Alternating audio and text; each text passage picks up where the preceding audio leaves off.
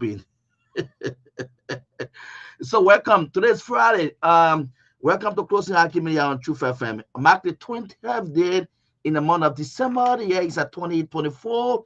Gradually, we are saying goodbye to 2024, the last month.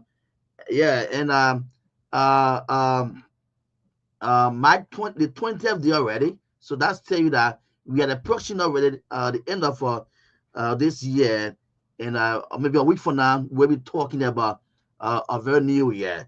So welcome to Closing Argument here on Truth FM. My name is Ansu. I'm here along with my team again, production team. Mine is the one who behind the camera, making sure that we can screen this program live for those of you on Liberia TV and Closing Argument online page, so that you can have or follow all the activities. Maybe we discussion we're having right here on this show. So it's Friday and a lot of things happen and things still happening. So many things still happening. So we won't stop talking. We'll keep talking. And I always tell people that to the guys, I say for me when I sit here, especially on this platform here, I want to sit here and talk for the people out there. I want to sit here and talk for our people. I want to sit here and talk for that woman out there who's struggling to make life better for her child, for her family. That man who is hustling day and night to make things better for his family. That's the people I want to sit here for and talk. All right. I'm not going to talk for come and sit there and talk for the lawmaker, the government official. What you thinking about? Yeah, and taking the people money, putting in the bar pocket, and God gave them privilege and be talking about them, raising praises on them. Yeah, if they do the good work, definitely we'll talk about them. So long the work is good, we'll talk about you. We'll talk about your activities. We'll talk about your initiative when you are doing the people work. So get me right. When your work is good, we see that the people feeding your person. We see that your work is cutting across, touching the lives of your people in your various districts. Definitely, we will talk about you. We'll talk about these lawmakers who are making impact. We'll talk about stakeholders who are contributing to the country. We'll talk about young people despite finding yourself in government space. We'll still talk about you so long you are doing the right thing. So long you are impacting life positively. We'll also talk about you. So all these things then here, as I said, we throw light on it so long you do the right thing. But I want to say here and talk for our people who out there who trying to make life better and other people stealing their money and yeah and making life so high for them, and not just making life hard for them, but don't want to give them for them to enjoy the peace. Want to put them into a state where again our people will be thinking about a few years, part years in the where we find ourselves, where our beings would not want to experience that life again anymore. There are some people they are fighting hard to push this country to it. So this type of people then will make sure we're not going to talk about it so much because we want you to play your role to see how best you can help your people. All right.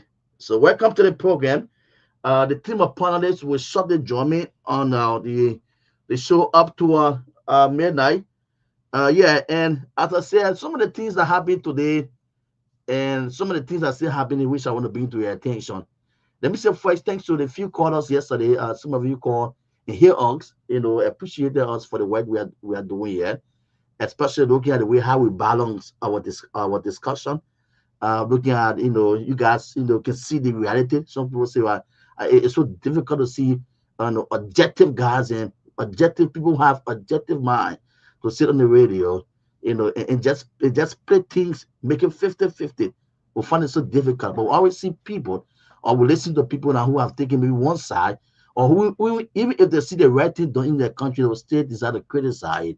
Even if they see the good things being done in their country, they will still want to talk the wrong things about it. But for you guys on the closing argument there, we love the way how you guys can balance.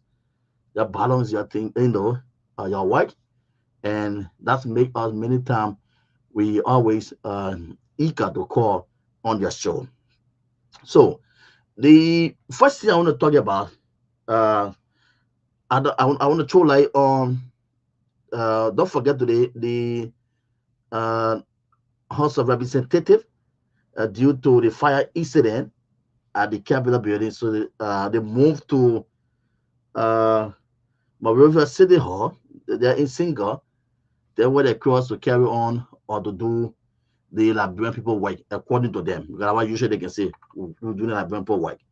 So they, because of their Wickman Road, their conflict in which they don't want to find a common ground.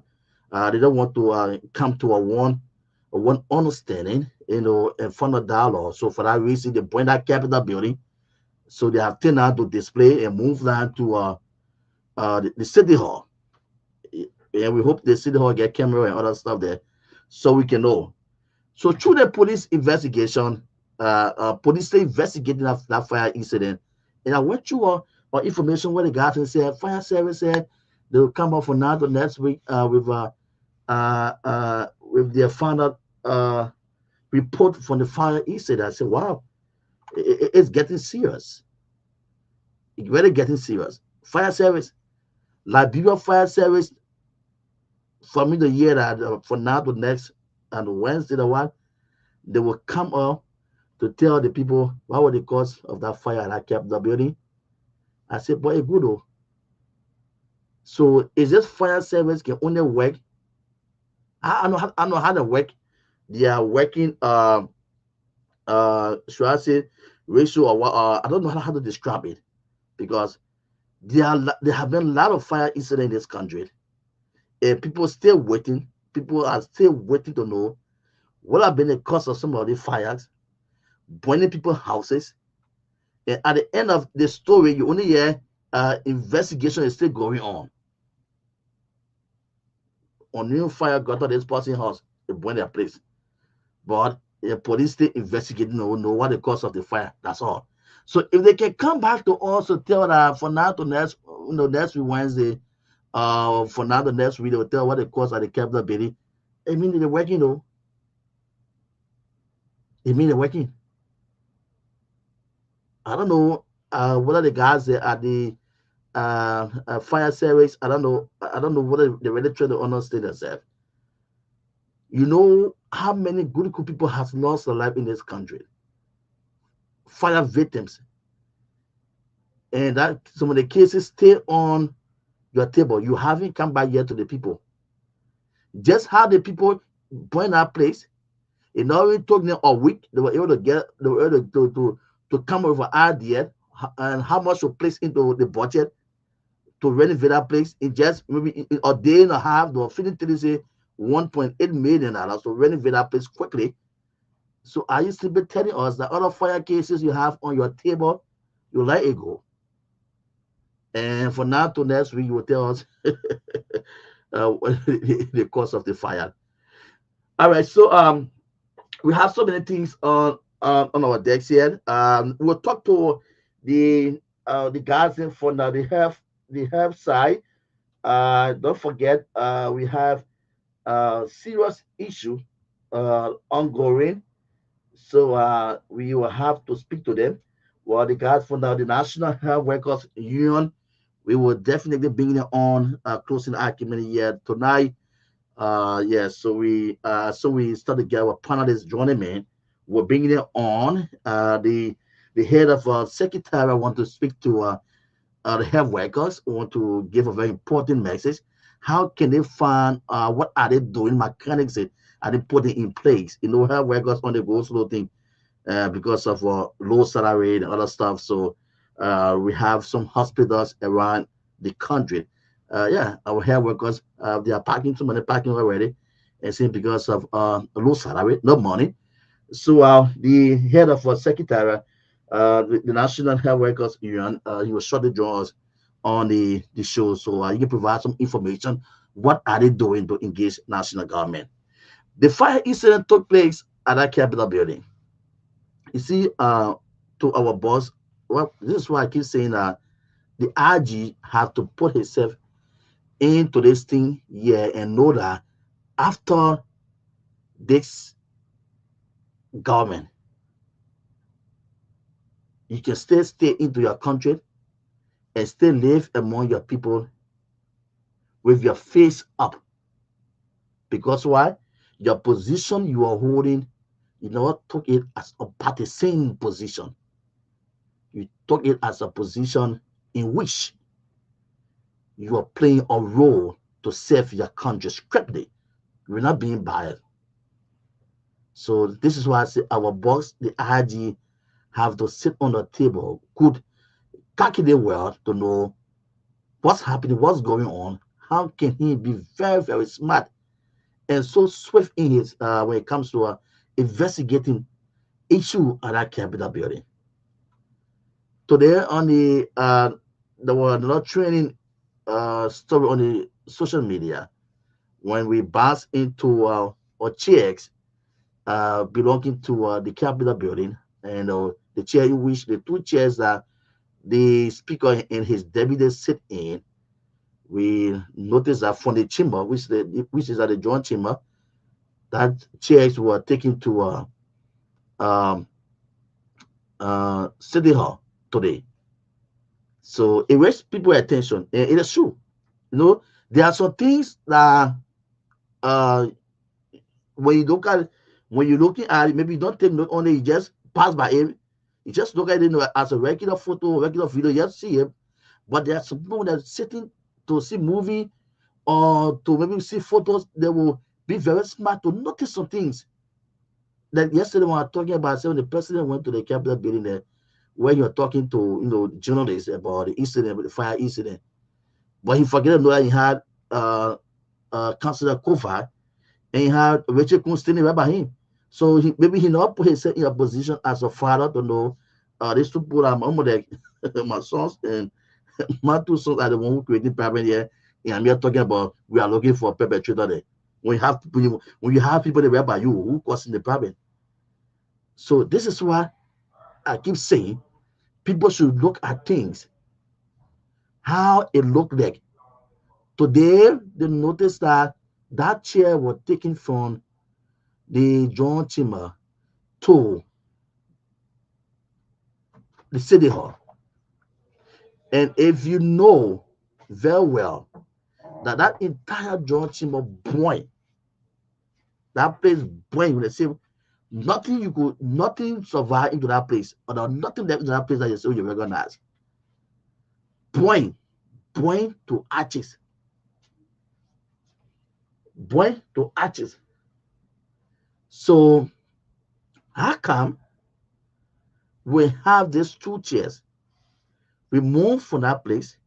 So meaning that these two chairs were removed before that place got on fire. They took the two chairs from there before the place got on fire. So those that took that two chairs from that place knew exactly that since we are coming to put the place on fire, we have to remove the chairs. They know exactly. They know the action they were about to carry on. Straight they know it. So they took that two chairs because it's impossible for everything to that place to get going. If that two chairs still remain. The other two chairs will pick up for Capitol building to the city hall. Our chief Gregory, you have to sit down to do the investigation. Then it never stopped there. If you notice that the people, when you invited Foco at the police station, so you had the lawmakers at the police station interacting with you, engaging with the issue for Foco. At the same time, at the Capitol building, the main chamber, the entrance or the door were there, someone locked it. While the guys were at the police headquarters, they went there to see how they can address this focal issue. And they went there, they saw again someone changed the cylinder at that place, the lock, which is impossible because that doors at that place when you change that light, it have to make noise. With all the security officers to that place there, it have to make noise. But somebody changed that thing with all any noise, nobody know how that light will change or what. With the guys there at the police station, the lawmakers with you, and it happened beyond them. When they came back, they saw the light of white bed change. Today we see the chairs for that place remove. The two chairs or the only chairs that nobody know what happened in the fire. I don't know whether that two chairs are fireproof or what. They all got boiled, but we saw them in the pickup. They took it to the city. So this is then when it comes to your desk, you have to investigate it because, as I said, do not put yourself in it. As a leader, when you find yourself caught up now, this government can go to 6 years. You have to continue. Do not be like other people, Chief. Don't graduate. Don't be the other people where as soon as 6 years over, they run away. They will go, they stay out again. After the another 6 years again, they come back because the way hard when they were in control, sitting as head in position, they feel that that power would leave them anymore. Sit down good on the table, think good how to handle this matter. There are people inside. There's an insider there in which carry on this everything happening. Whether it comes from the two sides, the Kofa, I don't want to say minority or majority, the Kofa, the Kun, but there's an insider. The guys they passed the budget, and I talk about Representative James Cole again from Bum County, who again said a few lawmakers been suspended. So for that reason, I think 2 million are going out for 3 months. Didn't talk about the UL, only the burn out. All right, and yesterday we said on the record why we try to find solution to what happened at our capital building, and you see you people stay doing things like we are in charge. It shouldn't be like the case of Honorable Yeke Kodoba. Since I think 2021, 22, when he had a case at the Supreme Court, where again his money, his salary, people took it. Today the Supreme Court again came on comparing this current leadership, because government is continuity of the House of Representatives to pay Honorable Kodoba back. Since that time when he took that case to the court, it shouldn't be the way again, because I don't know, we are finding solution to problem happening. Not because they have money, you people receiving it free. So we should just make decision. If the guys are having to go to the court on the salary or what, Representative Koda, people wrong them, they'll win that case again. And I know where people going to, we are not thinking where we're going to find Yeke Koda on the money from to pay him. Because he won the case over the Supreme Court, already saying people should pay the man. Then you stay adding 7% say they are suspended. What's this? Because of the House rules and other stuff. There are various House rules in which today get us into this crisis. They told people to go and say, so we can handle this House rules. We cannot do it. But we stay on House rules. So what kind of House rules talking about? Are we going by the House rules? Because if we're going by the House rules, we won't be into the battle here. It won't be Kofa and Kun and minority and other stuff then. And majority block, it won't be it if we are going by the House rules. Reconsider decision again, because when the sample go to the court, they'll win that case again. You're in giving them money. Nothing against that people.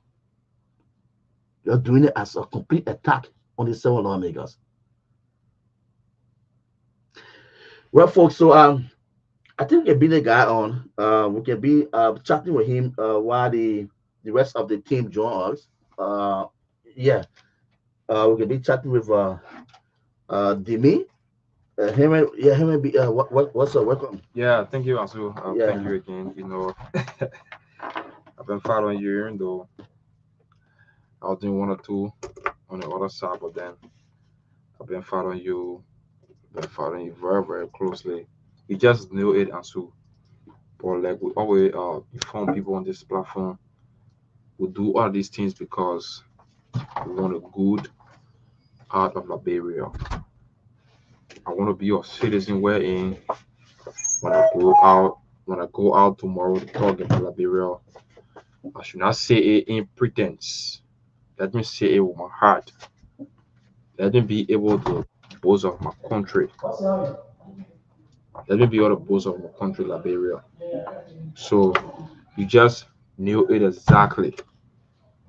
So the growth and development of Liberia, it rests upon every one of us as a citizen. So it pains my heart when you open the phone line right now and then you see how people are going to call and respond to things. People will tell you, say, can you imagine we get Christmas right near us, but I don't have food for my kids. I don't have money to take care of my family in the coming days. It hurts a whole lot. It brings a lot of bad feelings. People will tell you, say, the way the country is going on, it is not satisfactory to me. I feel bad on how the country is running because the whole country issue has been taken right to capital building. The data things that I brought right down, everything right to capital building. Everything right to capital building. Everything what I brought now is right to capital building. Right down there. That's what I'm looking at. You see how it becomes when you know what you're supposed to know, but then you want to violate, and then you get into the trouble. Today we saw the lawmakers where they're supposed to be in peace. They said no, way important. Going to a small area around to have section to climax the budget hearing. You see how it becomes when you, as an individual, you are very adamant to things. You see, I will not listen. I will do it at my own will. See where today you guys have session. A session. I want you will understand some of these things. Right opposite of the UN building. Like where they were in session, it will come to my mind. I will call the place. Like where you have a session today. Within your comfort zone, where things could be harmonized on an easy pace. You can say no.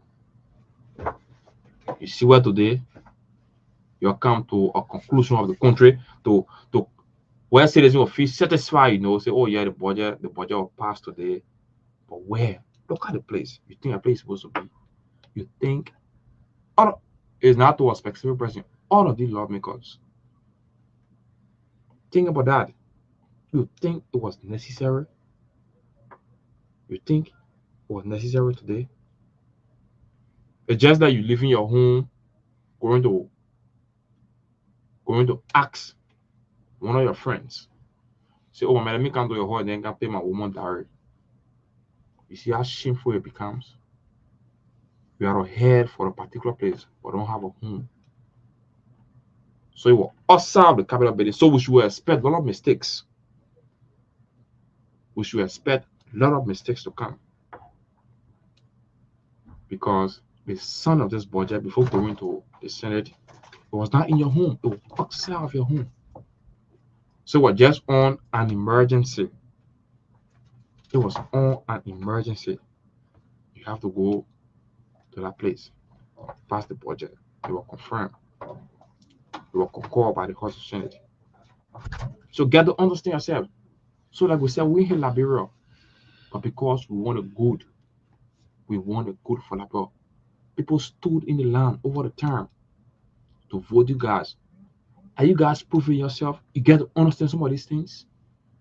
Ask yourself, lawmakers, the 17 districts. All the lawmakers, ask yourself, am I on the right track? Am I doing the right thing? It is satisfactory to my citizens. Every time the whole country issue now, they're right there. A capital building issue. Someone will get out tomorrow morning a capital building issue. Can you imagine Sonny always still be talking politics? So we hear there. So it hurts a whole lot. So just in conclusion, public works. Public works. I will conclude on here. I don't want to talk much. The people will talk for themselves. If they are lying, just open the line. They will talk for themselves. They will tell you say the Christmas coming, some of us we don't even have food, we don't get a clothes for our kids. Before we don't get our food for our kids. No clothes, and you don't get food. It is impossible. Mr. President, please thank you today. You do a whole lot in Maggie be there. You do a whole lot, we appreciate you. These are things we want to see. We hate Liberia, but we want the best out of Liberia. So now anything happen, when I look at the doer of the art, who's the head, they will go for the head.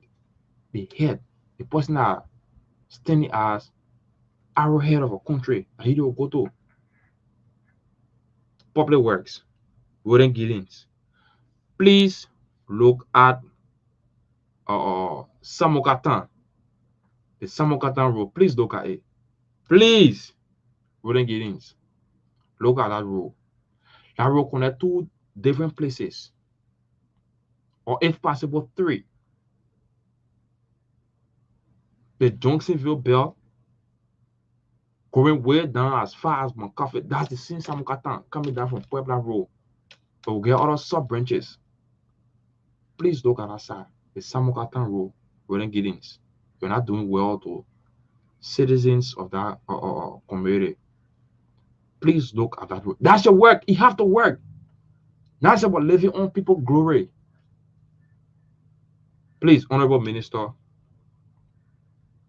if you do it, we'll come, we'll talk your good right here. We'll say you're good. If you are on a wrong trajectory, we'll tell you. If you do good, we'll tell you. That's why we stand on check and balance.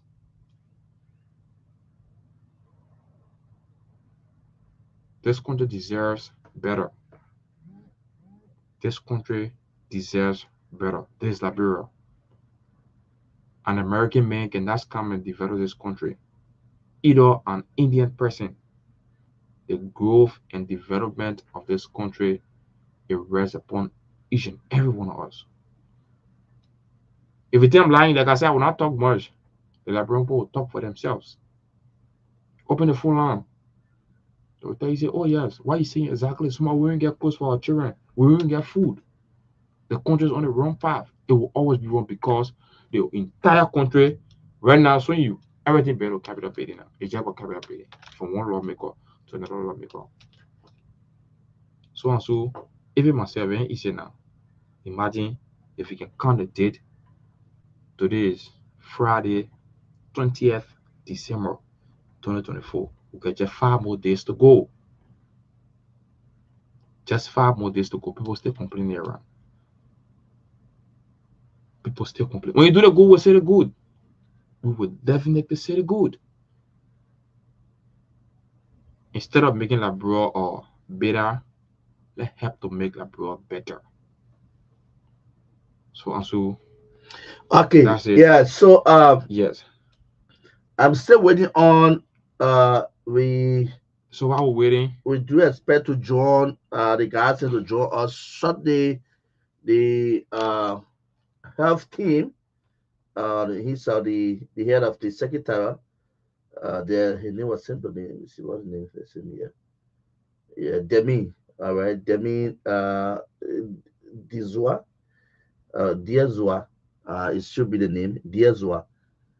Demi Diazua. So we hope Demi will join us Sunday. Yeah, we on now the show. If you're monitoring us by radio, Demi, you can just join us so we can put you through on our live stream as we also wait on the rest of the other panelists to join me. So as we do that, we always like to make it interactive.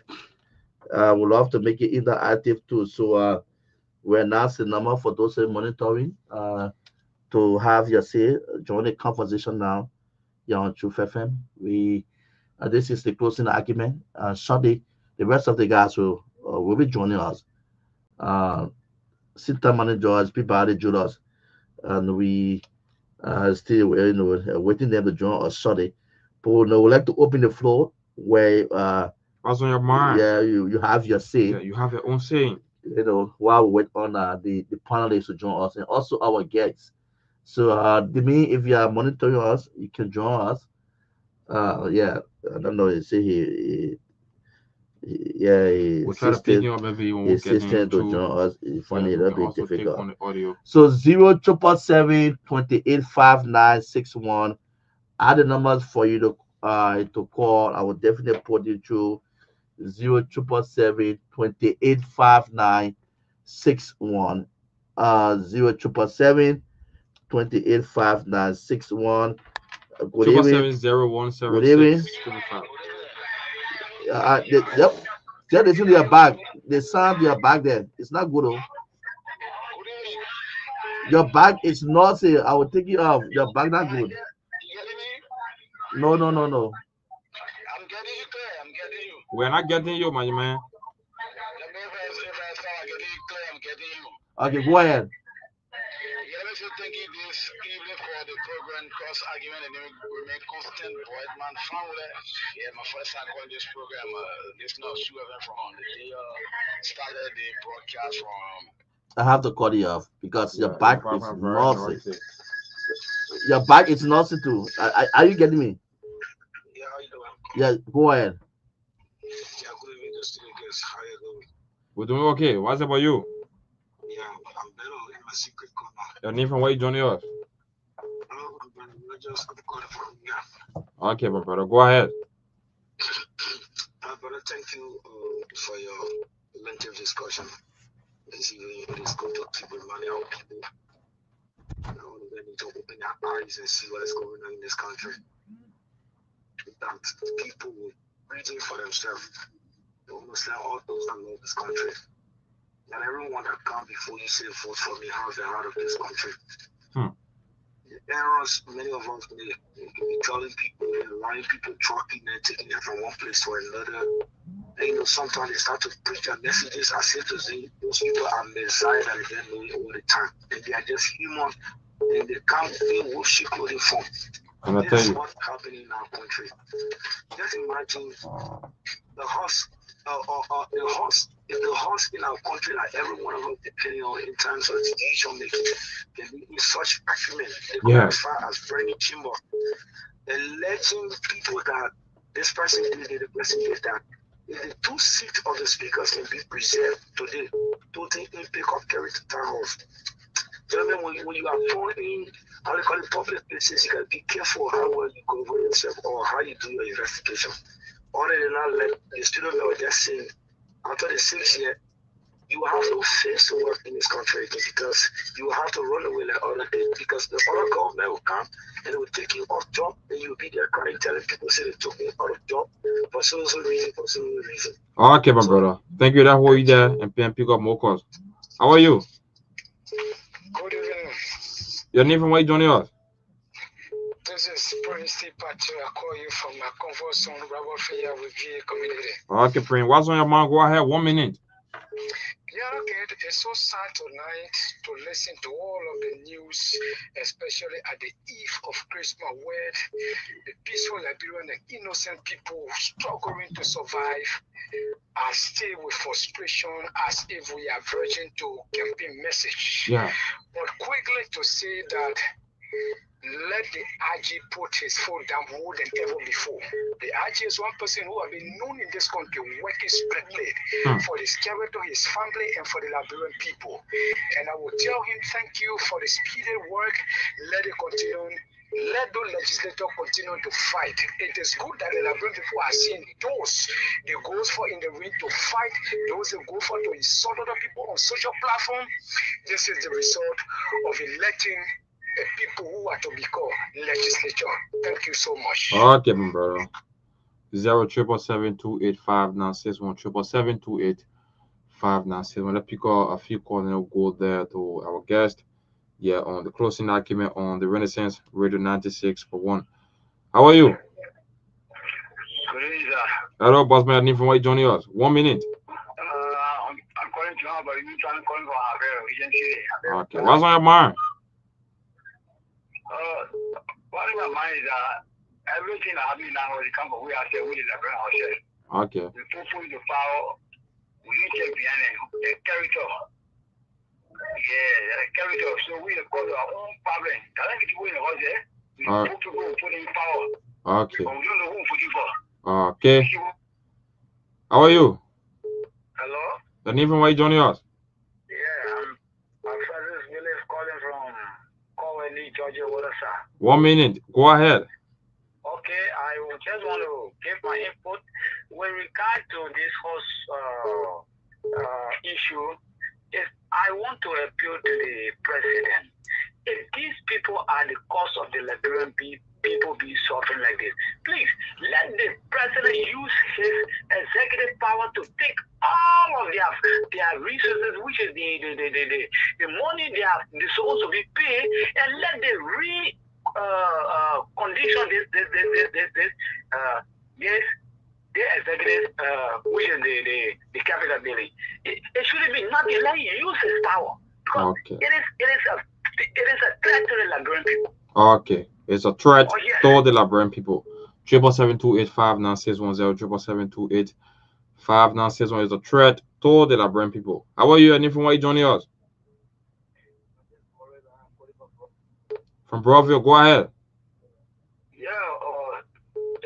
People say, the problem is, let us survey the project for now.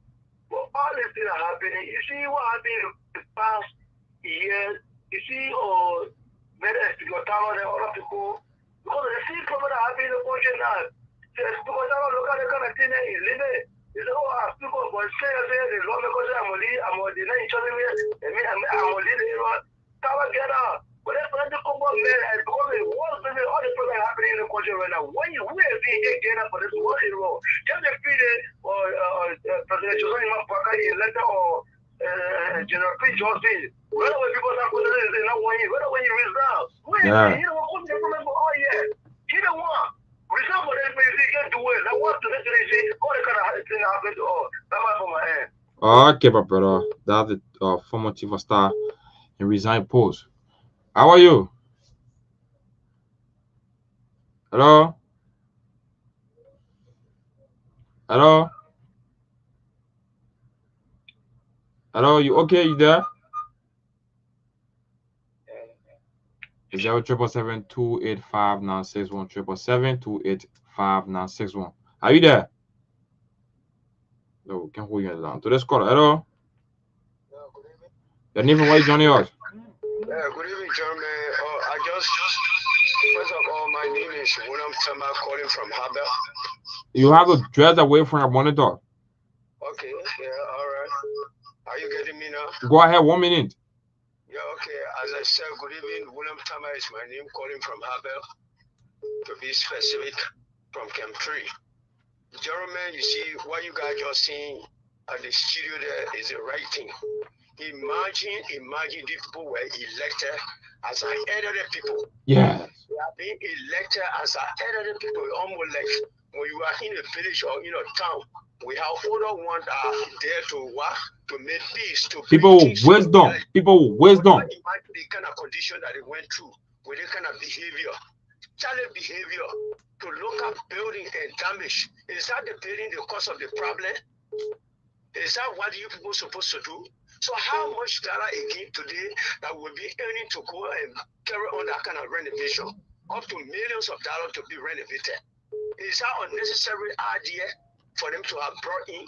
Okay, my brother. Thank you. Why not you guys just sit down and make your difference in to have yourself settled into everything? Thank you, my brother. How are you? Hello? Go ahead, Nathan. Why you joining us? Yeah, I'm calling from Jallah Highway. 1 minute. Yeah, I call you concerning the capital building. Go ahead. Yes, what is the meaning of those representatives that are being represented in Liberia as a whole? That's the bigger question everybody asking. Hello? Go ahead, go ahead. One thing that there is we have to understand is if the people are not representing the country or the people have to be excused and out of the representative capital building. Number one, if we look at the country as a whole, let me check at the background of John where we come back to Ellen Johnson and come back to, I call it, Joseph Numa Wakai. People shocking president 24 hours. What is this meaning of towards it? Really, I really want the regime of Chancellor government to show to these people. Those people are not have to be in the government as a representative. They are not capable. They are not integrity towards it. So please, Okay. those people are not capable towards to rule the nation or either to be in the people need. Let them be a quick acts of this Republic of the Nation. Okay, my brother. How are you? And even white Junior, we're doing okay. Okay, go ahead. Yeah, I'm gonna actually I can be a lawmaker. I've been 80 years old with any power. My man. I will not keep you on. Respect the leader. Ansu, you hear what the guy said? You gotta respect the leader. So let's call out. Your name from white Junior. Hello? Oh, don't hold it down. How are you? My name is Annie Escobar calling from Omega Office. Our very first female. Go ahead. Yeah. What on my mind is the people are running a country like when you run a community. Even the community that I live in, we can't law in honor it. Look at it. I was that I just come from red light. We join on one bag of red. We doing who joining even if okay to finish it. And I think that I often who chairman, I don't even have to fight down to give back or stand up for them for the Christmas. See how the APC or chapter one you point out chapter baby. Then they running normal corner, they go there and point out chapter baby. And not very quick, let's say 3 years to build that place there. And chapter not pointing that they normal people they pointing. It's so frustrating to us that when we travel, we don't have model. Even speak, I will keep for Liberia, this is great for us. Thank you, my brother. Thank you. Okay, Mama. thanks for joining us, folks. So we have to cross over to he's the head of secretary on the show tonight. Our panelists will join us, and they will just pick up from there. And so we have the secretary of the National Health Workers Union. The name. He's the head for the National Health Workers Union. So you know that the workers union, they've been into this go slow, protests around for the past weeks now. So the National Health of Workers Union, they are the mother body where you have all the different strategy, health sectors, health workers, and what falls on the union. So Mr. Demiti Diswa, I hope I will get in the way, but Diswa is the last name. So we have him to now the closing argument. We're waiting for our panelists to join us and we'll bring him on. But while we still waiting on them, they too will join us as we keep the ball rolling. You are live already on the closing argument. You on the radio at the same time. You on Liberia TV, and then you are also on the closing argument online page. Mr. Demiti Deswa, is that the record pronunciation of the name? Welcome, sir. Thank you. Is that a record pronunciation of the name? Oh yes, my name is Dimiti Diezra. Diezra. As if and R together. Yes, Zra. Okay. So it's a pleasure to be on your platform. Good. Yeah. So we are waiting on the rest of the guys in to shut the jaws, but while we doing so, you've been on for long now, so can I just keep you waiting on? So as we wait on the panelists to join us, we can just get the ball rolling. As soon as the rest of the guys come on, then they'll pick it up from where we get the ball rolling from. So just briefly tell our listeners who we have on now the closing argument tonight. Okay, and thank you so kindly. Like I said from the onset, This is Dimitri Diezra, the Acting Secretary General of the National Health Workers Union of Liberia. I have been an assistant for some time now, and because the person that I replaced been forced into taking asylum outside of Liberia because of the work we were doing together, and so he's not able to be with us tonight. That is why I'm stepping in his stead. Our constituents are the health workers who are spread in the 15 counties of this republic, with the different associations from which today you are hearing different accounts about what is unfolding as it relates to their welfare. Okay, that's so good. So good to have you on Truth FM and Real TV and then Closing Argument. It's good to have you on. Thank you. Thank you so kindly. Yeah, you have already given us some brief information about your role played in the health sector. You are just giving us some brief information. So yeah, and let's go straight to the the issue now. I was talking when this afternoon, the reason or this evening, the reason why we decided to put you on tonight for you to talk a little bit to the public concerning the go slow by health workers. So let's hear from you. You the head of Secretariat. What's going on? What's mechanism being put in place in terms of engaging national government on this situation? What are plans since this go slow, protest started by health workers? What is exactly your office doing? Okay, thank you. What has happened is that we have come tonight to make some clarification as it relates to the action of some of the health workers relative to the you have been talking about. In the first place, the issue that were raised by some of our members are issues that we have been dealing with since 10, 15 years ago with successive governments.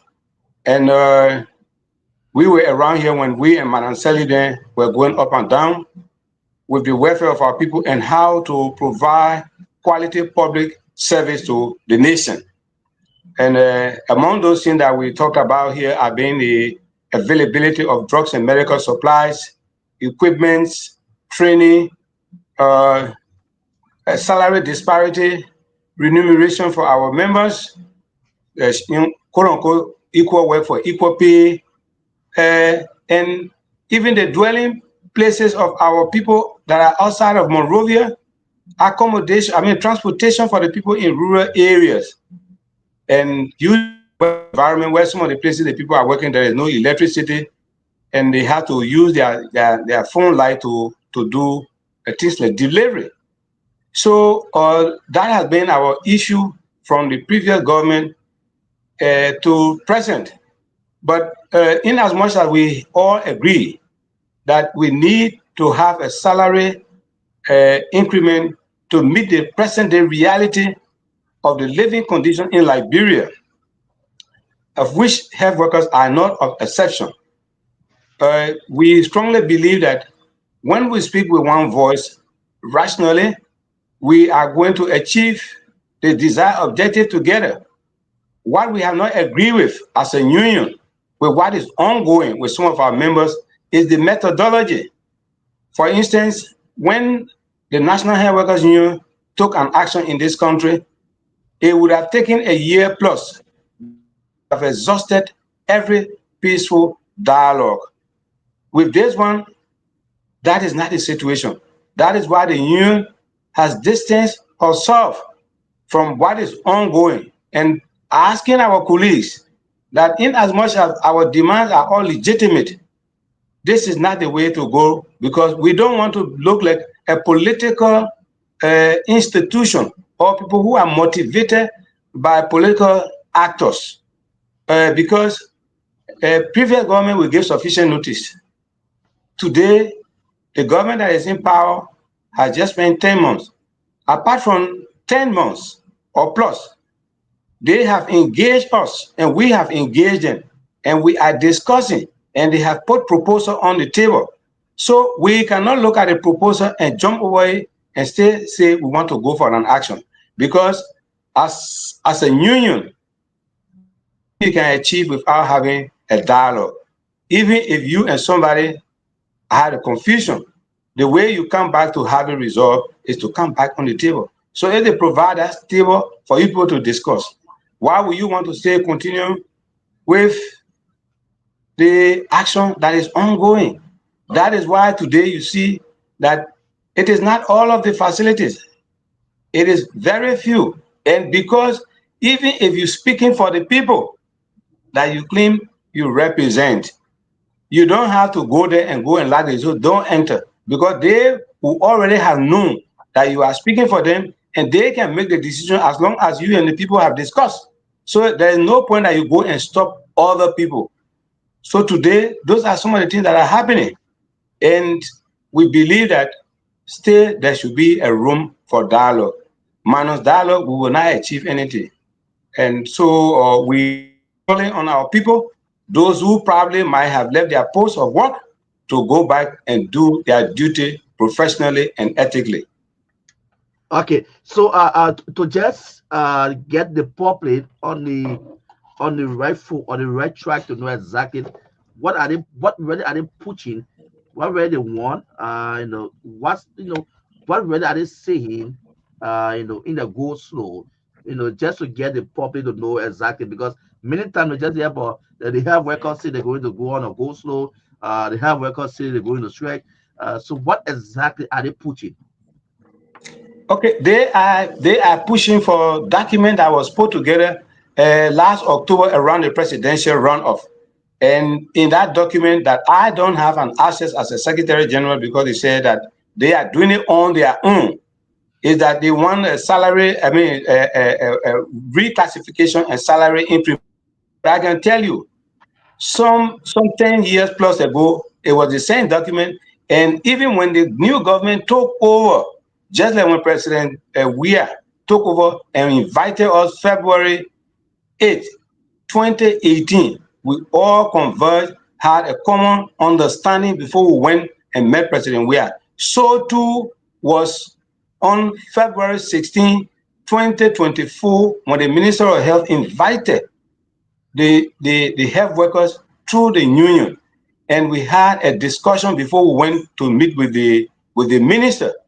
The issues that are just named were some of those very issues that we presented to the minister, and the minister promised to work with us. So as we speak, there have been significant progress in that direction in addressing the issue that we have raised. What I say here is that it is rather the method that is being instituted, that what the government is offering is not satisfactory, and as a result, they will go on with the action. And we are saying, no, this is not a way to go. The reason this is not a way to go is that the government that just passed, they were the salary that we were making, even though it was a little reasonable, not that would have loved to see, but it is the government that just left office. They were the one who came and harmonized it. Even after the harmonization, they began to slash it. And the last 6 years, nothing happened. Nothing happened at all. Everything that we gained in Myean Sirleaf administration were lost either by half or by 2/3. Today, the Unity Party took over. They came and listened and heard, felt the pains of the health workers. They have put proposal on the table. The proposal that is a ladder to climb. They have told us in year one what they will do, and that in subsequent year we would have reached to where we left off from. Under that condition, if you say it is not good, in my opinion, because the union believes in dialogue, it is very important that what they are giving to you, you take it and ask for the additional ones. But to say it is not good from where we come from, I think it's a little bit not a way to negotiate, because you're not going to win everything. It is a win-win situation, and the country is for all of us. More than that, we all have to also think about other people in other professions. So that has been our concern, and I mean, to be frank, the fact that we heard from the Ministry of, from the government official who were in meeting with us, that there will be an uninterrupted supply of drugs and medical supplies, we are extremely pleased, because not only the salary, because you can put your salary in your pocket and you go to the facility and you don't meet the needs of your clients. I think that's one of the painful parts. And for us, we take pride when our people come to us and we take care of their issues, and then they see us tomorrow outside. Some of them will not remember and they will recount, and this is where we get our joy from. So the government has promised that even since they took over, we haven't been hearing, oh, there is no drugs. I think that is a step in the right direction. But again, when you are working, you work to get some remuneration. And the step that they have taken, in as much as we care for our patient, we ourselves too, we don't have a special place where we take our kids and the people are hospital workers. So we still ask for our salary increment and the rest of.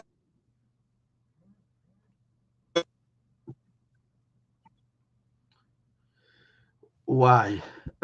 We hope to connect with the SG. He's from the National Health Workers Union. He's a Secretary General. So we hope to hope SG, are you there? I'm hearing you clearly. Yeah. Okay.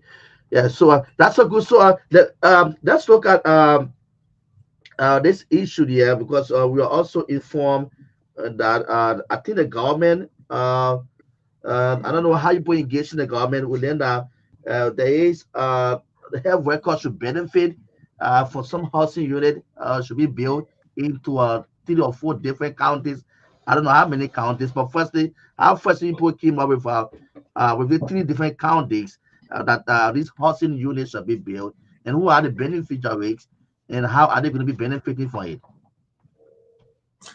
Thank you again. What has happened over the years, and the National Health Workers Union of Liberia, NAWU have been approaching government from Myean Sirleaf administration that because of the low salary, and when you go outside of Monrovia, some of the areas that you work, what can happen is that you work even 24/7 because you are in a community, you pay rent. But meanwhile, when it's after 8 o'clock, after 4 o'clock in the afternoon, you will not say that your time is up. They will still bring patient. So we ask if they can find for us. Some of the right now as we speak, for instance, is the Bombing County. If you go to Bombing County, out of the 23, 24 facilities that are there, more than 20 of our members have been accommodated. That is a plus for the county. We asked the government that a similar gesture could be given to our people. And so they said that the value for money will lose over the time. For instance, if they say they're giving you a $40 as a housing allowance, so to speak, by the time 2-3 years pass, you will realize that you cannot get an accommodation for that amount any longer. So they have decided to build an accommodation beginning 2025. And they have asked the Ministry of Health to identify 3 counties to start up with. So for us, that is a good beginning to ease the accommodation problem. The only thing that we would also like to add is that taking into consideration the issue of trust in this country, we are also of the opinion that if we can participate in the process, so that material that I brought, I know 1, substandard, 2, there is no theft, and the third thing is that so that the project can be delivered on time. And so those are the technical details that we have advanced, that with the 3 counties that will be used as a pilot for that purpose, we'd like to be involved so that they deliver on time. and in a good condition of that structure. Okay, all right, that's so good. And I follow your press release. Your press release did mention on a fixed salary increment plan through 2029, given the urgency of our current financial hardship. With the current financial hardship, one has not now would push for an immediate and a more substantial increment. Well, thank you again. The problem is we all of us want to be very realistic. There was a government that was in place that did not want to talk to us. They harmonized our salary, like I said, and they slashed what was left. And we came down to one third or half of what we're making before the mighty Congress took over. Now these people have come and they have added up. So in our opinion, it is where we're supposed to start to build our argument. Oh, you have added this in. It's nice of you, but it still does not meet up with the present day reality. Can you add some more? But we do not believe that you can insist, say, okay, what you're giving is nothing, and therefore we will not negotiate and you go on an action. What you will be doing is that you just condemning them and saying what they're giving you is not good. For us, you don't go to negotiate with a fixed mind. You go there so that it can be a give and take. And if we did not have, so if somebody who was receiving or who have been receiving $100 and you carry this person to $400, I think in as much as everybody will not get that $300 increment, a significant progress has been made because it is in between, is that salary disparity and that reclassification that is put in one nutshell. Because civil service, for their own explanation that they had provided to us relative to the subject we are discussing, is that you only become reclassified when your whole position becomes redundant. And if you were a cook and the hospital is no longer cooking, and the cooking staff had to be transformed into maybe security, housekeeping, filing clerk, and those kind of things, then they have reclassified you. Your position still exists, except that you have acquired new knowledge. And in that new knowledge now they will match up with your salary. That is the explanation they have provided, for which today they have looked in their book to say that the people who are of the same qualification and doing the same work, whose salary were like seesaw, so to speak, in a Liberian way, those people, they want to bring them on par. In as much as some people might have received a heavy increment in the time past, they say they didn't know how you arrive at it. But they realized that majority of the people were down the line. Like we're talking about people who are in like 400. A few people will be like 450, 475. But a good number of the people were receiving $100 or $100. And those were the people who they have elevated to come to the 400 people. And in their plan, that is year one. Year two, they will be gradually doing it until everybody come to maybe 400, 500. That is what they presented to us. And for us, we believe that as long as you open the door for all of us to have these kind of exchanges, it is a way of bridging the gap with this salary disparity. Right, that's a good SG. Do you also want to speak on because we know that I don't know how you guys engage some of the issues of the human resource area, where you have sometimes the ministry will have to some human resource department, you have some of the area being abandoned, you have maybe due to death, in terms of filling in this vacant area. What's the role do people play, and how do you guys also monitor this area? Okay, and that has been one of our major issues that we have raised with the ministry. Because if you recall, in 2020, even in the midst of COVID-19, some of our members were pensioned. We are also aware that some people have gone to join the heavenly realms rather, and some people have also traveled. So, but what can happen is that at the places of work, when this kind of thing that these list of people that I've just named, when these people leave the system, it creates a gap. You either work extra hours and you are overwhelmed with the responsibilities, or you work long hours to make up. So we have been behind them and look, all of this thing that's happening, what are you doing about it? In as much as we don't want to get into the administrative structure, we know that if a budget was made for you for 12 months, and in the first 3 months they pension you, it means you still have some more money left there. So you can bring somebody and replace them, especially so we have volunteers around. So we have spoken to the Ministry of Health officials that in order to bridge this gap, we know that there are some of our friends who are working as volunteers. Can we look at this list and match it with the people who have left to have them replaced? And mind you, that is the irony of the whole thing. When we speak nicely like this, in the implementation, there is this problem where we no longer have a role to play. So with the new proposal, they have also realized that it is important that the union get involved, because the union knows her members in the field. Because if we say to where we are, we can tell you that PANELISTS that is in Grand Jallah has this number of persons who are volunteers, this number of persons have been pensioned, this number of persons have abandoned job, this number of persons, so let's go there and match it. They have accepted to work along with us in filling these gaps.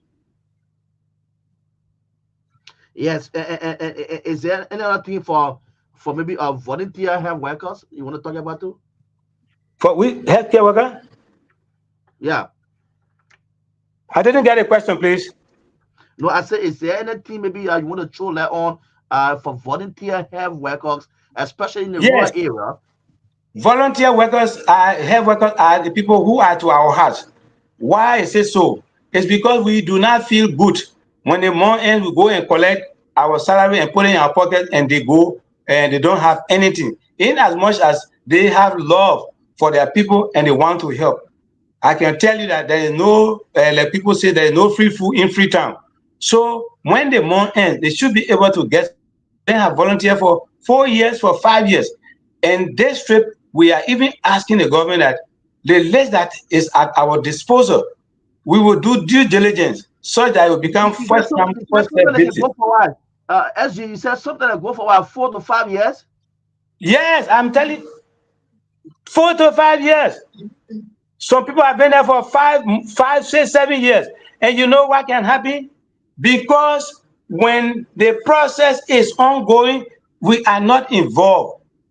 And that is the reason why we kept telling them that ever since they promised that health workers would have graduated, when you're saying the truth, some people who the truth does not favor, they will feel hurt. Because over the past 6 years, you heard in this country how they were adding other people to the payroll. But I tell you, Ministry of Health, their last report that came the government that just left, it was only 2023 that they were able to add other people. So what happened to the last 5 years?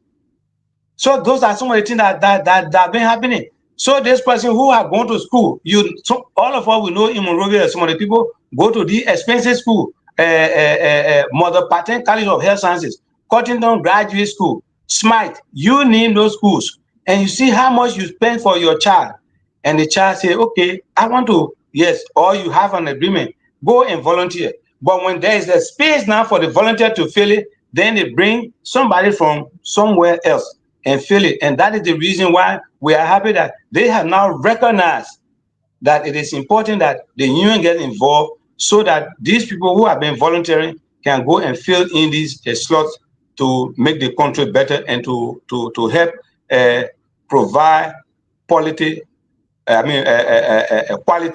public health service. It was so good, SG, for you to stop by, tonight on closing argument on a very short note to provide some of the information to the public. So let's see, for those of you monitoring, you have a few questions for the SG. Here's the Secretary General, or the head of Secretariat of the National Health Workers Union of Liberia. Tonight on closing argument, provide some information how also they are engaging the national government, for health workers. Only goes to their full engagement to a national government. And so, are your colleagues are listening to you? Are they listening to you, or are they saying that they continue? They are going to continue the strike. Are they listening to you? Oh, a good number of them have understood. Have understood the message. Some of them are returning to work. But again, when you are dealing with a free democratic institution, you will always have room for people who differ with you. But we have cautioned all of them not to make politics of the ongoing action, because we know that if you bring in politics, there are 2 points to it. Quite often opposition just think that what the ruling party is doing is just not good. But any simple to SG, but any simple to can be political thought the report, they can premise the point to the report. Oh, and we have voted for all to have workers will definitely increase their salary. So why the person doing politicize maybe that they're straight to? Yeah, but what I can say is that as an institution, as a union, we do not belong to any political party, and we do not have any political agenda. We know that our members are free to have affiliation with any political institution. So, but if you label and you agree with them to be a political actor or agent for them, tomorrow you will be considered as a politician, and whichever party you belong to, your institution will be labeled as such. So we have always advised. How far you going with engagement with government? 60%, 75%, maybe. How far you guys going with the government under the current situation? How far you guys going? Oh, I can tell you that from the discussion that we have had, what they have presented, in as much as I still have some pop holes to close, I think they have done some good work, and that work we want to take advantage of it, because if somebody was making $116, somebody was making $100, and you bring this person to $350, you bring this person to $400. In as much as they hire there are people who are still making 500. It is our thinking that in 2 years' time, budget year, something will be added, because that is the word they are giving us. And what we want to build upon is that if you say this thing, please put it in black and white, so that even people who will succeed you will not say it didn't happen. So we are on the right drive. And are you pushing for those health workers are making low salary? At least no, the salary should be, there might be something a little bit add up on their salary. Or are you pushing for those that are already in the maybe the 400, 500? So there must be a little bit increment on the salary. Which one are you pushing for? Are you pushing for the 150 or the 200 people? We are pushing for, because the categories are not the same. So we are pushing for everybody. Those who are making $80, depending on the category they are in, they have a ceiling. I mean, they have an average. For instance, there's one category that were making like $410, $415, but their friends were making $500 to $600. So all of these people who are below $400 or $409 or $13, these people have been brought to $500. In subsequent year, they will reach to the place where the one who has the highest, they will stop. There are also other people who are receiving $350, $375, but their friends are making $116. These people have been brought to the level of $350, but the other people who are making more than $350, in 2-3 years time, everybody will reach to that place. But we do not campaign for our people who are already receiving higher or highest amount to come below. No, life doesn't go like that. We must bring the other people. That I will see as a real jealousy, and the union does not operate like that, because all of us want to go up. We're going up because the cost of living. What we used to get 2-3 years ago is not the same. The rice we used to buy, the price has gone up. So why will your friend be up? You say your friend should come down. So all of the people who are down the line are the people we are promoting, we are talking for them to go to be elevated to where their friends are, even to pass beyond there, because we know the cost of living has gone up. Okay, because we know the cost of living has gone up. The Secretary General on closing argument here tonight, the SG on closing argument tonight is the Secretary General, or head of Secretary of the National Health Workers Union of Liberia, live on Truth FM here, to the closing argument. Demin Dizwa, Dezwa, he's live here with us here on the closing argument here on Truth FM. So if you want to talk to him or have your say on the program before joining our rest of panelists who was studied, been joining on now the final segment, you can have your say by calling us on 777-285961. I the numbers for you to call health workers. I want you to call and participate. 0777-285961.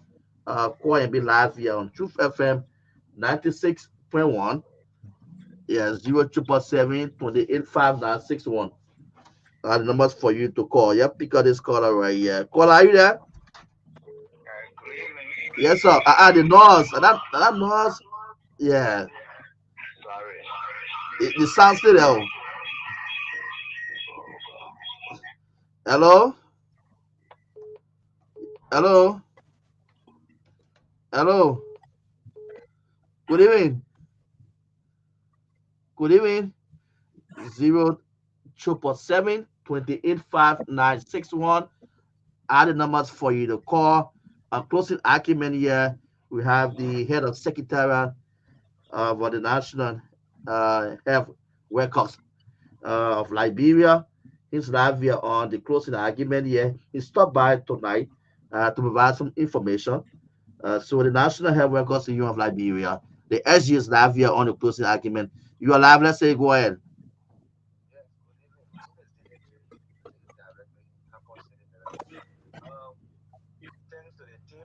I would say thank to our studio guests.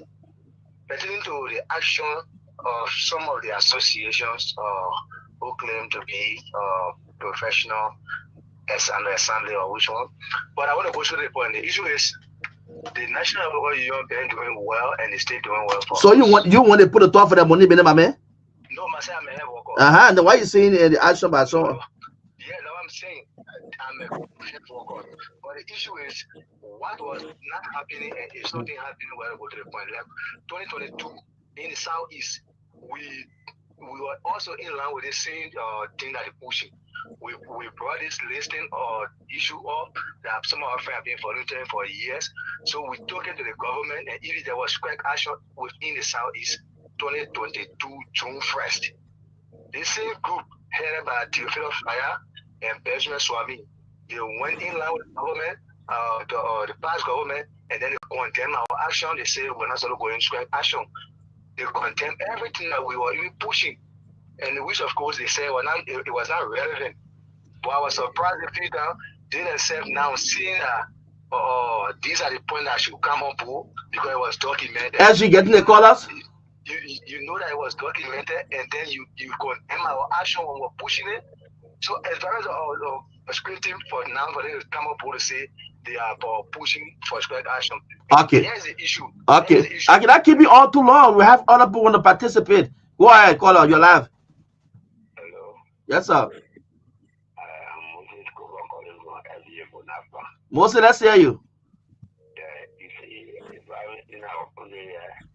Our official then, our government official then, they are doing all of the country. We the poor people just suffering. So they're not here to take care of the air worker because they know when they get their money, they get their family, and say they can send them all of the country. So they're not here for the air worker. That's the problem with people here. Okay. When they start budget, if they have all the money, they keep it for themselves to take care of their family. Okay. The next caller, you're live. Yeah, hello? Yes, sir. I'm Jeremiah F. Flamon from the second. Go ahead. You who have working team and the secretary is in studio tonight. I congratulate so much. But they will talk in general, but I'm not never hear about the power hogs in the hair working team. If I talk about the power hog is the technician, the laboratory technician, the medical laboratory technician. They are never the doctors, the nurses, depend only for result out. Why are they talking about that? They get always talking about the doctor's salary increasing, nurses' salary increasing. Those who play with the PP, the poo and the blood. Why are they talking about that? Okay. Huh? Yeah, the man listen you like we're not answering you on the phone. Why are they talking about them?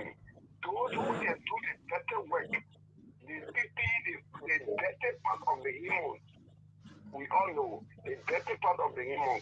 They will talk about the better time will go up. Let the better time go. Will have the power or there will be no return. Or you don't know what are you doing as a doctor or nurse. You don't know what are you doing.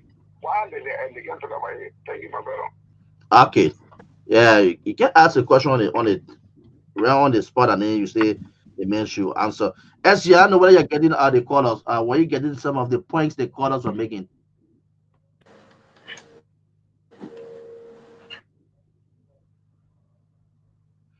Are you getting me, SG? Hello.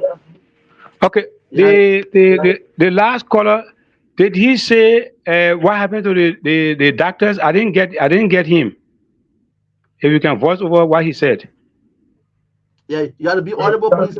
Get close to the monitor you're using it because you have to be audible, please.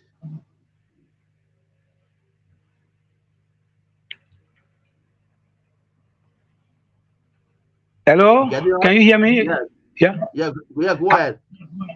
I was saying the last speaker. I didn't get his question. What are you doing? Whether What are you people doing? What are you doing for those health workers? The people doing the according to him, he said the daily work, and you know exactly how workers the different work. I don't know which one is the daily work, but he said those are really doing the daily work. Please with all the necessary things about him on and whatsoever. What are you people doing for them? That's the point he's raising. Yeah, okay, thank you. My brother, the union work is such that we have always spoken for the least person. When we say least, it's not a disrespect to them because they are at the lower ladder. Remember, the doctors are the ceiling of the profession. So no matter how we term it, always be up there in terms of respect and salary. But what we have tried over the years to do is that everybody, as we are working together, is team in nature. Today we hear the footballer, oh, Messi score or Ronaldo scores. But how are they scoring? The ball must come from the goalkeeper, from the defender to the midfielder before it reach to them. So too, we believe that those people who are at the lower rank or at the lower level are the people who doing the I don't want to say the worst work, but they are the ones who are vulnerable because when people are coming to the hospital, they are not able to distinguish what kind of condition they are coming with. So we have always spoken about their issue. But what has happened over the years is that when people are dividing food in the town, when you are not there, you are not in a decision making, it is you who get maybe nothing or little. So we continue to push that they should get. Sometimes, even when it comes to risk benefit, we believe that there is no professional risk that you can classify. For Okay, instance, SG, so as a result, we take serious about the condition of the people who are doing the work down the line, and we have always pushed for them to get a better remuneration. But what has happened over the time is that when it comes to those people who are at the lower level, the bosses have always said that, especially the non-clinical people, that oh, this group of people, they are like the people who work for different ministries and agencies. We are saying no, because in different ministries and agencies, for instance, you will have a sweeper who will come and sweep and go and do turning around. But in the hospital, somebody that you finish cleaning, you will realize somebody come and urinate on the floor. You will come and clean it. Somebody vomit on the floor. You will come and clean it. Somebody toilet on the floor. You will come and clean it. So their job is continuous. And with what they are doing, they could easily get infected. That is why we even talk about protecting them and giving them something extra. So you don't compare their job with the ordinary people who work in different ministries and agencies.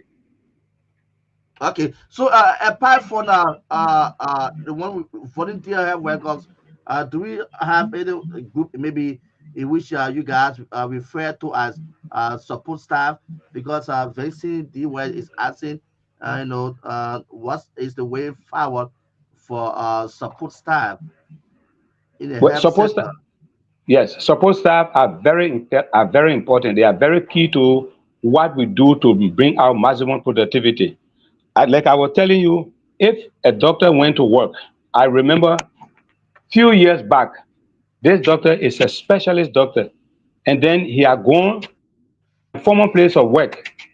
I don't want to name it. And this guy had not received his incentive. He was only on incentive. 2 months, he was crying behind the hospital administrator. The doctor, who is also a professor at the medical school, came to do this case. And they have just done one case and they needed to clean the place. And the boss said, I will not clean this place. The last 2 months, they are not giving my incentive. And the boss left.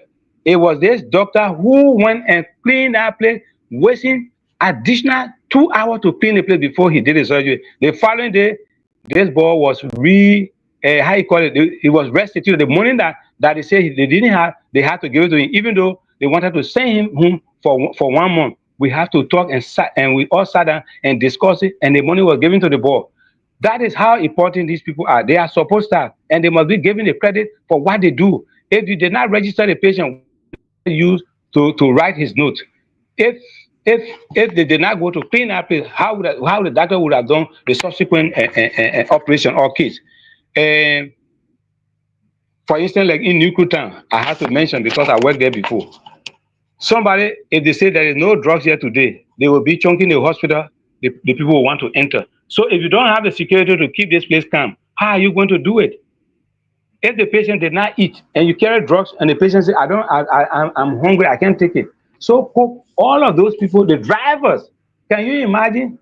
We have been talking, we say our approach should be holistic because it's a teamwork. When all of the other people, you think that the people who want to hold the needles and syringes all the night to do the work in the hospital, that the clinical people refer to them, and you think that support staff are not important, very soon you realize that you will go nowhere because if you don't have the driver or the ambulance man to transfer this patient, if you are not able or to bring the patient to the hospital, how are you going to do your work? So all of them, they are very dear to our heart, and that's why we say, in as much as they will not take the salary for doctors or for pharmacists or for the middle class worker the nurses, they must get their share that commensurate with the service they are providing. Okay, that's so wonderful. So that is so good.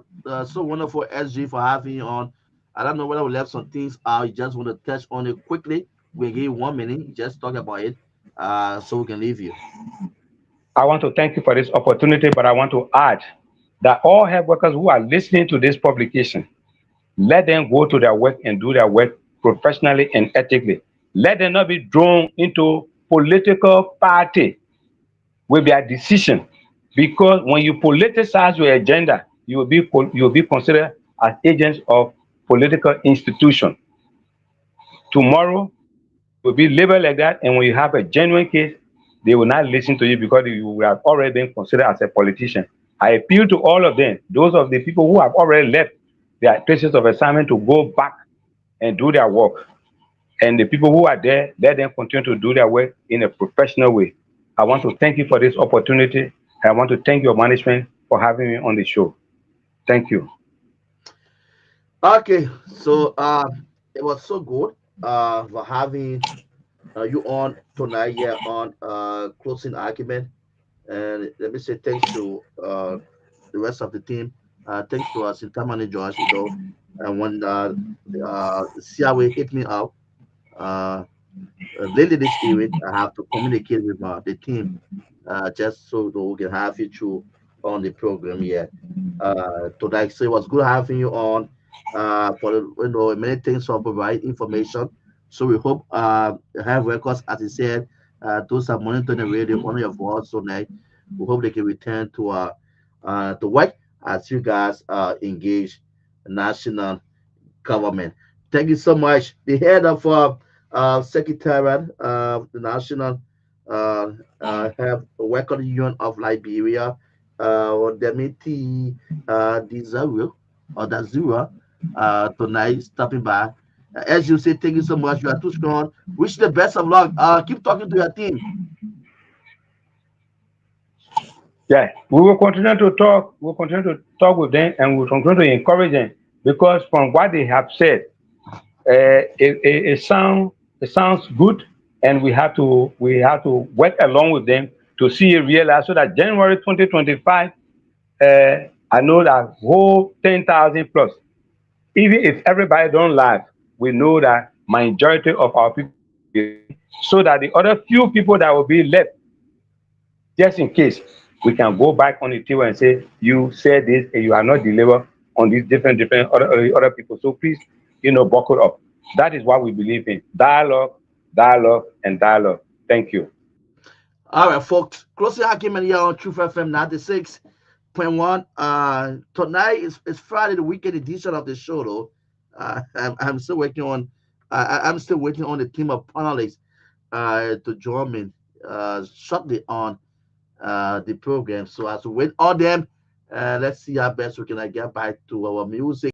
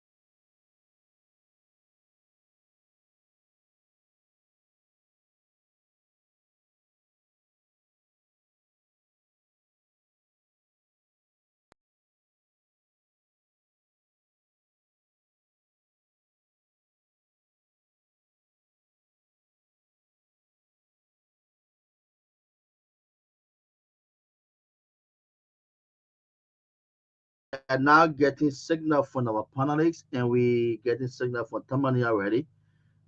So yeah, we have to make this interactive. So let me see my production guy. Yeah, we getting signal from our team already. To join us here shortly on the program here tonight. As I said, so many issues, national issues here in Liberia, in which that every time we come on this platform, we'll make sure we talk about it to our people. And someone said this is the only platform in which the guys are very, very objective when it comes to their discussion. We will balance it, all right?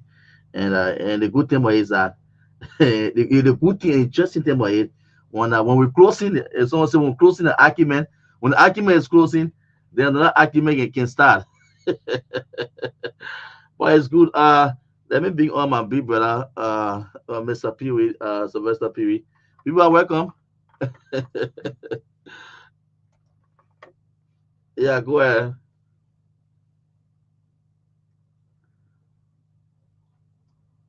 Thank you very kindly, Ansu. Compliment of the season. Good to see you this evening. I hope now from our end here is we have a very wet weather today, cool and wet. I know it was very sunny in Monrovia today. Yes, good weather. Yeah, Very good weather. very good weather in Monrovia today, and the rest of that. But yeah, but I think, and you're right. Whenever like yesterday, we were closing some part of the argument, new argument open, and more going to open. And I think we stay on the fire debate, and the Hmm. argument is still on. Looking forward to new. But what I would hope now is that we hope that we'll be having new good argument opening up, so we get close to Google. We shouldn't have that bad news and the rest of it. But I think. We should just thank God and be very much grateful to Him for the life and I mean for the peace that reign in our country and other part of the globe. And we also want to pray His blessing on and His intervention in other part of the world that is engulfed with crisis and humanitarian problems as we move on. But we just want to be thankful to God for everything. Yes. That's so great. Good, Mr. Pewee. So our lawmakers today they head to the Monrovia City Hall. Yeah, so they operated from River City Hall, not the Centennial Memorial, not the Centennial Pavilion, right? It No, was in River City Hall. yeah, Okay. So who are operating from there? Was it the the Drum the House of Coon. Representatives? No, the Coon. Or the The, Kun faction? the Coon faction or the Coon group. The Yeah, majority I would love to the call them majority faction bloc now. speaker group head of by representing the Coon to the one news of the Monrovia City Hall. Okay, okay. And was there any business done today in terms of Budget, yeah. The budget was passed, sent to the Senate. oh, okay, the Kunsa passed the budget today, Yeah, and the far way to the Honorable Liberal Senate. yeah, Brent Senate. So, yeah, okay. So So what? the argument that raised now on the seven suspended lawmakers, the seven suspended lawmakers, they say that their salary has been seized. They will take salary for the next 3 months. So that's the argument in which was placed on the table. So we don't know whether there will be these seven lawmakers will be heading to the court. Don't forget again, we had similar issue with our representative Yeke, and today the Supreme Court came up with the final ruling on the Yeke case. Yeke had a case at the Supreme Court since 2021-22 Yes, on the 2022. same side, yeah. So the Supreme Court is comparing this current leadership in the House. They are comparing this leadership to pay Honorable Cordoba. They gave him his money. Excellent. Excellent. And I predicted this before why in Monrovia when this saga started, and I stated clearly that it was quite unfortunate for the August institution. I refer to them as the August body, but sometimes they don't behave as honorable men that we expect them to do. It was a blatant violation of the right of Honorable Yeka Koruba. We understand that he's a toxic element. He's very erratic at some point in time, but again, the law is the law, and we have to adhere to the law and respect the law. So it is good that the Honorable Supreme Court came out and spoke emphatically today that this current leadership of the Honorable House of Representatives should, and I would hope they listen because they are not good at adhering to laws. So I wouldn't be surprised again if they try to snub the Supreme Court decision. But again, that's the final architect of justice in our country, and it is clear. Article 65 of the Constitution gave them the judicial power of our country, and 66 is also clear as to what they can do in terms of that. So the fact that the Honorable Supreme Court today came out with that ruling, I expected the process to, I mean, legal for some time. I expected this to come to finality some time ago, but I don't know for what reason why they didn't do that. I don't know the administration is now doing it. I thought the Supreme Court reneged. But you think the guys will give Yeke money? They won't say maybe it was a George Weah administration. You think they'll still get that money? No, they will have to give it. It's the Supreme Court have spoken, Ansu, and government is continuity, right? There's a definition of the portion that this is a government continuing moving forward, because the fact is that Yeke money was not given to him; it was not eaten by anyone, right? So it was basically part of the process that was salary and other things, right? So if it went back to them, so they have to write the Ministry of Finance instructing the Ministry of Finance to pay Yeke. It's going to be retroactive, right? So they have to just give the instructions, and the voucher are going to be raised, and in that process, Yeke should be paid out of his money. I don't know, it should be something close to 24 to or plus months and salary and benefit. So Yeke should be a rich boy. That's going to be a very, very big check coming the way of Yeke. It should be a rich boy in terms of anything. But yeah, there should be a one check cut via instruction coming from the ways being financed. First and foremost, I think it's going to be from the rule order and administration going to process that, and then send a voucher over to the Ministry of Finance, and then he's going to do his check and release that. They should do it. It is a matter of compulsion that they do because the Supreme Court has spoken. Brother Sita, welcome. Well, thank you very much. Thank you, my good friend Sylvester. I'm glad to be on the show once more. Yeah, you're welcome. I indicated I will come in time and time to give my perspective as with respect to unfolding events in Liberia. I beg to differ a little bit with you, my good friend Sylvester. Go ahead. And here is my reason why. The Supreme Court, there was an impasse in the leadership crisis at the legislature. The Supreme Court issued a ruling and clearly stated that everything that the majority black did was ultra virus. What does that mean? It was what? It means that it was done improperly and illegally. Yet instead, the Supreme, the majority black, they ignore the ruling of the Supreme Court and they continue to have their illegitimate section, I will call it that way. Now, Yeka Koluba, several years back, went to the Supreme Court because he was denied his just benefits pay. The Supreme Court, after delay, finally decided to issue a ruling comparing the national legislature to give Yeka Koluba his back pay. I don't think those guys will honor the Supreme Court. They will honor. Let me get finished. Go ahead, sir. They can ignore the ruling of the Supreme Court with respect to the current impasse in the legislature. And this is my thought.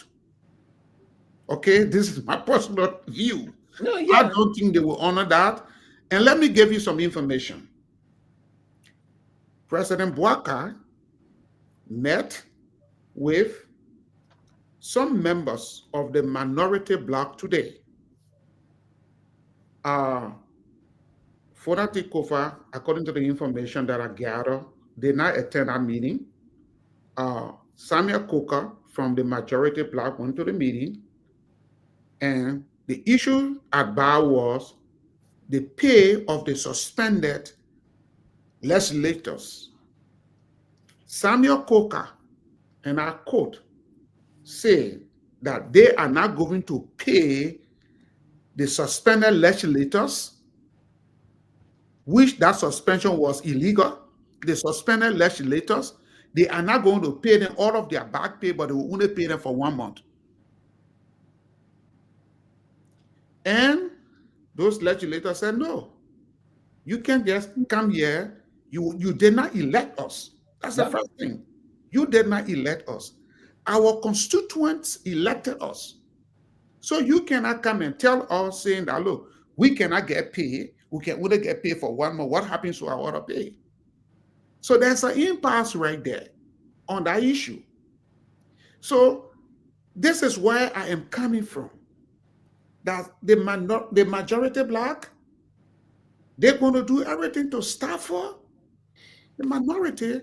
And Yeka Koluba being a part of the minority, I don't see that happening. Because again, we are in a situation in Liberia where certain people, they believe that they are Lord and gospel unto themselves.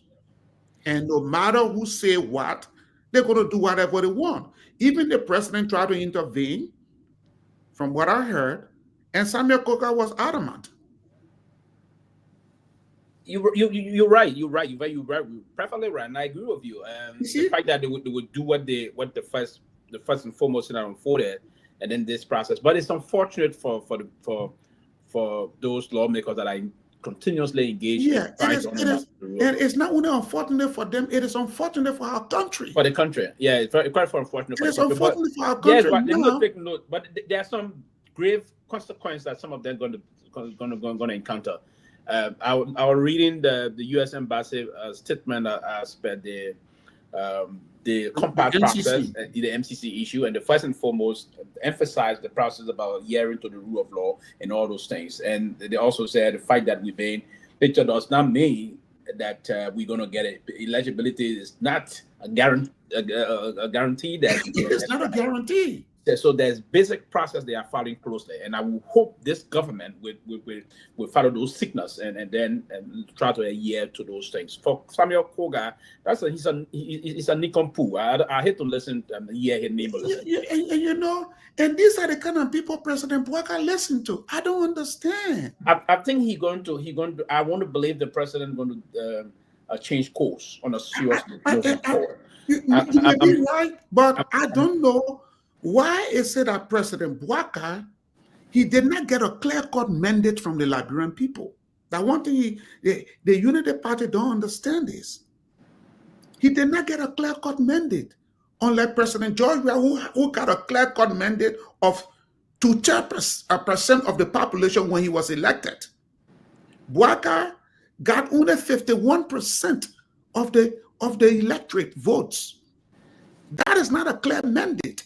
Even that amount in the second round was a vote of just a little over. Yes. Georgia won the first round, but it was not a clear victory. Yeah. So they went to the second round. And he won by what? About 21,000 votes, which is roughly about 51%. Let's be, mathematically, it's about 51%. That is not a clear-cut mandate.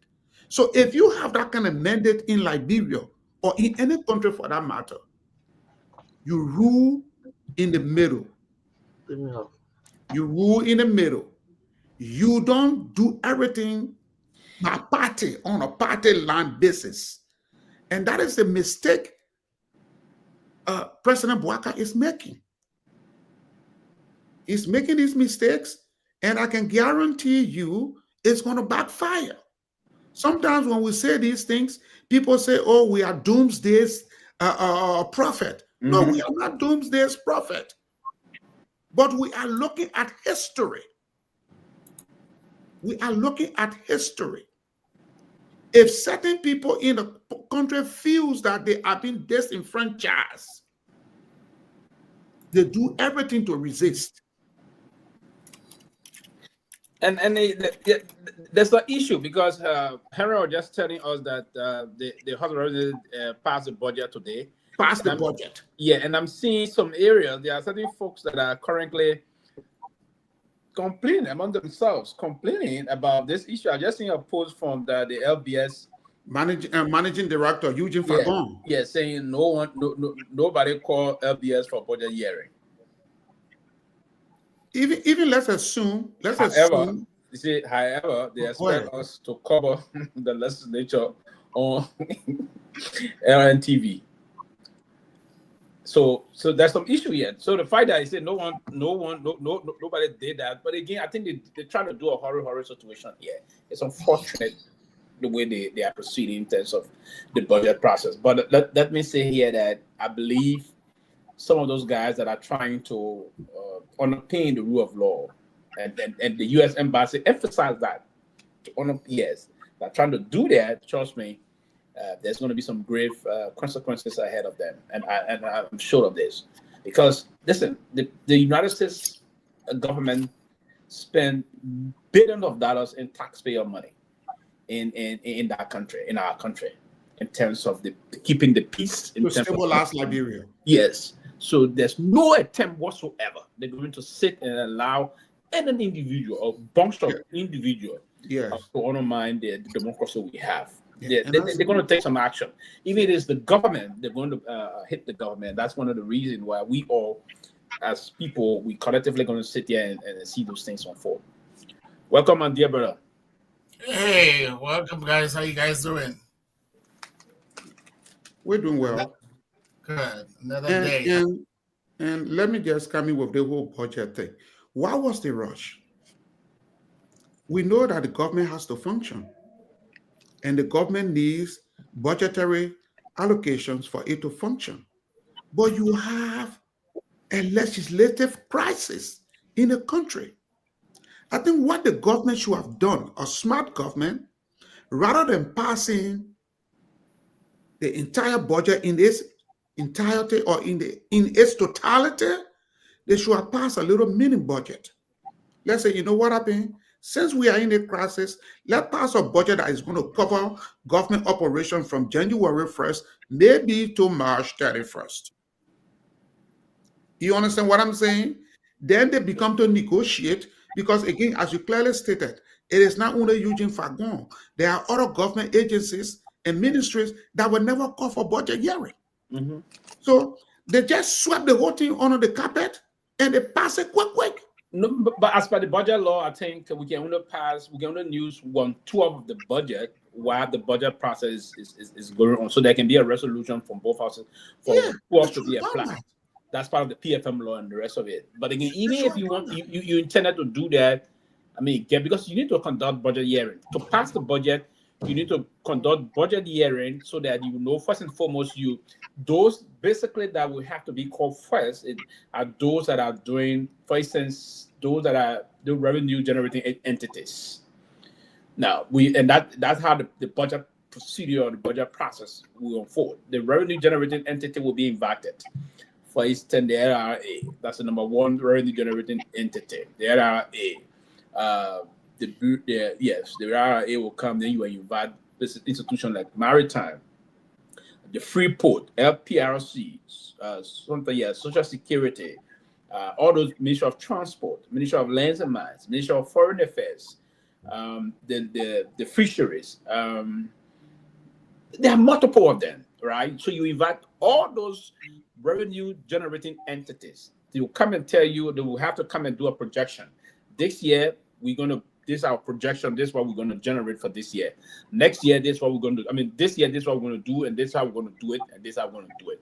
So if you listen to those people, then you try to know the size of the government, the potential envelope, right? Then you now begin to invite spending entities. The spending entities, you don't have to invite basically them. You now do an adjustment as to how you're going to assign them, or you want to ask them to give some budget performance report to all the rest of the others, those entities that are just spent. They don't collect, but they just spend, right? So I mean, I don't know how to went about it. The Senate right was as quick as you want to think, but again, that's the process. But I think today, beyond the budget thing, too many welcome. I'll tell you what, back to you.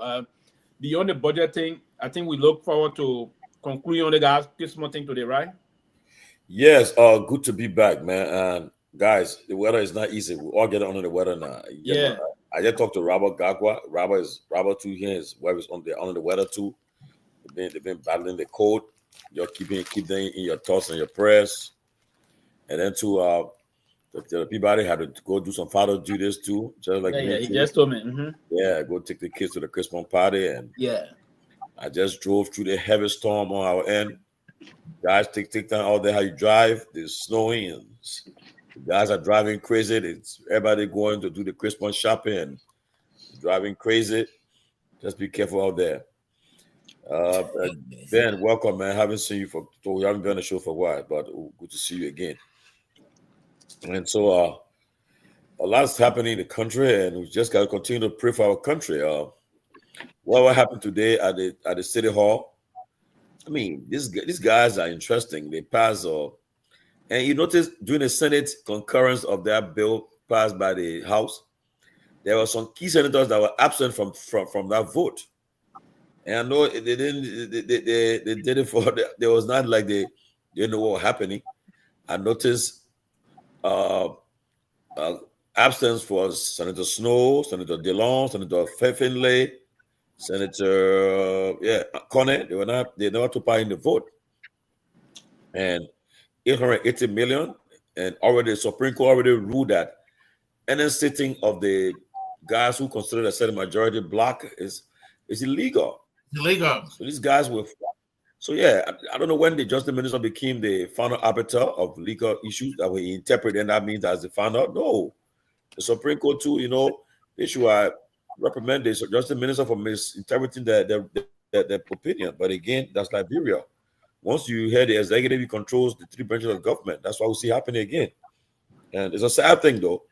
And now that they have passed the budget, we're going to this president's desk. It happened so quick. You know, for me, I don't consider that the Liberian budget. I don't. Yeah, because they're gonna start once the president signs the budget, they're gonna start playing with it. But again, Ben, it's up to the people of Liberia. You know, I think that's the biggest thing. Even though maybe one of the reasons why the international community are trying to give them a little leeway. They're waiting for they're waiting for everything to fall in place. Because right now, as it stands, everything that is being done there is being done illegally. So who will finalize it to make it real is the president. So if the president signs it, which is turning into law, so it means that the president has agreed to turn something that is illegal into law. Then I am sure these international communities that some of us have been reaching to, they would definitely start to tell them that we can't support anything that is illegal. Right now, it's not a law. So you can't argue with them and say, oh, what they have. I mean, you can take action against something that is illegal. So I'm sure that's why people are just waiting. Like, wait and see, let the president sign this thing and make it law. Once it becomes law, then people can take action. But as of now, it is an illegal piece of document just running around. And let's see the president, let him legitimize it. Then we will know. And I was and right after immediately after they signed it into law, they concurred. I received this message from somebody that's involved in the government economic stuff. They said the IMF says the 850 million budget submitted is overstretched by about 30 million to add insult to injury and illegal body, and according to illegal body, adds 30 million, making it both economically and legally toxic for the IMF to touch.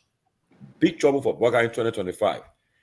And because we are in a special program that's been under the with the IMF, but be very careful. And the IMF is saying that you overstretch the budget, and especially for a legal body too. And the road ahead will be tough for them, and they will be careful. And that's one of the reasons why people are concerned what's happening. Look, if the president and his government could just slow things down and come to terms, people will understand. Even if they're doing good things, they're doing some good things, but because of what they are doing, is being drowned. Like the MCSS, they carry some new decks there for the students and so forth, but these news are not coming out. And moreover, when you decide to cherry pick the press and wherever you want to go, your message will get cut. That's why I told somebody, I said, look, you guys refusing to go on platforms, you feel that critical of you guys, it doesn't help. Because you come on a platform, propagate your message. The panelists will engage you. You have to and it's good for you, it's healthy for the discourse, so that you be able to send your message out. But nobody knows what's happening. The good thing, look at what I just received again today. Talking about celebrating. What is celebrating? It's celebrating. I mean, Liberia will waste our time. The president is celebrating. What is this? That people that can't do. Yeah, they're celebrating. Lofa. He's going to Lofa County today. I mean, what is four counties will be celebrating. You know, the drug says 1964. Those counties, they were created. They got this county status. So yeah, but it's a big program for those counties. On a serious note, it's a big historic celebration. Yeah, commemorating the 60th anniversary of the establishment of Bonk, Grand Jallah, Lofa, and Lima counties. Yes, 1964 when they got the county status. On the president, yes, Stockman. So that's today. Today he was able to call. Today the president met with Flantukufa again, and his group again today, and there was a deadlock again. Oh, yeah, Mr. Sito just said Fonanti was not part of that meeting. Yeah, Fonanti did not go to the meeting. He met with the opposition. He met with the minority. Yes. Yeah. Right. But Fonanti did not go to the meeting. Yeah. I was saying his group, and they still did not come out to anything again. No. So that is That is worrying because, and one of the reasons, look, right now as it stands, every day that passes by, Flanty becomes stronger with the international community because these guys are making him now to look like the image of a person who is interested into good governance. And it is making the Baka government to look so bad. And if as long as Flanty goes on, these guys will have a hard time to get anything with the international community. It's going to be very hard for them. So they have to choose their poison right now. Either you want a speakership or you don't want help from the international community. Choose which one you want. And let me give you a little a point of information.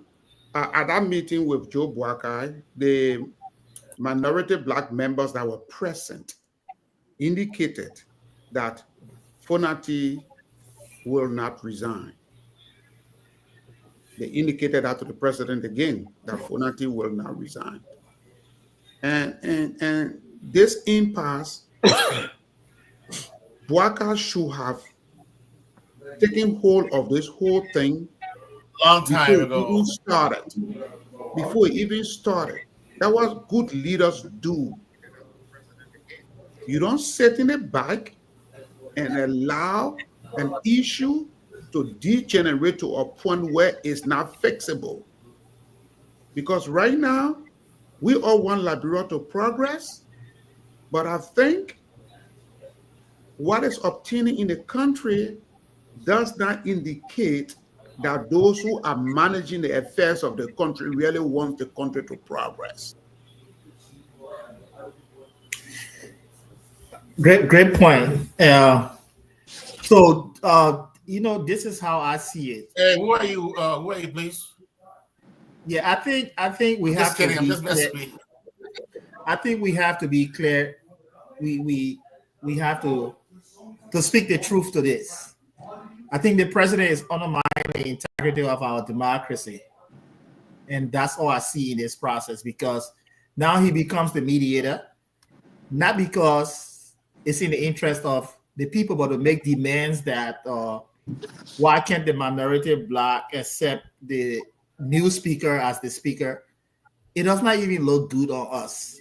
If President Boakai is a man of integrity as I claimed, he should be happy to have the opposition Black to be in the leadership of the House. That's very good based on the principle of democracy, on check and balance.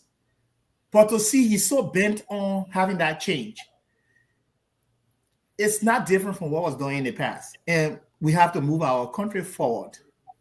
We cannot always do politics as usual because it never worked for us, never worked in the interest of our people. So let us try something different. I'm now a proponent of Fonati Kofa. Never supported anything. I support the Constitution. Based on that, with what's happening, it may look like I support him. No, I don't support him. I support the Constitution.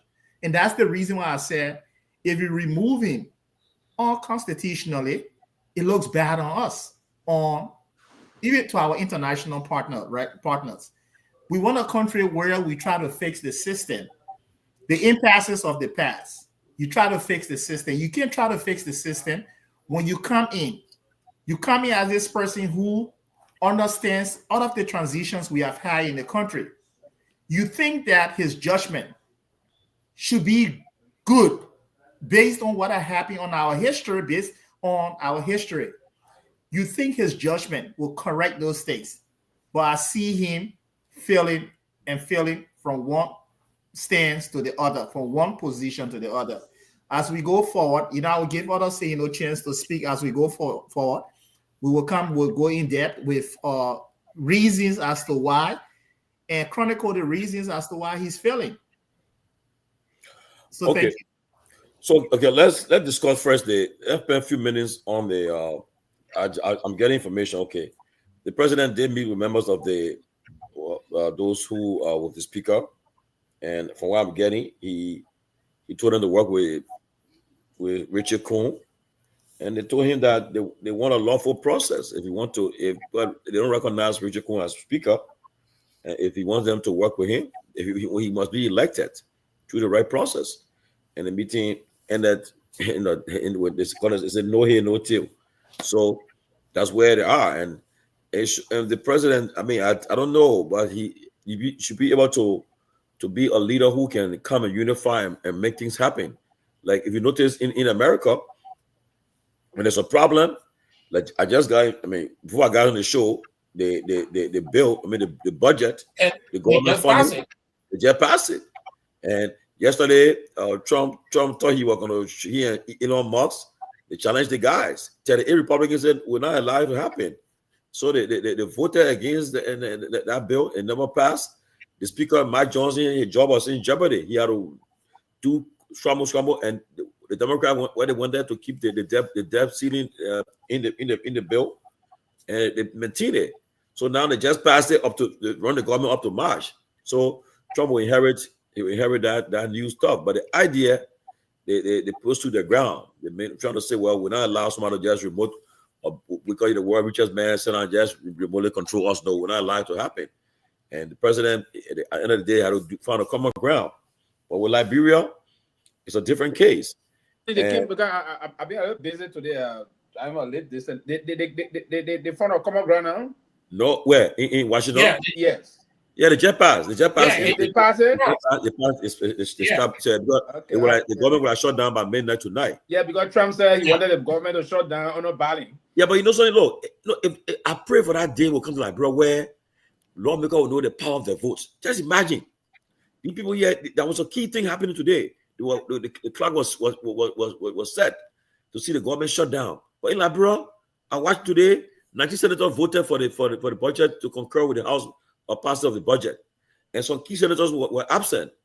And Amara Corner wasn't there, Dillon wasn't there, Benson guy wasn't there. I come.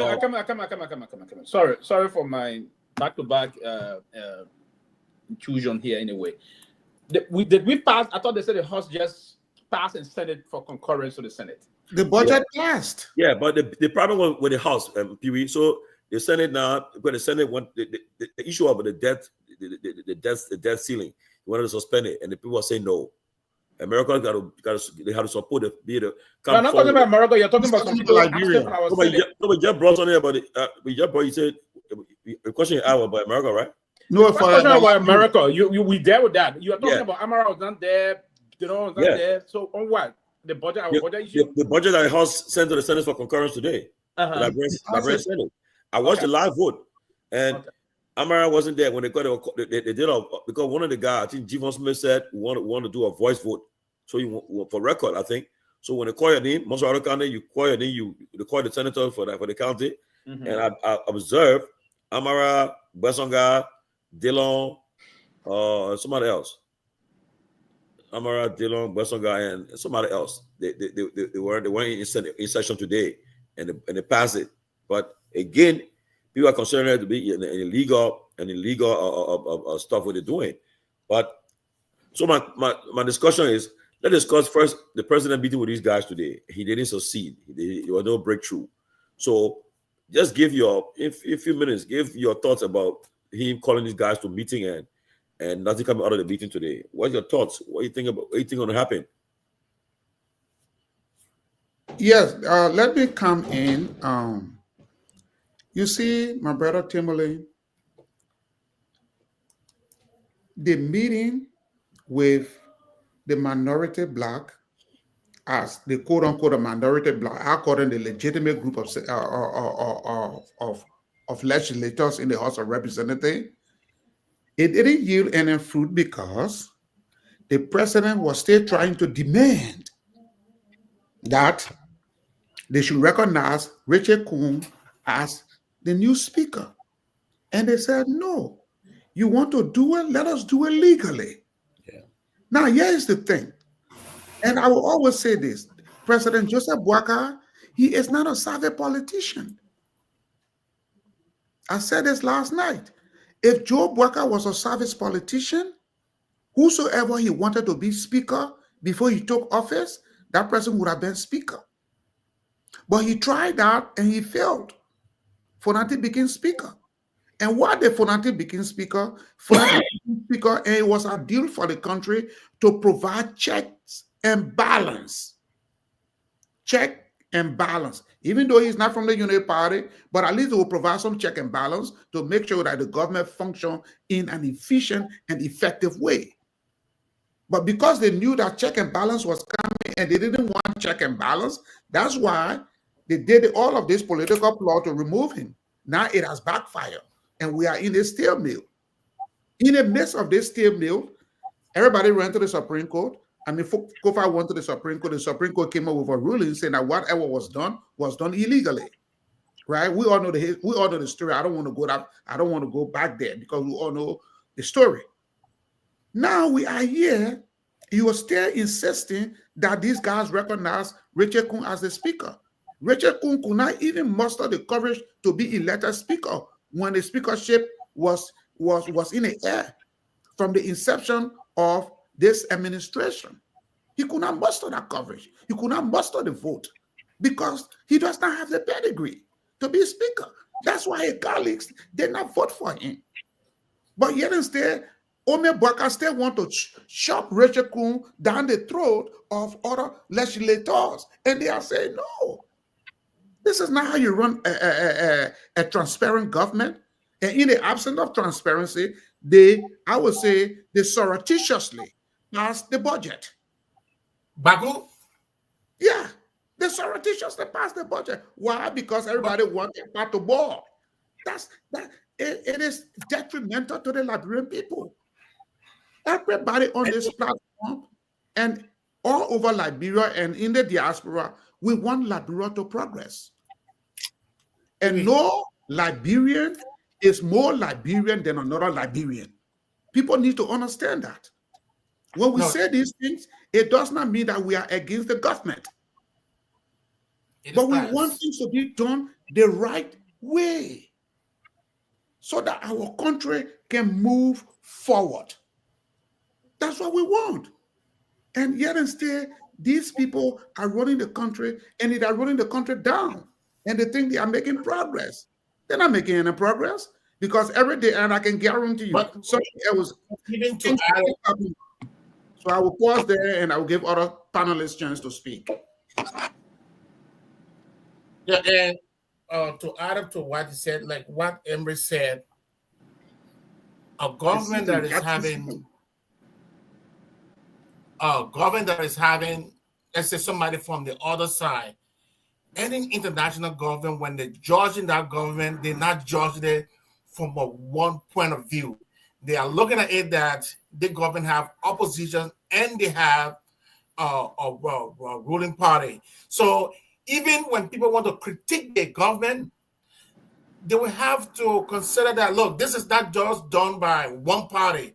There are two parties into this whole thing. But instead, when you have when you have everything, then it is looking like, it is like you are controlling everything. Look, go and listen to Al Jazeera. Go and listen to the international wire. See what the thing they're saying about Liberia Parliament. And this thing is getting this government into serious trouble. I hope they got people that are monitoring the international wires because it looks bad for them. Maybe some of them don't watch the international wires, but if you do, if you follow what is actually going on, it's not good for the Baga's government. They have to change. Thank you. Pewee. Oh yes, I think what the president did today, I thought this is what he should have done ever since the time the thing started October 17. He should have done this so to not allow it to degenerate to where it is today. Now, so it's going to be very, if not impossible, but extremely difficult to come to some settlement here in the name of fixing the problem. Now, it's going to be difficult because what's going to happen is that guys still going to be known that I think the president is trying to fix. I think his team has now observed that the process that characterized the removal of the speaker was totally illegal, and the Supreme Court also came in and declared it stated here. So the team behind the scene, his handlers, are now trying to put some thoughts together to see as to how to remedy this situation so it can have the proclivity of creating more problem for the government vis-a-vis relative to even this issue of the compact that we are now qualified to build, right? And part of the qualification is to put into place those standards that will build our credentials in terms of the rule of law, in terms of other element of democracy. So in an attempt to undermine that process, it wouldn't be good for his government. So, and that's my own thought process here. And I believe that's the discussion behind the same money as part of the reason why he did this intervention today. And then it didn't yield any fruit. But again, I think there will be some attempt to go ahead and fix this issue. Because if the MCC, this compact, if it is not through this system, trust me, it's going to be a tremendous blow to this administration. So they'll have to do everything to keep with things, the set criteria or those criterions we have to ensure that the process is met and done. So they're going to work behind the scene continuously to ensure that this thing is fixed. If it's not fixed, the next thing they're going to revert to is going to be to now see the process, and that's where you talk about this issue. Then when Togar starts saying we're going to get in 1 month, who are you by the way to say you give people 1 month, right? So they were going to come back to saying to the guys, okay, we will rescind the suspension process that we carry out. Now, in that form of them capitulating in that way and manner, it's going to now resort to a process that will push to the guys that, hey, the guys want to be a little bit considering, right, in terms of this. Can we find a common ground to see how we can begin the process of negotiating and having some discussion? That's one. The lastly, before I can conclude here, the next thing they're going to push to do is now to openly agree from their end. If the president is pushed to, and you're going to have some discussion with your own people, to push that Kungo is not the speaker. They're going to come to that. Kungo is not the speaker. How can we do that? They agree with Mr. Kofa, say, hey, we agree that this not happen. The guys don't want to work with you. Can you? He said, no, I don't have problem. If the guy can have the number, so if they can work in the line to get some number from there to push the number, then they will come back on his guy probably and redo the removal process. But I think the government will have to fix this to protect this $500 million that's in the line. So they will have to do a lot of behind the scene. And part of this, there's going to be what we call soft power. They're going to deploy, and we diplomats believe in not hard this time. There's no hard power yet. It's going to be soft diplomacy, and the soft diplomacy in the Quen War is negotiation behind the scene. That's what's going to continue to happen. Well, but before I bring Emery in, let me. But how to call? Now, do you because it at a stalemate now because the speaker's from my indication he's not going to resign. He's not going to budge. He's not going to budge. The Supreme Court, I think they said they would hear the case again. I think in January now. So they go home for the year now. They are closed the court for the year. So now all that is a delay for them. So now the Supreme Court saying that too. The speaker not going to budge. His members not going to budge. Now it's going to affect the government because international organizations have refused to recognize. They won't recognize. They're not doing it. And quickly, George, before you continue, quickly, it's the reason the president is working behind the scene now. Yes, I think so. Yes, that's the reason he's working behind the scene. He's going to continue to do this. And trust me, and now Kofa is not going to have some, in negotiation, you're going to have some teeth to bite now. So that you saw what he posted on his Facebook page not long ago? Because now what happened is that if you can remember, during the issue with Edwin Snow, President Sirleaf, after she had succeeded in getting Snow out, she wanted Edward Fall from the CDC at the time to be they want to replace Snow. But what she didn't know was that Snow, the guys who were supporting Snow, they had the numbers. So they resolved that they would go for Tyler. And not who Sirleaf wanted. Yeah. I think that's the fear I think happening right now with these people, that if they go to a red process, they see, if you listen, the guy, the proof of who supports Kofa was saying today to the president, we have no problem, but we should go to do it the right way. They go through the process. So, and their fear is that, first of all, they cannot get 49 to remove Kofa. Number two, if they have an election with the House, Ku cannot be speaker. He will not be winning speakership. He can be speaker. So all that thing is up the playing to it now. But like somebody said earlier, the president should have done this before. I think it's too. That's what I'm saying. He should have done it ever since. But yeah, for Emmerich, for them, we'll talk about it. This American Embassy release. I want to know what's the significance behind that release. But that year for Emmerich first.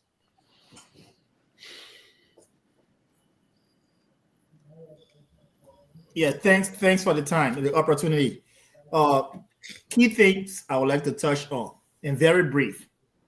The principle of separation of power. If you look at what's happening right now, even by the executive branch interfering and being the mediator in this, it looks bad on us. Very, very bad.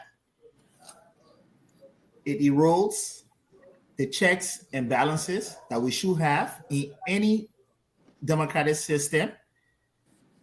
What it does to us, it takes away the separation of power. Once you do that, then the fabric of democracy is destroyed, is damaged. Because what you want to have is encouraged to have checks and balances in our structure. So just by the executive branch interfering or coming to think that they can resolve this and even making demands, right? They have taken aside. And it shows that they perpetrated this whole thing. It shows that the executive is the reason why we are in this problem. Because what? They have seen the history of us. We've done that before. So we think it's okay to do that now. But then how can you talk about change to say you have understood the issues we have had in our country, to think that you can fix the issue, you can rescue the country, when you come back with the same old playbook? I think it's supposed to be different. And this is why I'm disappointed in President Boyka. You can't undo all of our structures and think you're going to win the MCC. We all pray for Liberia to win it because we need the money, right? But at the same time, too, we are shooting ourselves in the leg. If you look at what's happening, all of the things that happen in the country is because we don't want those structures to work. It's so easy to win the MCC prize money, right? If we want to do right, we want to have integrity, we want to have respect for the rule of law, it's easy to do those things. But because we have leaderships that come in, they don't want to follow through to the letter on those things. They do it by design because it benefits them, not us, not the people. So it's about time. And I keep saying, I did not support, if you go back to history, I didn't support Fonadi. Not a fan of Fonadi. I'm a fan of the Constitution. I support the Constitution. So that's the reason why some of us stand and say, you know what? The position he's taking, we're going to support it because it's constitutional and it's there to send a message. And sometimes you need these type of behaviors to straighten us, to straighten our country. And that's the reason why I support him. And I will support him until everything can be done the right way. Nothing is wrong with going back to the house to say, because you know what's going to happen if you go back on a gavel, right? And you put a resolution to remove him and he tries to stop it. You know what's going to happen? The majority of black going to win the public sentiment. They're going to see that Fonadi is an obstructionist. They're going to see that he's the one in the way.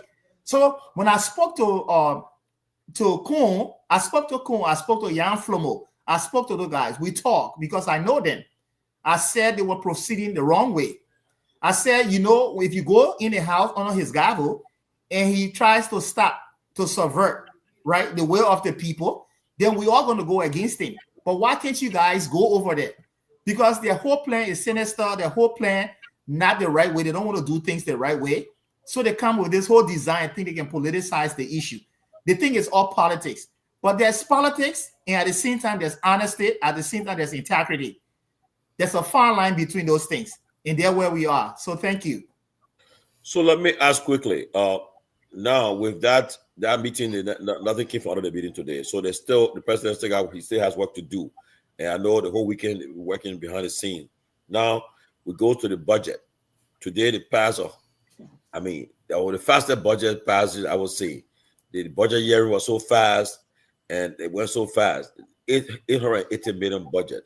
Now, my question is, what do you think going to happen? The IMF, they're not happy, and then some key senators were missing. They were missing. They can't tell me they travel. They can't tell me. I know someone. One of them I know is in the States.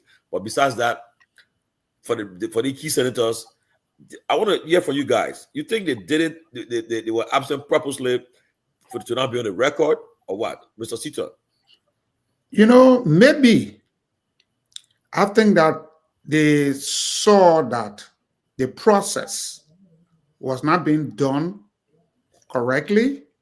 That is the reason why they didn't want to affix their signature, because they don't want posterity to judge them as being part of a group of senators that surreptitiously, and I will use that word again, surreptitiously passed the budget without due diligence. Okay? Now, what will happen, because the vast majority, most of our funding comes from our international partners, which should not even be the case in Liberia. We have enormous resources that we can harness to be able to develop our country without international assistance. But again, we don't have the leadership to muster those kind of the individuals to do this kind of work. So our development partners, they will be the assistance that they're supposed to provide to supplement the budget may likely not come, because hey, we have a legislators that there's an impasse in the national legislation. So whether we like it or not, there's an impasse. There's a conflict. That conflict needs to be resolved before the country can move forward. And as my friend was saying, Sylvester, maybe the president is negotiating and to find a way forward. And I think one way to do this is, look, to declare Richard Cohen's speakership null and void. Declare it null and void. That's politics. You do that behind closed door. Maybe you ask for Nanti to back off, and then you'll go through the process again. And all of the key players in the whole impasse, you woo them out and you go to the floor and elect somebody to be the next speaker. That person could come from maybe a United Party, or the person could come from CDC, or it could be an independent candidate. I think that's the way forward. But other than that, yes, they passed the budget, but there are consequences for passing the budget in the way they passed it. Are you? Ben? Yeah, so, and one thing that I would wish those guys would even add, if Braga told them, hey, you know what, let's do something to see how we can work together, I will even tell them to say, let them open down to Thomas Farah's seat should be open. That is one way you act really radical. Tell them, say, Thomas Farah's seat must be open. When you open Thomas Farah's seat and you open Flanty Kova's seat, the dynamic becomes different. The game that will be played will be different, because you will see people, even in Thomas Farah's own corner, you will see people brighten him. And that's why you want to do. Look, you have to open up and be more radical. Open Thomas Farah's seat, open Flanty Kova's seat. You will see this whole thing will settle down. Because Thomas Farah will lose his seat. If you will win that seat, it means he will spend a lot of money. But the other guys on the other side, I am quite sure they will still maintain that speakership. But like I said, Flanty should not give in, because a lot is on his side. I believe that Flanty does not want that job any longer, but he wants to send a message that year after, this should be the end. This cannot be the way forward for our country. And that is why we are. Those of us who are supporting him, we are supporting him because, like I said, as a Christian, God uses some bad people in the Bible to do great things. And I'm sure Flanty Kofa is being used as that piece that is standing between corruption and the rule of law. So we will praise him and ask him to hold on, because these guys are falling apart. And when this thing goes into next year, there will be more problem. And I will tell them, go and watch Al Jazeera and watch the other international news, and you will know what they say about them. They still consider Flanty Kufa as your speaker. Thank you. Okay. Everybody spoke on this issue, right? We'll move forward. Okay. Let me ask Pewee. Pewee, the U.S. Embassy, why do you think they have come up today to? Pewee, you listening, right? Yeah. I think they come up today to come and bring clarity on the MCC news. Because since they did it, most of my friends in the government, I think they just went cool, because that was a good news, but it's still good for the country. I repeat, I want Liberia to benefit. The country, Liberia wins, because at the end of the day, we can decide we want to do it for road network connectivity, or for the electricity to give everybody current and so forth, or hospital or clinics, anything. But I want for the country to benefit. But again, with all of these things that are happening, I don't know why the American embassy was compelled to come and clarify it. But you've been in the sector, you worked in that area before. So tell us, why do you think the embassy had to come out to make clarification on it? Yeah, the embassy did that, and again, sometimes it's not, and you see that is diplomacy in some cases. Sometimes, if the embassy did that, particularly in terms of the news, the way we all went about it, and the situation that's currently unfolding in our country, and the embassy was very clear in warning partners countries, right, to try to adhere to those democratic principles and rule of law that underpin the compass rule of engagement. And it says also being eligible for the compact does not necessarily guarantee. So they send that emphasis. So meaning that's diplomacy here also. We diplomats, we listen to sickness. And so, and again, that is part of my reason why I was trying to give that deep analysis as to the president is now pushing his team or his handlers. They're now trying to work behind the scene to avert the chaotic situation that is unfolding, right? Because to remove a speaker illegally, it is undemocratic. That's not adhering to the tenets of diplomacy, democracy. So these are huge processes that are all undermining the democratic credential of our country by doing what they are engaged in. It is counterproductive. So the embassy statement is clear here. It's not only going to be, because this is the entire government. If the government is going to do things in the way and manner, and I like what the president, though it's too late, but they will have to deploy other methodology as to how they can avert this potential problem. Because if we don't work behind the scene to have this thing done, now, this compact process will take almost like 2 years working on the modalities. You have to work on a strategic targeted plan that the compact were agreed with before the implementation process can start. Remember, our compact, the 257 million we got under Madam Sirleaf, it started from 2013, and the compact was finally signed 2015, right? In 2015. And with 2015 is slow up. The project implementation started when George we are already president, right? So we have to be, and the government, and if there's a very good news that came, though we've had a lot of turmoil in terms of our democratic process in recent days or recent months, but we can try to do much more in pushing this process forward in setting up. What the government will have to do, have to deploy a very strategic team. That team will work on the processes and the targeted issue that where's our major target now? Do we still need role? Of course, I would want to believe there's going to be role. That technical team will sit and calibrate a holistic process here in terms of role and to also improve on our hydro system and have this in terms of transmission and distribution period we already have. Are we going to begin the process of expanding the transmission and distribution process of the electric grid we have? Are we going to concentrate on the process about the solar plate issue we try to develop? But since our concentration is going to be road connectivity, then the team is going to now sit and craft a very major policy issue that will tie towards the government major economic policy.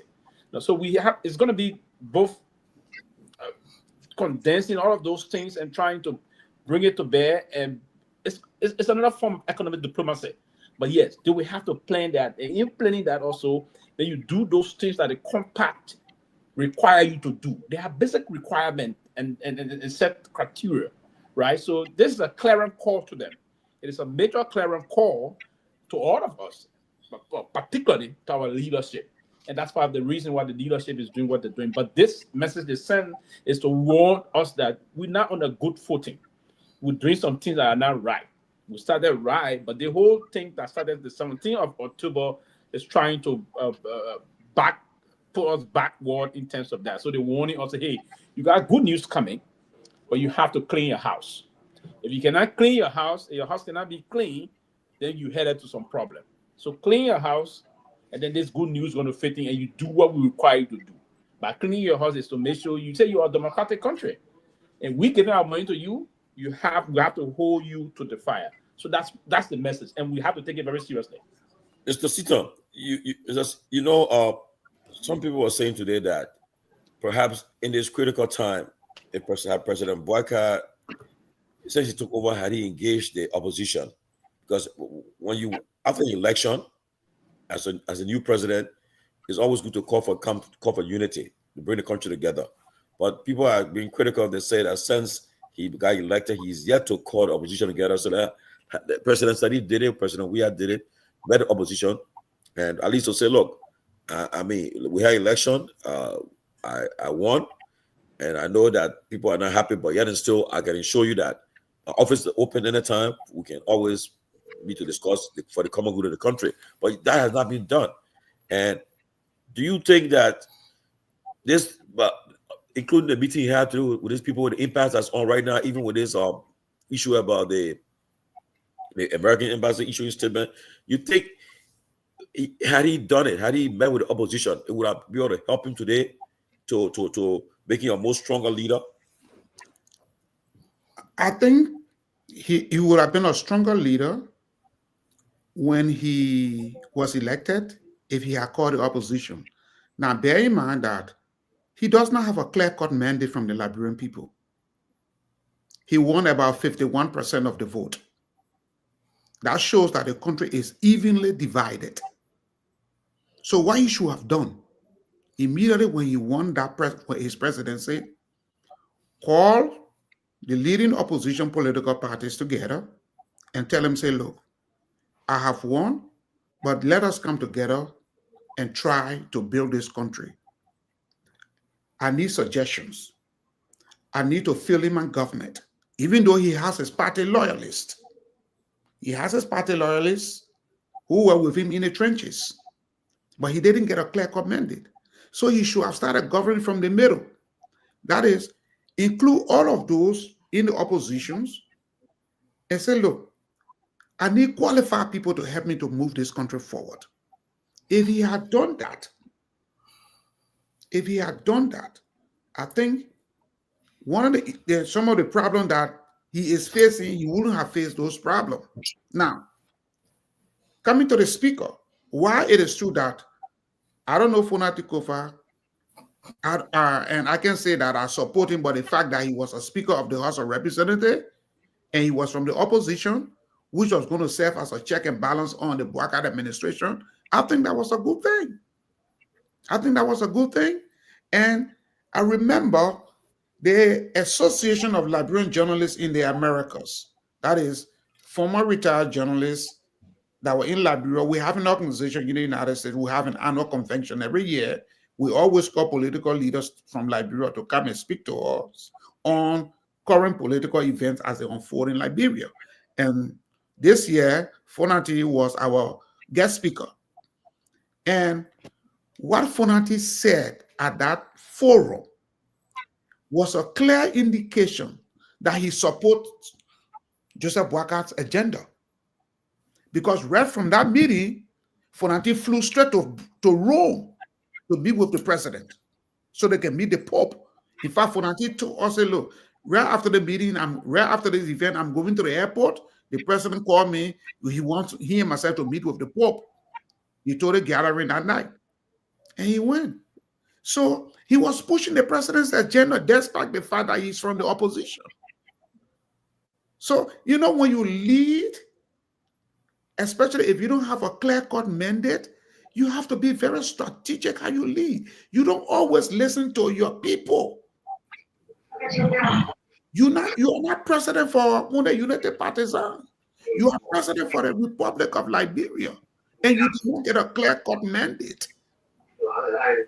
So if you are governed from the middle, this impasse that we have, and even with the Millennium Challenge, now the U.S. government, because yesterday everybody was all over the place. Even somebody saw it on Facebook, yeah, we're getting $500 million, and I stayed there last night. I said, look, nobody on earth gives you anything for free. There is no free lunch. There is always a catch.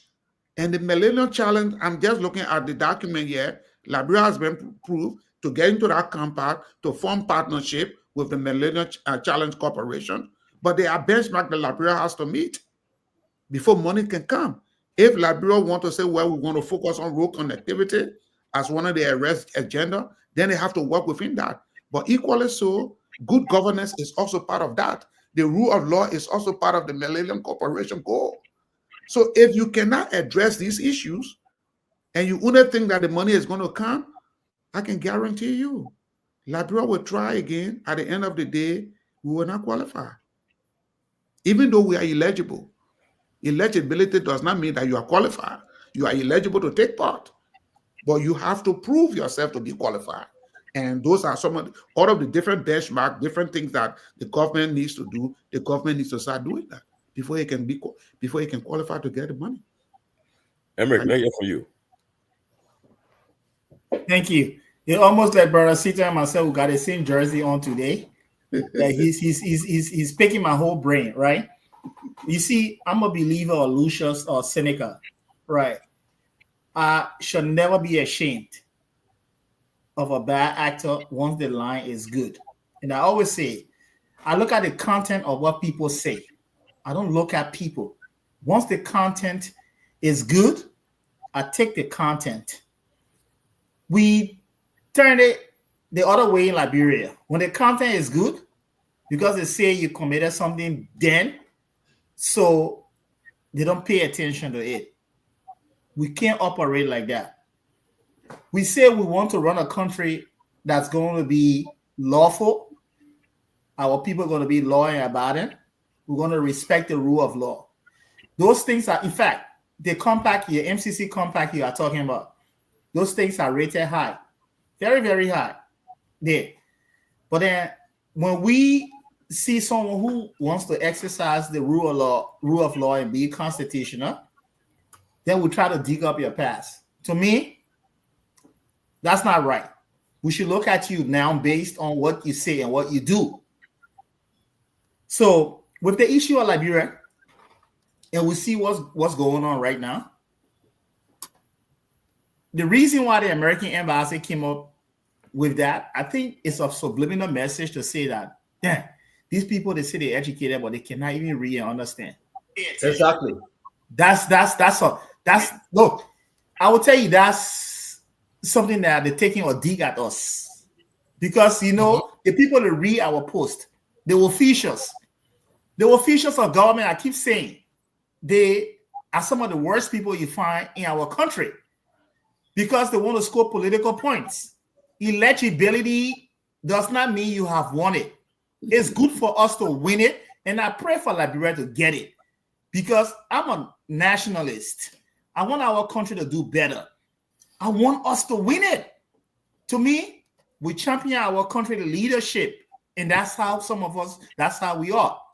But then when you see people try to misconstrue eligibility because they think our country, our people cannot read and write and want to score political points by saying, oh, Liberia won 500 million. You have increased the expectation of our people. And once we don't win it, how do you manage it? It's a big problem. And our government, I keep saying, and that's the reason why I posted today that the information minister, the press secretary, President Bwaka will have to replace them because those are things that they should manage and be transparent. When it comes to information dissemination, you have to be truthful, you have to be clear, you have to be transparent. The international community can say Liberia is eligible for the MCC prize, and you come out to say you have won it already. But then the question there, what if Liberia doesn't get the $500 million? What happens? So you're going to use a different form of propaganda again? You gave yourself too much work. Be simple, be plain, be truthful, be honest, be very open to our people. Our people can understand. I'm happy, but at the same time, too, it's a dig to our country, the educational class of our country, the intellectual class of our country, for the American embassy to throw emphasis on eligibility. We should know what they call eligibility. Eligibility is like, oh, you meet the criteria for something, but you don't have it yet. Because you see, there are a lot of competition in that, right? Even though we have met the criteria, but other people could be better than us. They say you score 80%, but you still did not pass because someone who scored 90% or 100% or 98% will be better than you. It's not like you're bad, but there are competitions in there that are going to qualify you for the award. And I keep praying, if we win it, it's a win for us, for the whole country. It's not because of President Bouaka. It's not because of UP. It's because of the country. Because once you become the government, you dare to represent everybody. And that's the reason why you see when President Bouaka spoke over there and said hooligans, without the information or the investigation concluded that hooligans actually set up the place on fire. I disagree with the president. To label people as hooligans without a conclusive and final investigation that they were actually hooligans. So I gave it to Tomalin. Thank you for that question, and I pass it on to the next person. Ben. Yeah, for Ben, the man who wrote the MCC and told people should. Ben, you're not a nationalist. You're not a patriot. Let me tell you that. No, listen, you see, Amber took a lot of things I want to say. The reason why I had to look, I shouldn't say it, because I even wrote the embassy in Monrovia. Wow. No, yes, I did. I don't hide the things that I do. The thing is that even though these things are stated on the website, that this election, that whole thing the U.S. embassy wrote, they just copied it from the website. Just said it. So if the government had just used the website and went to the website and read how one become illegible, even and let me tell you another thing, they can even give you the loan. You qualify. I give you this loan to Liberia. In the process, while the money is with you, and you start to falter on some of those regulations, they can terminate that loan that they gave you. They can terminate it. And you have to reapply for it. So many of the things is not a grant. And just, they tie a lot of stuff to it. So, but again, look, every government has a PRO team that will turn things around. I mean, every government does it. But you will not expect that to come from the Ministry of what you call them, communication. You will expect that to come from the lower level people. You can have your foot soldiers to be turning these things around, but not the big bosses. Because when the big bosses speak, that's the kind of thing that can get the international community. They just were really honest to what they were saying. I hope they read these things right. I hope they're not telling the people something that we told them that we are going to give them money, when in fact that was not what it was. I'll rest my case there. Abu, who's what he say? He say he's the unapologetic UP's man who defends his party with all fear or favor. Abu, what you have to say about everything your colleagues have said? Yeah, I'm kind of finding it difficult on my internet from this end. But again, good being here, I was following religiously while making my way home. and listened to some of the panelists wherein they were registering a disappointment as to how the budgets were passed and released from the U.S. Embassy. Well, I have different opinion on the section they made. I want to pick up on the last, person who spoke on the MCC stuff. That has to do with Ben Jonah. Ben, if you are not aware, you have to be aware going forward. We are eligible. If the U.S. government wants to reconsider her decision, that cannot be done at the moment. The government of Liberia is already qualified for the compact, and hopefully in the coming years, we start receiving the money. So get our fight clear. Yeah, quickly,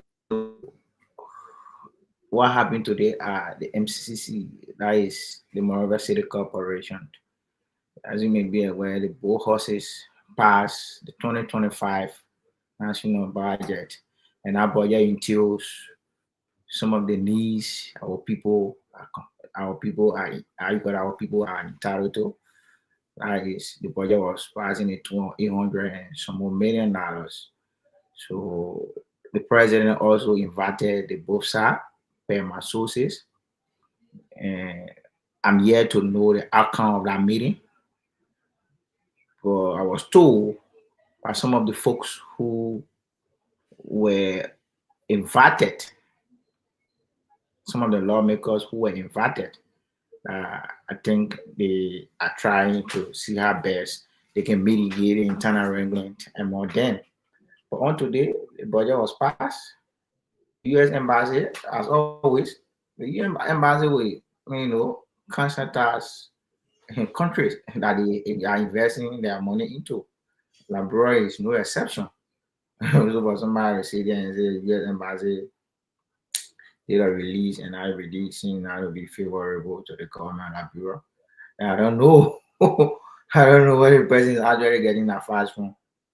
But I think people will have to weigh in more because he won't serve as one of the ministers from Ministry of Foreign Affairs. Yeah, you're a rescue man now. No, but that's fine.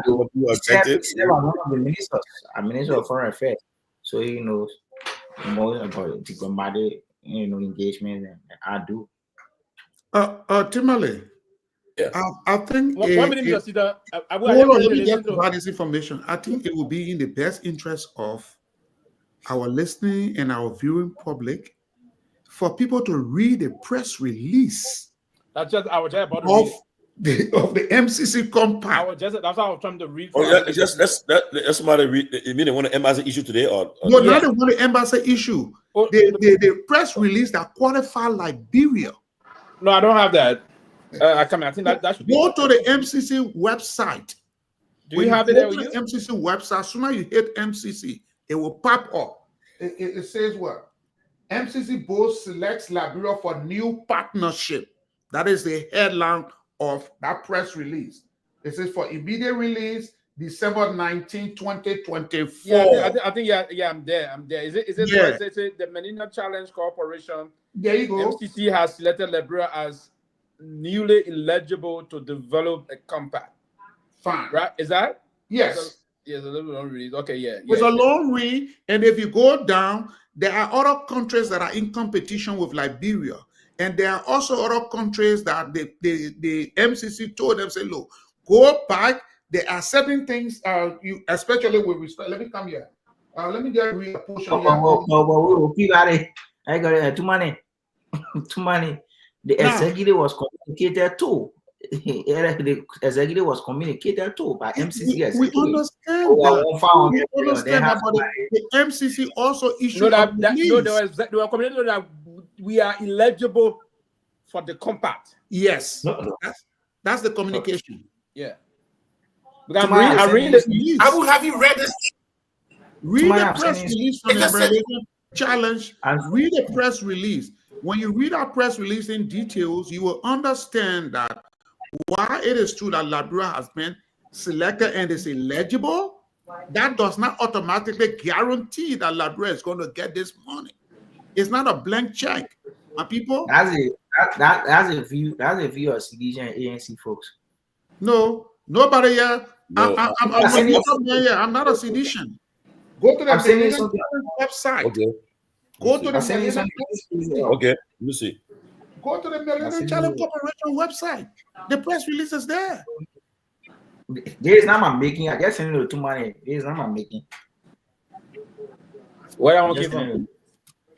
Okay, it says Liberia has won the Millennium Challenge Corporation MCC scorecard and is eligible for a compact grant.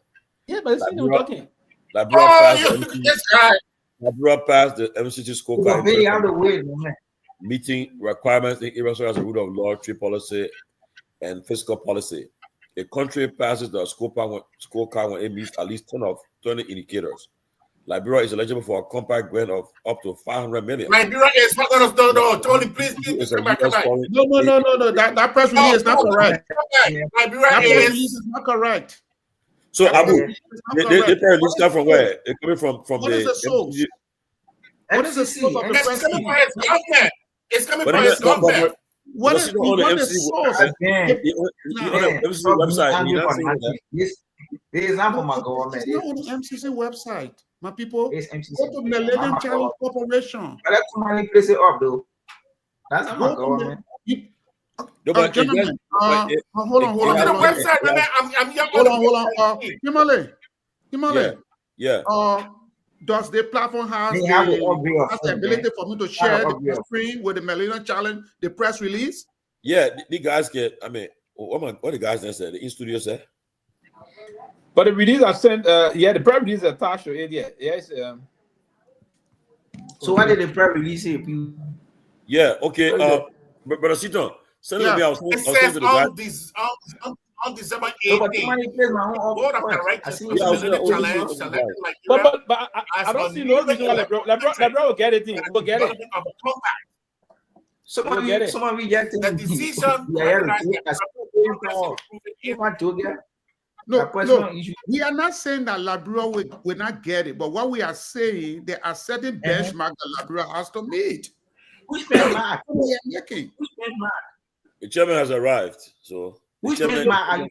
It is not a blank check. I can tell you the way how things are going right now.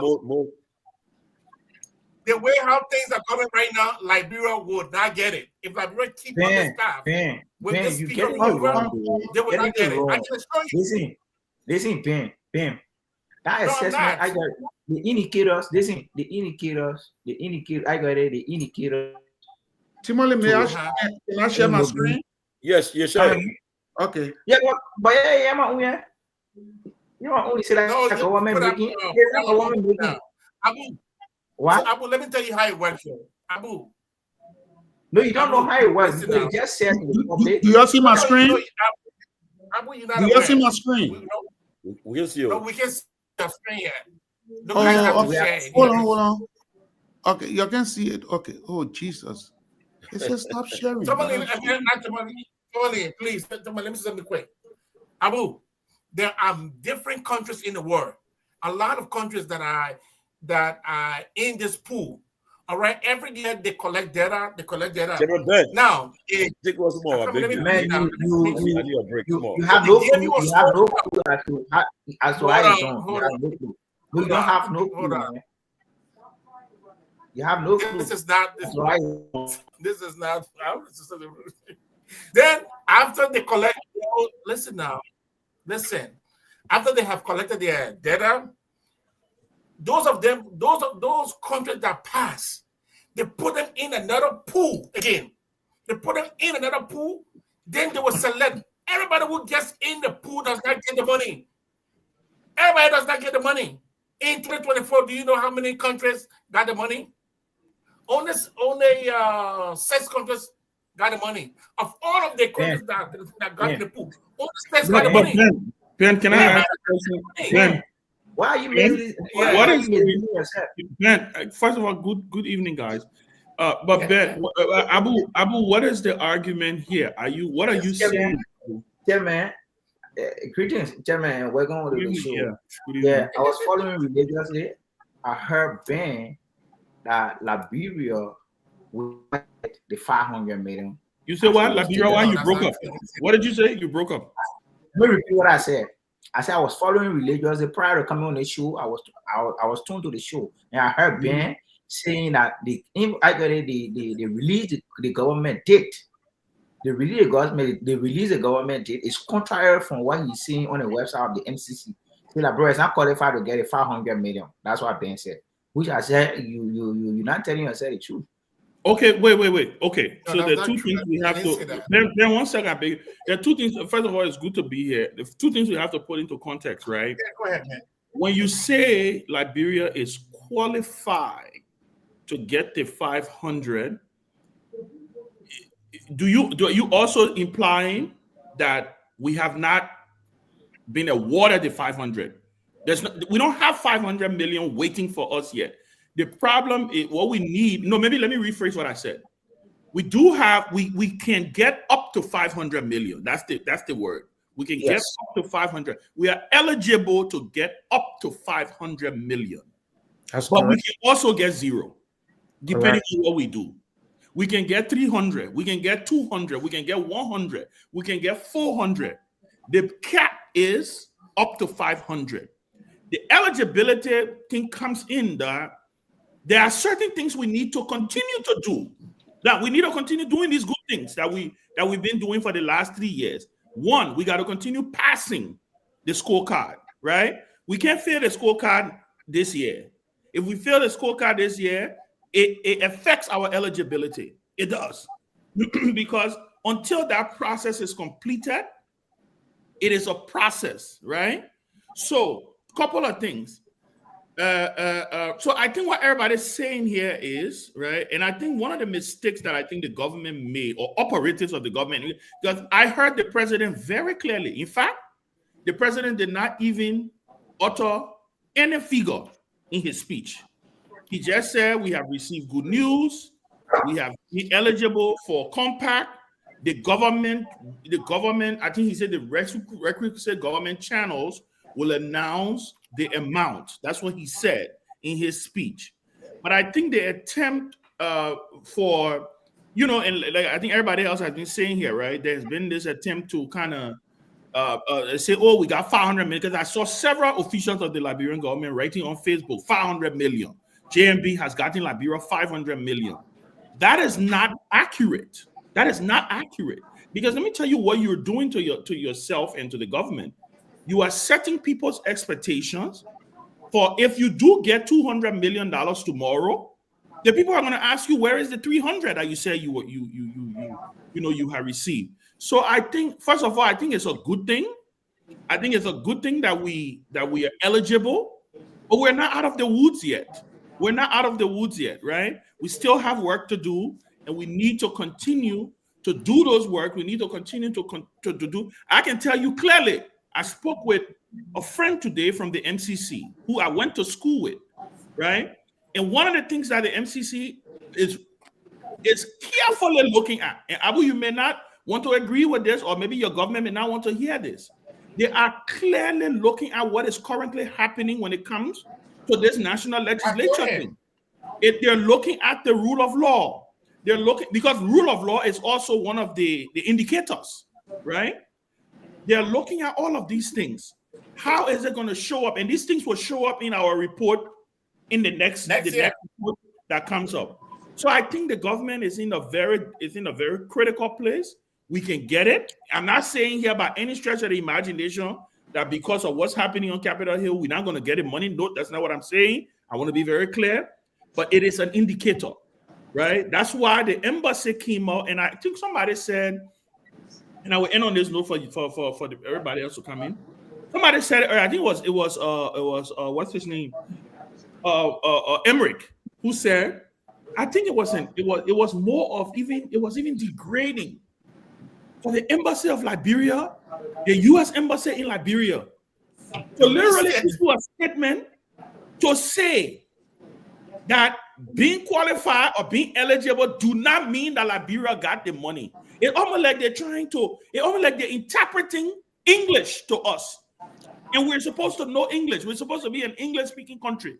So all I'm saying is, exactly, right? All I'm saying, Abu, is as I know the government is excited. Any government would be proud and excited to get eligible for compact. Any government, right? If CDC was in power, CDC would do the same thing. They would be excited. They would highlight it. But in your effort to highlight it, you want to be extremely careful in how you do it, because what if it gets to the point where for eligibility and they say we just didn't make it? What happens at that point, right? So those are my initial thoughts on it, but I would let somebody. Yeah, let me just provide this clarity here, and thank you, Brother Sanvee, for making that clarification. I'm looking at the press release from the Millennium Corporation website, and I just want to read a statement that they made about Togo. Yeah, Togo did not qualify. And let me read a statement about Togo. They say, however, the board deferred a Togo compact reselection vote to provide the government additional time to take meaningful actions to strengthen protections for democratic rights and fundamental freedoms as it transitions to a new system of government next year. So let me thank you. Thank you for the statement that was released by the U.S. Embassy of the U.S. No, I'm reading the Millennium press release that qualified Liberia. He's reading the MCC thing.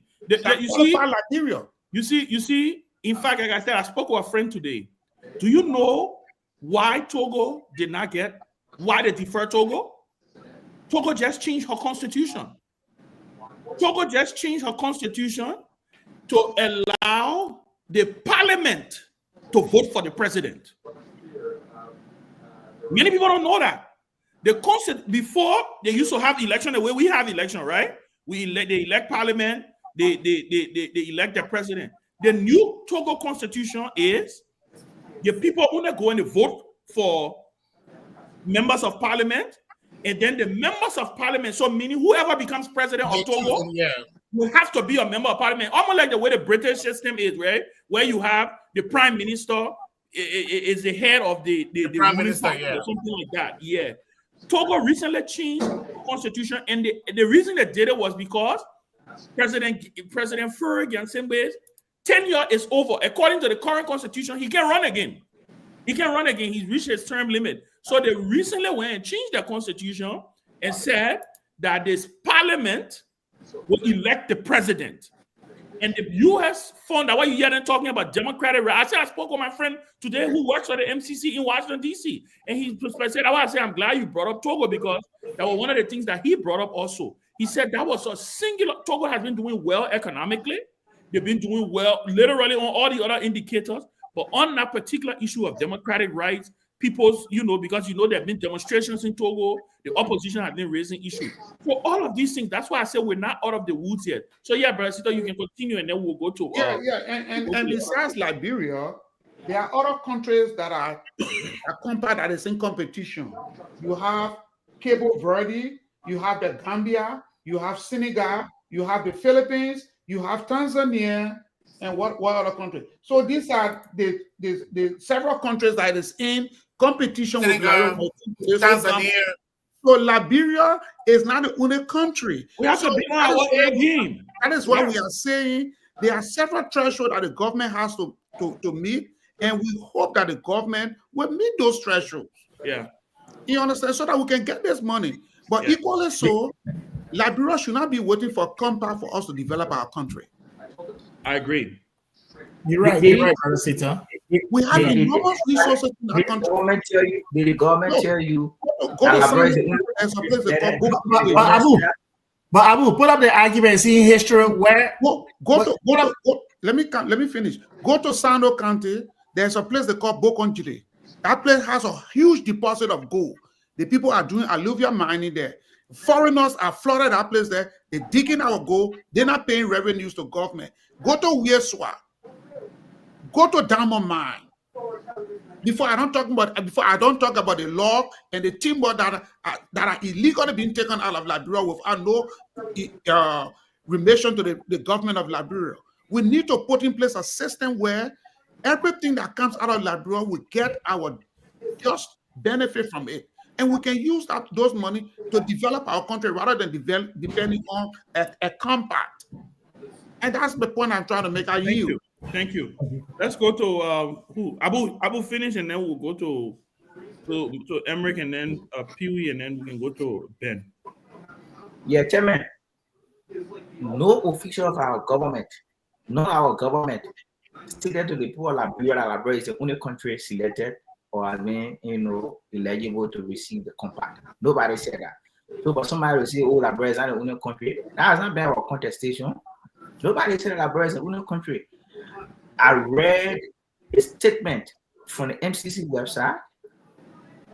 Liberia being one of the countries, highlighted to receive 500 million. That's not the making of the government. No. Up to, remember again, let's provide up to 500 million. Up to 500 million. Yeah, you are eligible to receive up to 500 Exactly. Up to 500 million. So for somebody to come on the issue and think that we trying to fabricate lies, that's not it was communicated to by the press, it was communicated to by MCC to the president.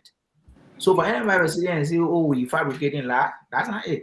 And quickly, right, Chairman, I just read the release from the U.S. Embassy today. I just read it. They said, "Oh, you just read it." Dan, you gotta give me a break, man. You were let him finish. I beg you, man. You were speaking. So I read, and the U.S. Embassy is monitoring all of the eligible countries to demonstrate commitment or to continue commitment to what led them to where they are today. No, the U.S. Embassy is talking about Liberia, right? That's what I'm saying. The other countries are no exception. Okay, go ahead.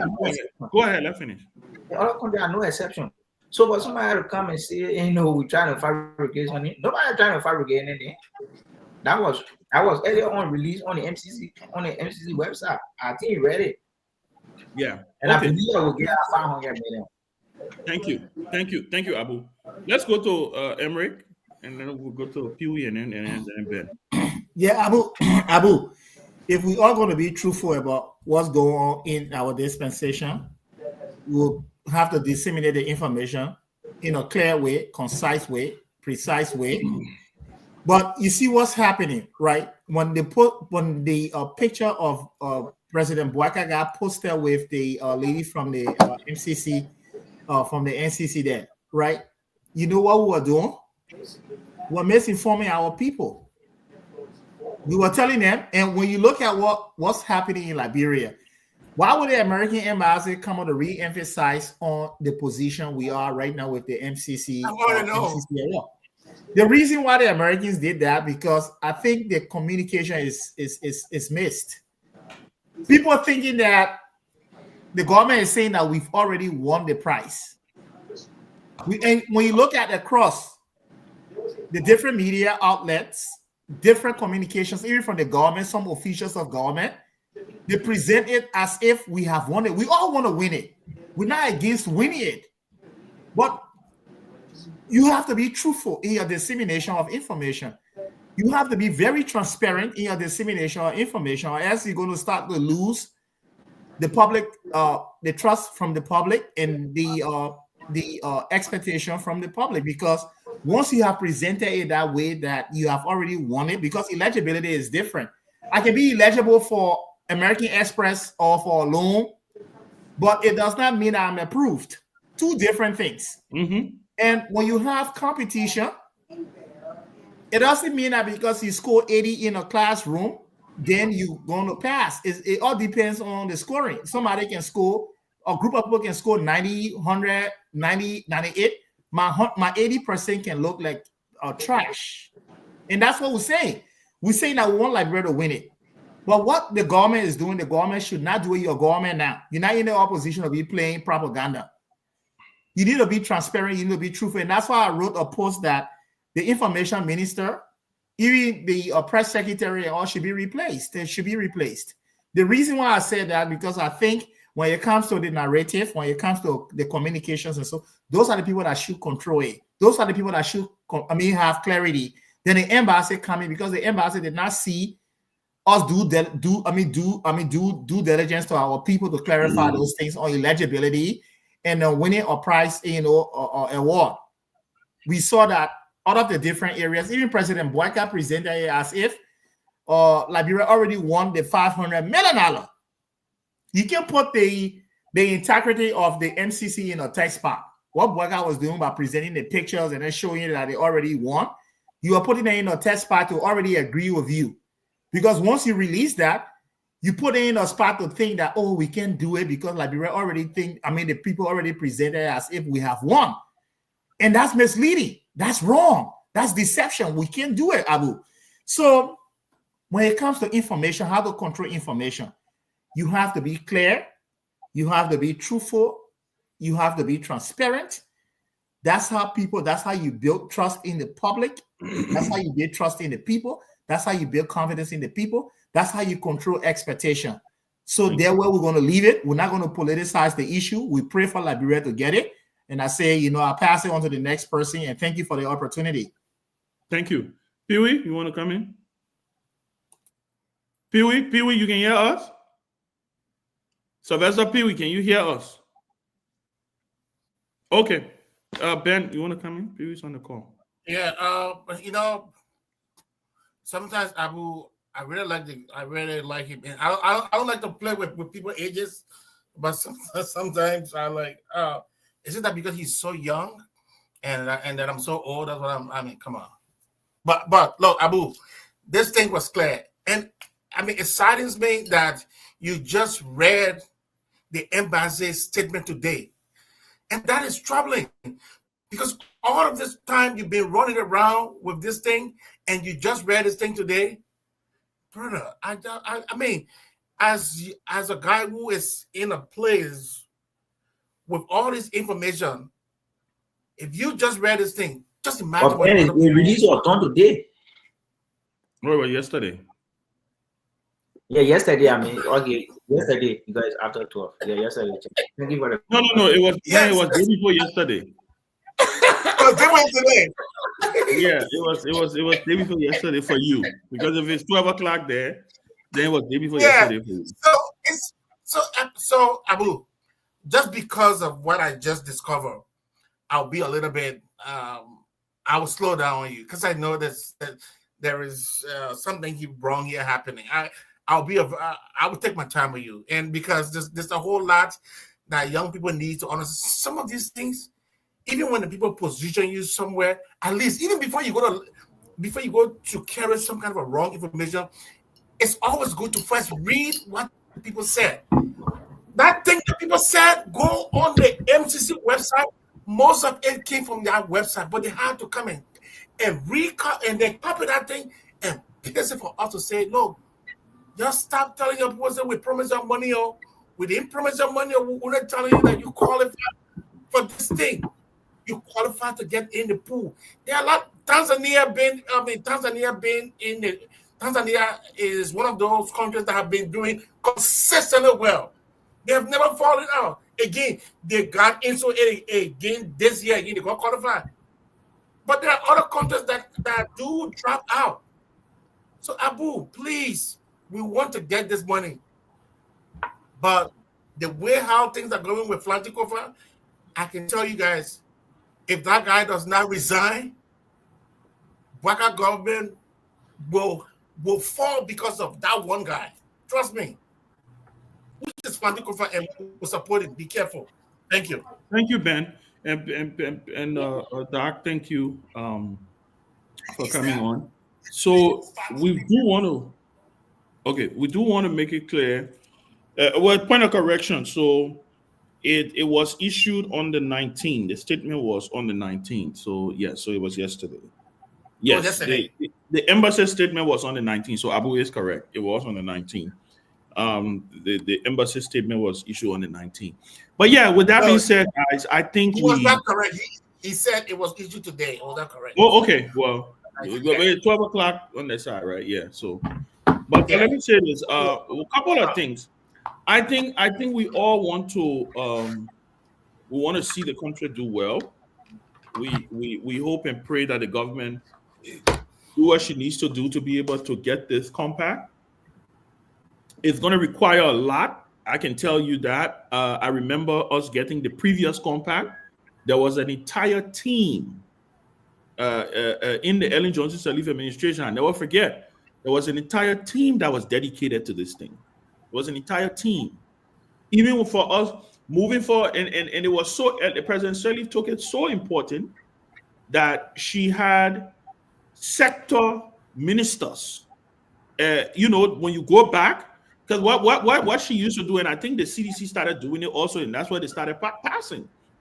They will go back and look at the previous report and see where we didn't do well. And then they will focus on that area. They will focus sector ministers on that area to say, you know what, we got to make sure we do well in this place. So it's not going to be easy. It's going to be a lot of work. They're going to have to put the A game on. Like I said, the people are going to be watching every little thing that happens. The good news is that we are eligible, right?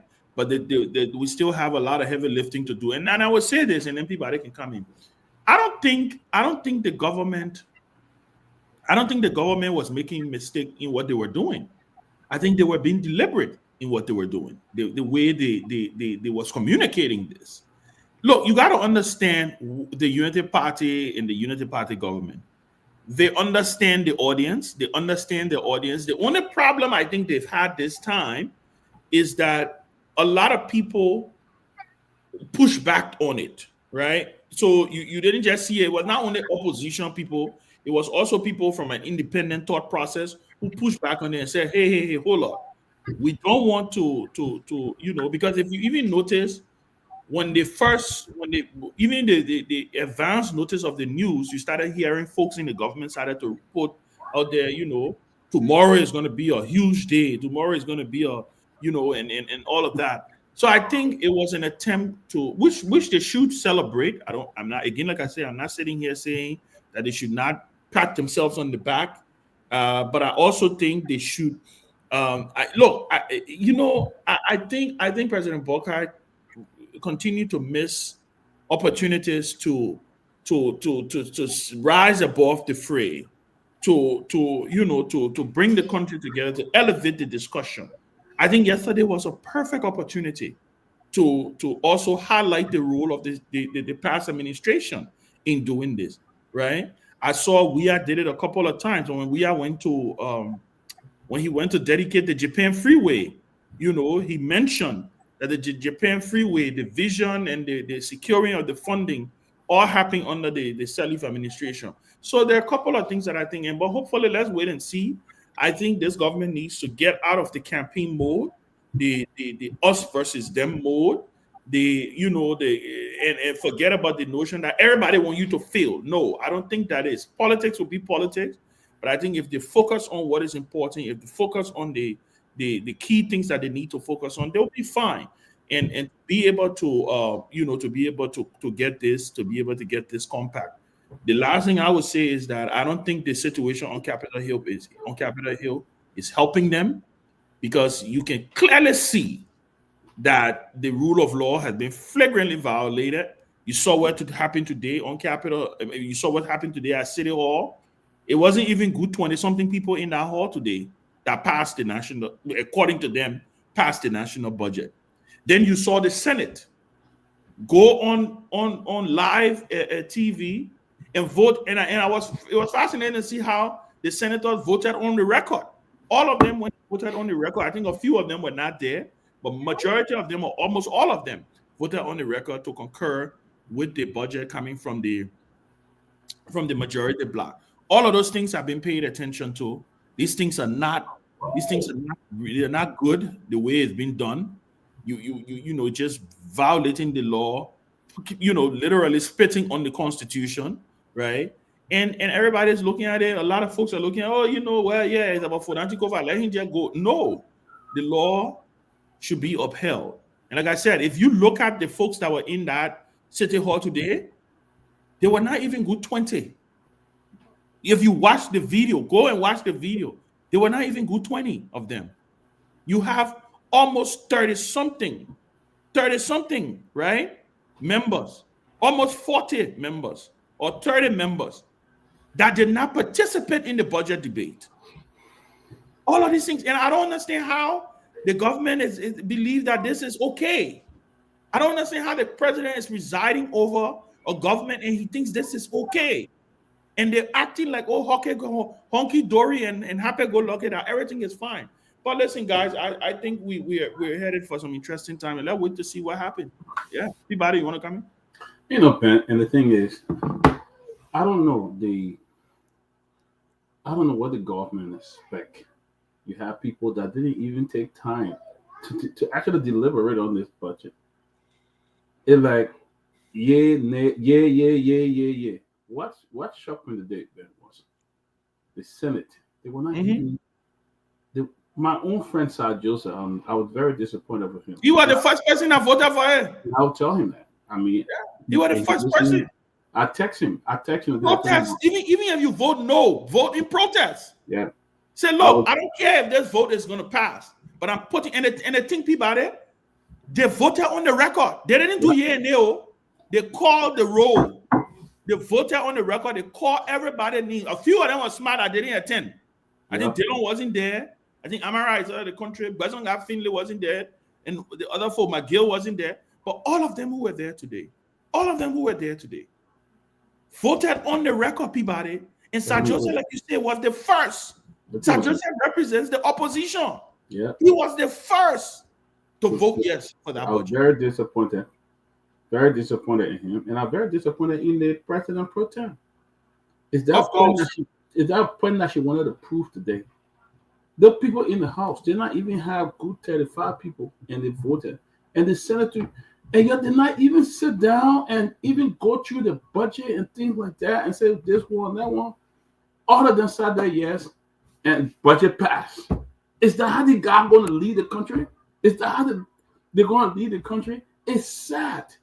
You know, it's sad. And we keep talking about what the Black administration is doing. They are shooting themselves in the leg because what they are doing to Chairman Kofa, Speaker Kofa, it will go and hunt them in time to come. It will hunt them in time to come. You got a body, an illegal body, disorganized group, all in the interest of getting instant gratification. They are forcing themselves in there instead of passing law. Is that good for the country? I should look at those people sitting at City Hall today.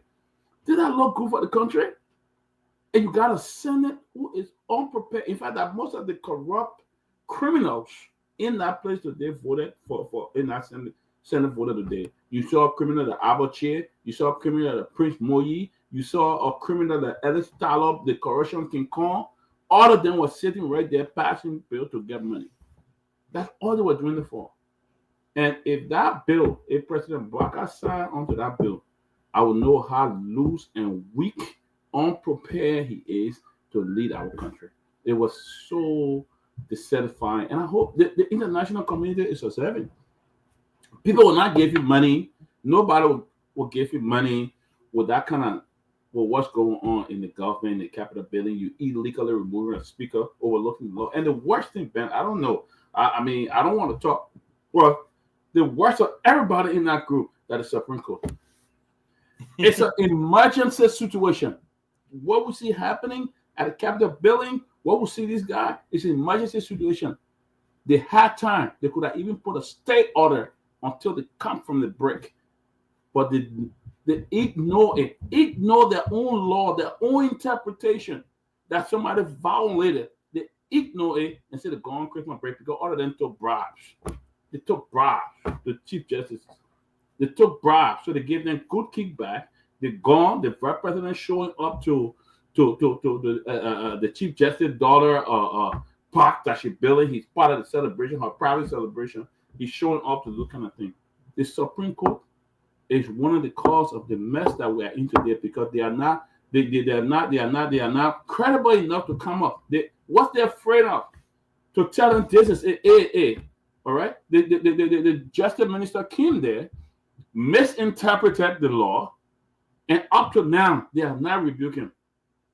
What kind of justice system we got in that country? What kind of justice system we have in that country? Up till now, the Supreme Court has not said a damn thing. What? Because the Vice President there is passing hand out.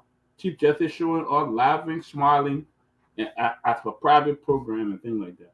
Like you and I read, that country people can kill you and nothing come out of it. That's the kind of country we have. Who want to go spend 2, 3 million, 20 million in Liberia City investing in the private sector? When somebody rob them, what will become of them? Nothing. And that's what we're seeing every day. Our justice system is broken down. Can you imagine the Supreme Court of the United States passed a law and then the Attorney General said you want to interpret it? And then at the end of the day, the Senate, led by not Mitch McConnell, what's it, Schumer.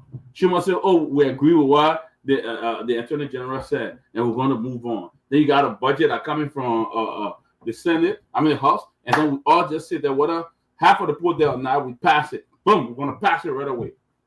We're in a crisis. Liberia's in a crisis. I'm gonna say this. Liberia's in a crisis. But let me make this announcement.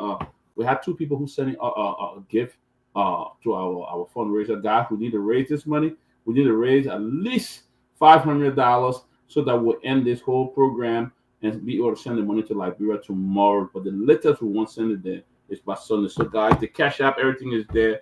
Please donate to our Cash App. We need to raise at least $500 or $600. All right. Thank you. Yeah, it's great. Yeah, I think we Ben, you want to chime in on this whole budget thing? You muted.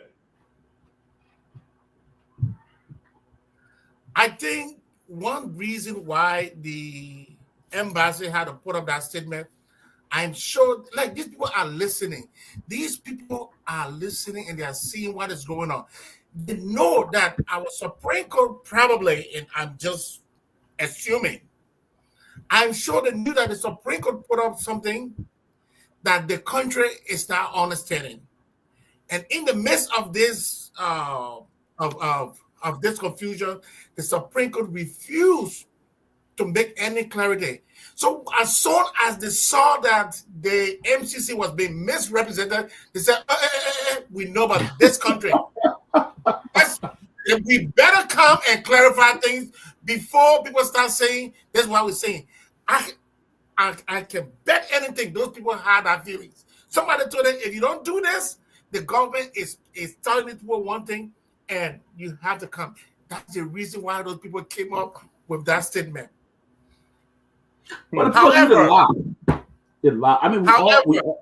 yeah, go ahead. For these guys, Christmas gift, I want to challenge what is his name, the guy who always cussing everybody here. What is the Jallah?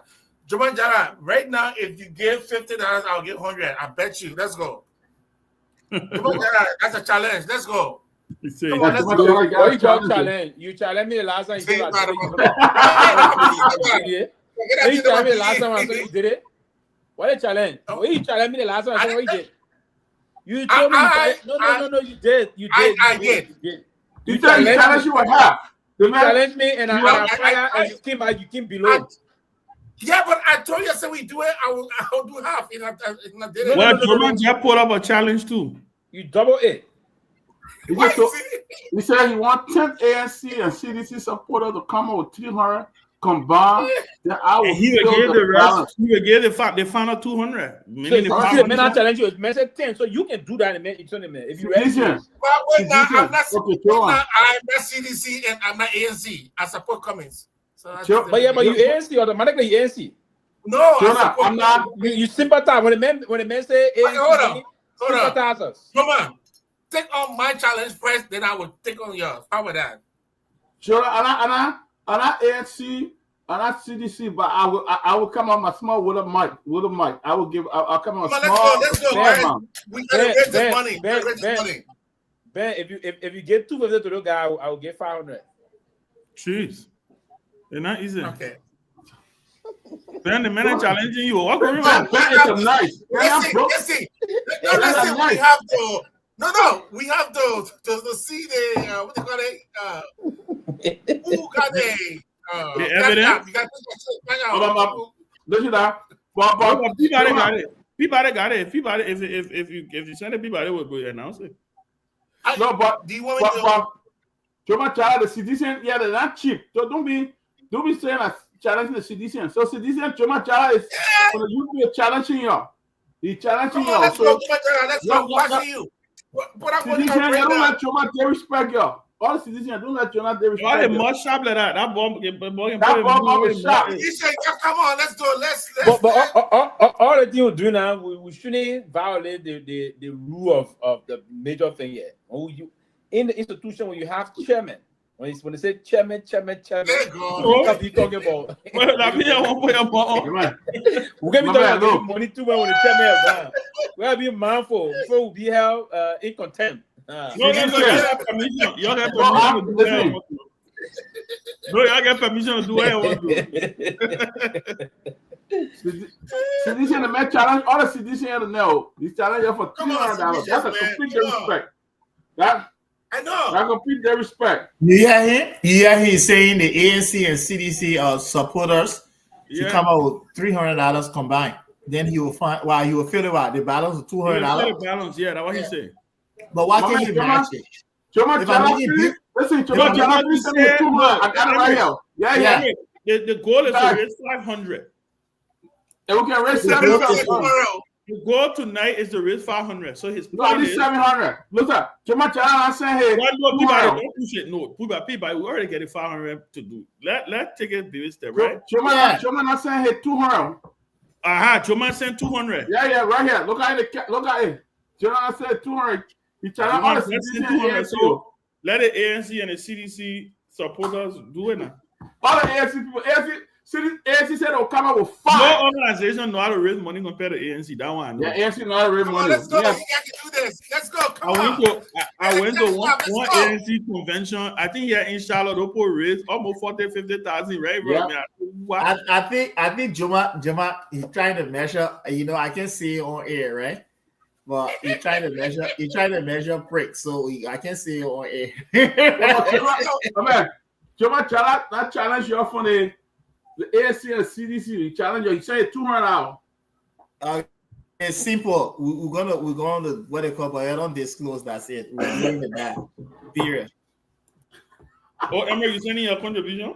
Yeah, I will send my, but I don't like disclosure though. So also, when I make it public, okay. Yeah, it's a non-disclosure. Once we hit the 300, we announce that we hit the 300. We're calling the name.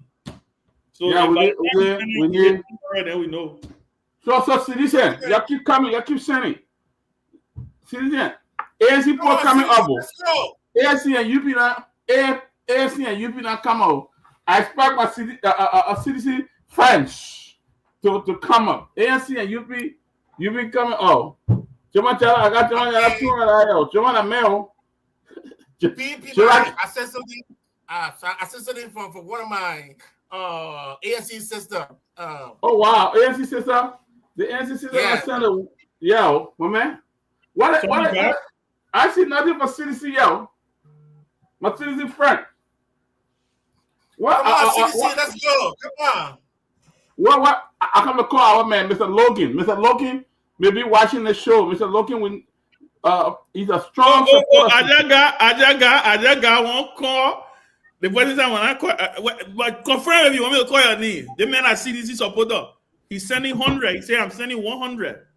The man said, you confirm you want me to call your name. Tiola Gibson from the ANC. Tiola Gibson, please.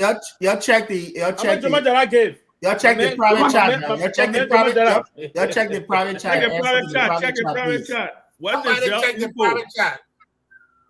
But you're gonna be reading. Sorry, Emery. Okay. Let's go. We got this. Let's go. Yeah. One ANC supporter, sympathizer, you're not ANC member. He sent 50.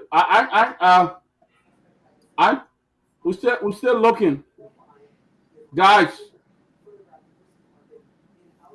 Well, CDC brother, those CDC will send $1,000. Watch, CDC getting mad. You gotta put fire on that brimful bags of boom sometimes. Well, CDC got no jobs, so the guy is easy. So you see. You better start on you got power, my man. You got to understand. You better take a small thing now. Ain't no Jallah. I just did. Jallah, I just did. He just did. He sent And Peabody. check the private chat. What Emmerich said. Yeah, no, I got it. I see it down the screen now. Okay, you see it? Okay. Yeah. Thanks. We waited for CDC to come bigger. Sylvester, you are sympathizer of the CDC. What you calling them? Who you calling, Sylvester? You're sympathizer of the CDC. Who you calling? Sylvester Kim Bigo. Let me be honest. Sylvester Kim I did already. I did. Ben Kim Big. Jallah is challenging all the.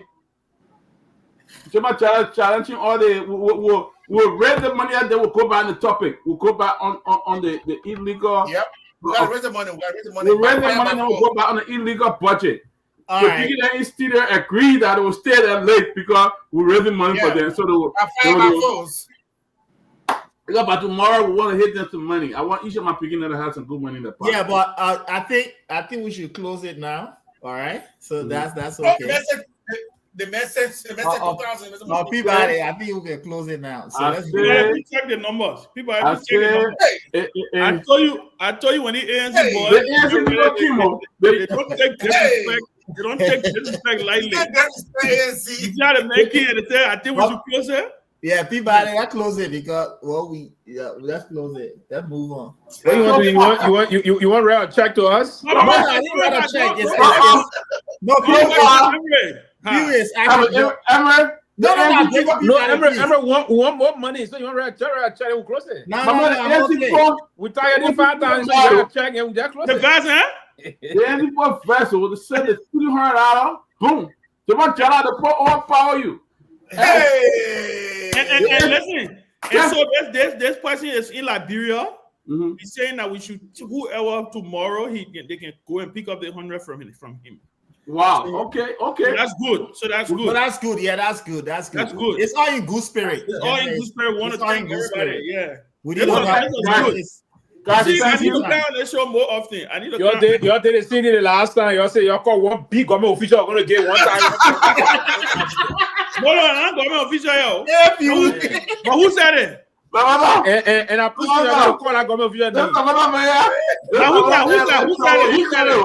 Oh, the last fundraiser we were doing, that people call that they say no too many jobs. Call that so one big they call the person. The person say looking online, and the 1,000 person didn't give it.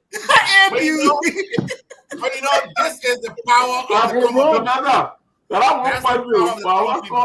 you that special. Oh no, yeah. You know? Big government vision, very big government vision, very big. Is the Christmas season? I think they deserve it, right? You know, we want to thank everybody for. And this is the power of the common people, what they can do. You know. Yeah. That was nice. That's great. I think this is good. This is good, and we want to thank our folks for doing this. Hey, Kev, I'm sorry, you pledged $50. Kev, send your money now. We're waiting.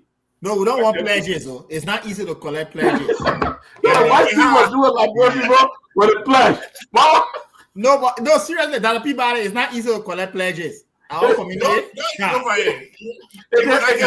can spark friendship. Yeah, when you call it, they can say that force now. So let me tell you something. So I was collecting money for one little kid last week. And then so 2 person promised me say, you know what, I will send it on Friday. But the guys are blessed. The money so bad. So I sent the money. So this week when I went back to them, and they go, hey, you already sent the money. I'm like, okay, that's okay. You're not putting your on Love Hopkins.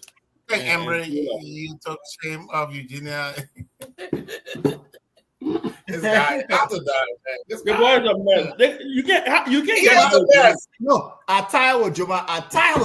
Now, when he comes to you gotta get Presley. Yeah, attire with Joma. Joma, I'm my best friend now. You can't get Joma. Oh yeah, attire. And the man who will deal with you.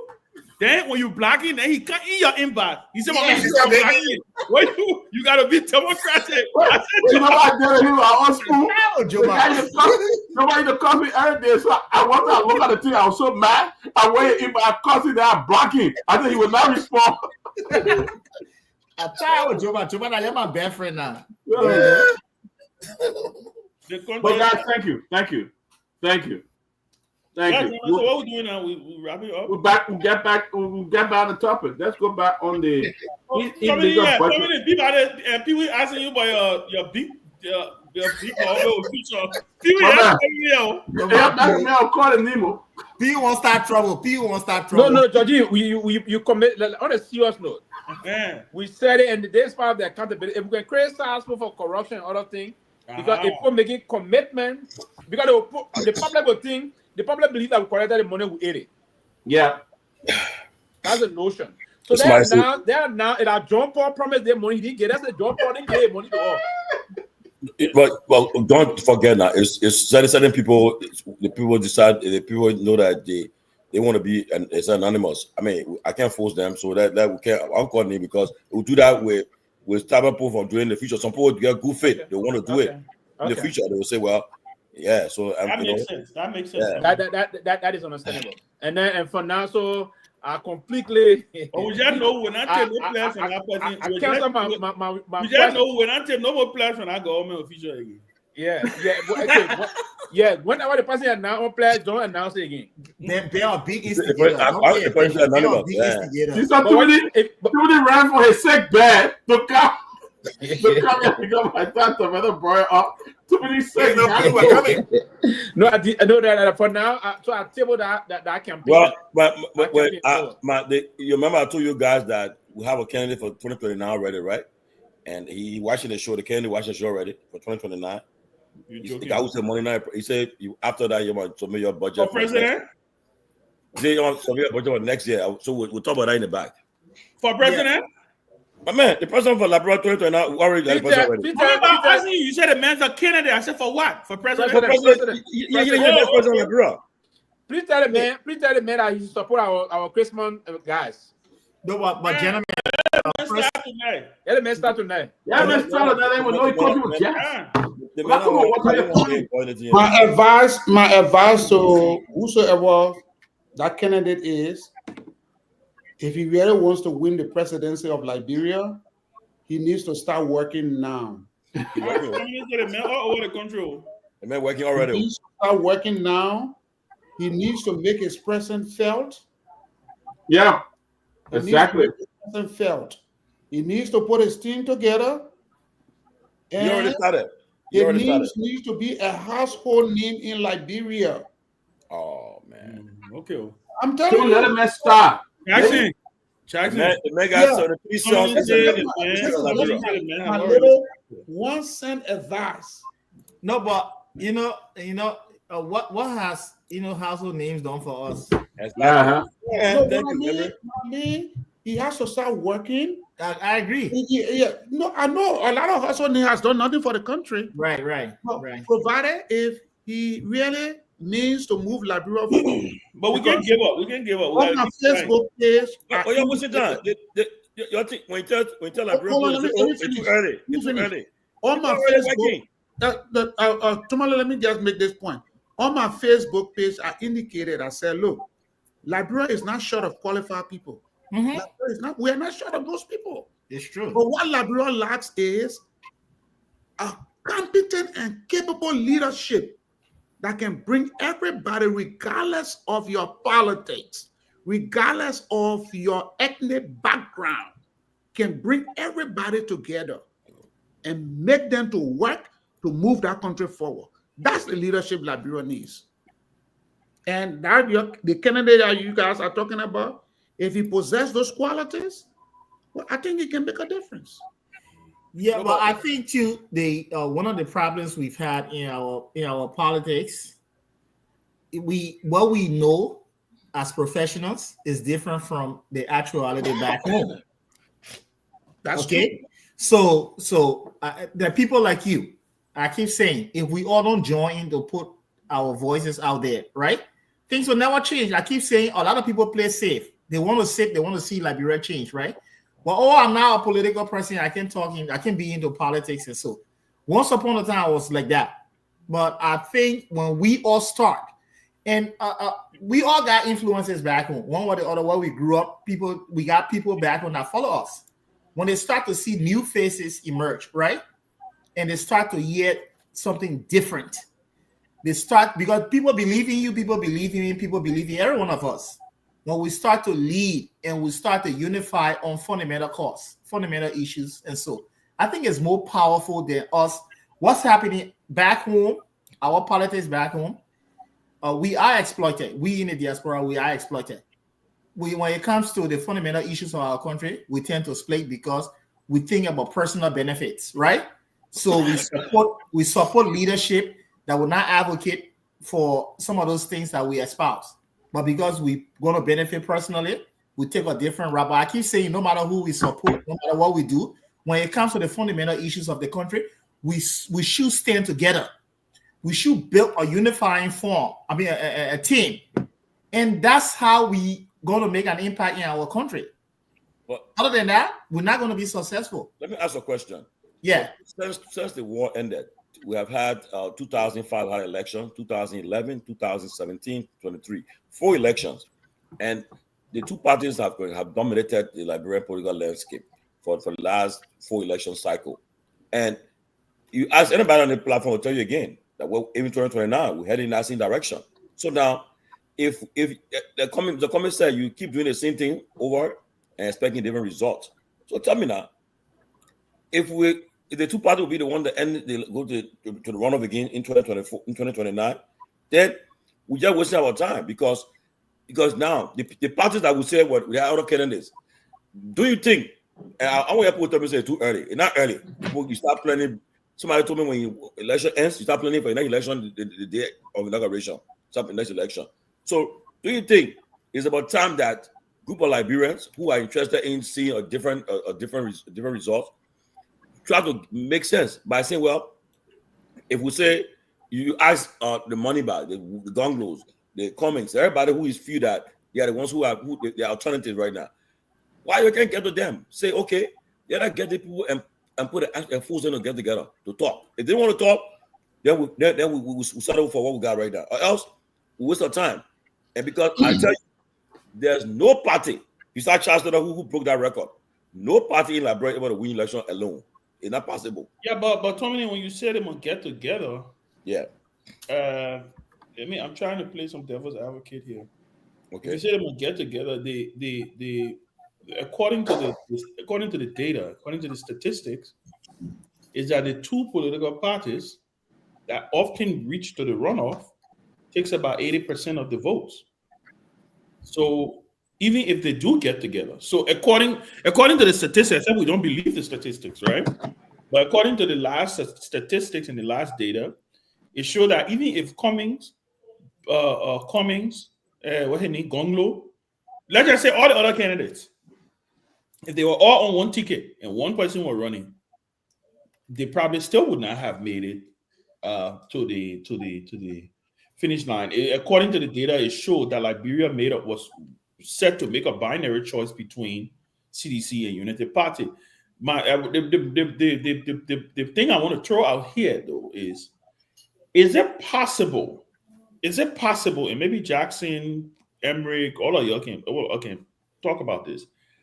Is it possible to join these parties and bring, since the Liberian people, is it possible to join these parties? Is it more about the candidates or is it about the parties? What do you guys think? I think it is more about the candidates than the party. You see, Liberian politics is identity politics. People want to identify with the leading candidates. Okay. So, but what Liberian politicians are missing is that you don't have to be president before you make an impact in Liberia. You have a House of Senate where you have a group of people who don't have any spine, and yet instead everybody wants to be president. What is wrong with the Gongloe, with all of those people who wants to be president? What is wrong with them going to the House of Senate? What is wrong with that? I think they can make a serious impact on our governance structure.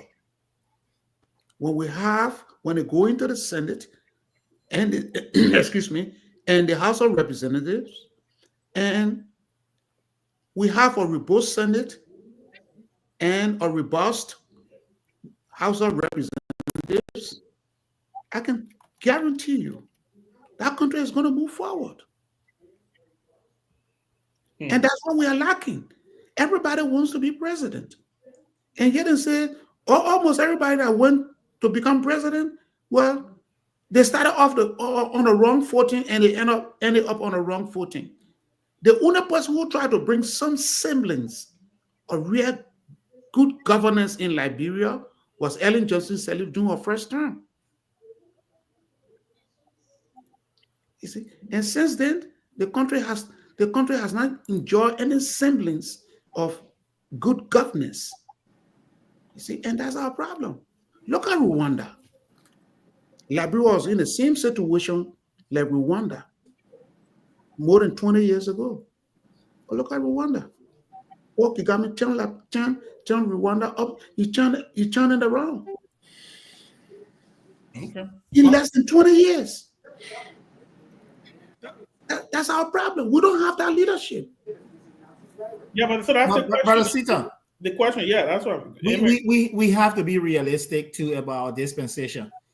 There are certain things you do in life, you have to calculate the risk. Mm-hmm. For instance, you're a soccer player who's in the Premiership, all right, and you see yourself now, you don't have any contract in the Premiership, and say you want to risk it to go to the third division and second. You know what's happening? There's some devaluation in it. If you don't become successful, you die, your career is dead. So I'm not saying that Gongloe, there's no guarantee. My point, there's no guarantee that Councillor Gongloe, Mr. Cummings, they all can go and win an election for a senatorial race or representative race. There's no guarantee. And what happens? You kill, by default, you kill your political career. Emmerich, let me ask you a question while you continue. In hindsight, you've been a solid, consistent supporter of Mr. Cummings, right? In hindsight, do you believe if you were to take stock, right? Would you have advised Mr. Cummings to do anything differently? Would you have advised him to run for the Senate? Would you have advised him to run for? Take an example. Let me give you an example. There's this argument out there that when the seat Dillon currently occupy, right? And when that seat opened, when Geraldine Doe passed, it was right after the elections in 2017. President Weah government had already started faltering, and we had a June 7 protest. There was a lot of things that were happening, right? Would you have, if we were to relive that moment, would you have advised Mr. Cummings to array him for that seat to be senator of Montserrat County? This is my whole take on it. You see, the reactionary approach is not good for leadership. Reactionary approach, you want to be proactive. Mm-hmm. When you have the reactionary approach in leadership, it's like you move by sometimes too by what someone is saying or what people are saying. And sometimes too, it's not a good thing in leadership. When you have been tested, you have had the experience. There's no form of arrogance or ego when your mind is set on certain adventures, and so there's no form of arrogance. But at the same time, too, we have to weigh in to know that if you say you're going to run to become, even though you have presidential ambition, if you're going to run as a senator or representative and it failed, that can completely destroy. So that's what I'm asking. I would not. First of all, I will give two scenarios right now. When we talk about the country, I would not have advised him, because his ambition is to run and know what's happening now. From his vantage point, I would not advise him and say run to become senator, run to become representative, right? Because if he does not succeed, it kills everything else. He's done. So you don't think? Let me and again, I'm playing devil's advocate. And do you don't think Cummings would have? First of all, I think if he had ran, I'm not saying he should have. I I believe if he had ran for that seat, he would have wanted. He would have wanted a landslide. I mean, based the question is based on what measures or what metrics or what benchmark. But if Dillon, trust me, if Dillon could have won that seat, because at that point in time, the CPP, it wasn't. There was not even a CPP with nomenclature. Dillon first election. COP, your honor. The opposition, everybody was together, right? Yeah. I think Cummings would have won a landslide victory. And do you believe, and if, let us say, if he had won that seat, do you think Senator Cummings would have been a more formidable candidate in 2023? No, I do agree. I do agree. The reason why I do agree, I have to be realistic. Senator Monserrato. Yeah, but he will have built. He will have 1,000 votes. And I think you're right. He will have built that leadership. People who have seen him being tested. Yeah, seen him in the government sector. People who have seen him being tested in the Senate. Yeah. People who have seen his performance. Yeah, with that scenario, I agree. But this is it. You have to have a contingency plan in life. No, I agree with you. Yeah. Anything you do, you have to have a contingency plan. If he had won, he would have been a disruptor. And that's what Ben's saying now. That's what I'm saying. But at the same time, too. You see, Emmerich, you see, with Dillon, right? People felt that what Dillon was saying. Dillon said that when I get there, when they talk anything they want to do, I can't tell you what they're saying there. I would when I get there, when they want to do any kind of envelope business, I can't run my mouth. I will be running my mouth. I'll be the light there. But later on, again, I will tell people, right, in this country we're in, those that run for House or Senate representative, yeah, most of them are millionaires. And in our country, you put hustlers and poor people there, forget it. The person, the money, I think this is my point, right? This is my point. The money the person spend it to boss people in, to try people to vote for them, they will get their money. They won't get their money back. Okay, they don't get their money back, and that's what happened. And then number two, until they can realize that when you become an elected official, your duty is not only buying baby diaper Tomalin, you know what I'm trying to ask? Look at, and the reason I'm asking this question about the we are experience, right? Not even we are. Okay. Forget we are. We are in another league by himself, right? You know, whether he was going to be senator or he was always going to be a formidable presidential candidate. Yes. I think the senator thing, he just did it as an icing on the cake so that he can check off that box where people say, oh, he didn't get government experience, right? Yeah. But look at Musa. Look at what Musa has been able to do, right? Look, I told somebody the other day, Musa has been the most, as far as imaging, Emmerich, all of us can accept that. When you talk about imaging, prior to Musa becoming member of the House of Representatives, everybody used to call Musa. When was the last time you heard anybody use the word FIFA next to Musa name? When was the last time you heard anybody use the word FIFA or FIFA role or all the things they used to say about Musa, right? Musa became member of the House of Representatives, working in his district, and like Tomalin said, millionaire. He released it. Imagine Alexander Cummings releasing his asset declaration. Let me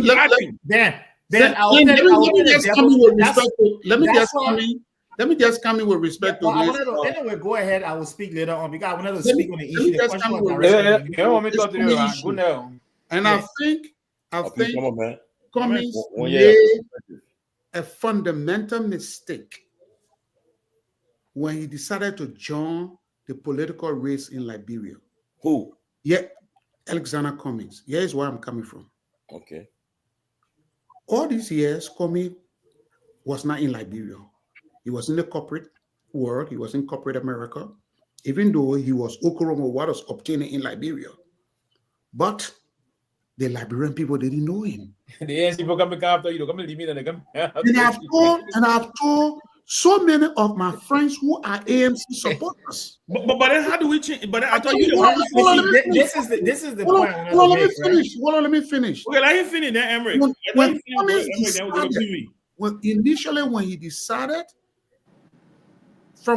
in my mind, I think the first thing he should have done. Hindsight 2020, guys. That's hindsight 2020. I think the first thing he should have done, he should have first, maybe he came from Maryland County, go into the county, lobby with your people in the county, win a senatorial seat. Okay, so you agree he should have been in the Senate? He should have been in the Senate and build his political career. Yeah, okay. So I agree with you on that. You see, Ellen Sirleaf was a household name before she even decided to run to be president. Agree. That's why I asked Mr. Sita, but I want Emmerich to come in to be fair with him, and we'll go to Pewee. That's why I brought up the conversation. I don't believe Cummings should have ran for senator in Maryland. Maryland's a small county. You want to run for president? I think he should have ran. I think he should have ran. If I was advising Cummings to run for the Senate, Montserrado was the county. Montserrado was the county, the microcosm of the country. Yeah, but I agree with you. If Dillon could pull 200,000+ votes in Montserrado County with a united opposition behind him, Cummings could have won Montserrado with 400,000+ votes. Clean cut. Because guess what? Everybody would have known that Cummings was doing this as a springboard to becoming president. Just like how when we ran for the Senate, when we ran against all the people that used to tell us, say, oh man, that man running for that man won't try that man become senator so he can be president, right? So Emmerich, I want you to come in to close on your thought and then let's go to Pewee. No, Ben, I'm not disagreeing with you.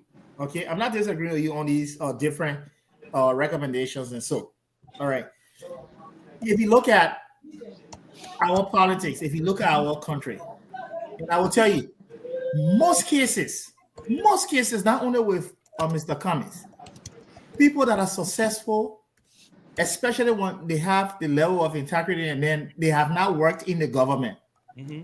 Our people, because our people, they have not come to that term of understanding how to build us out of corruption, and so you get antagonized by a lot.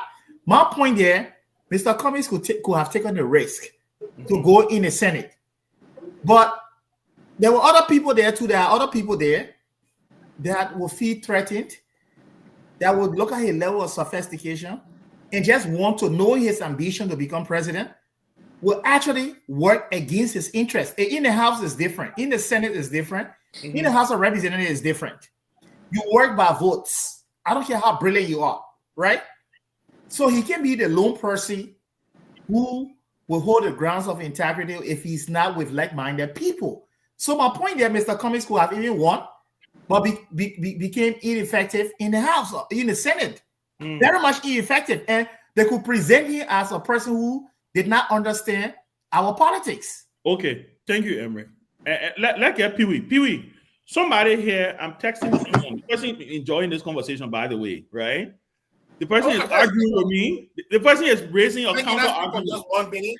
No, Ben, 1 second. I beg you. Ben, you're not 1 minute. Don't even go there. You always wanted 1 minute. I know. Like, by that Pewee one thought you say you want 1 minute now.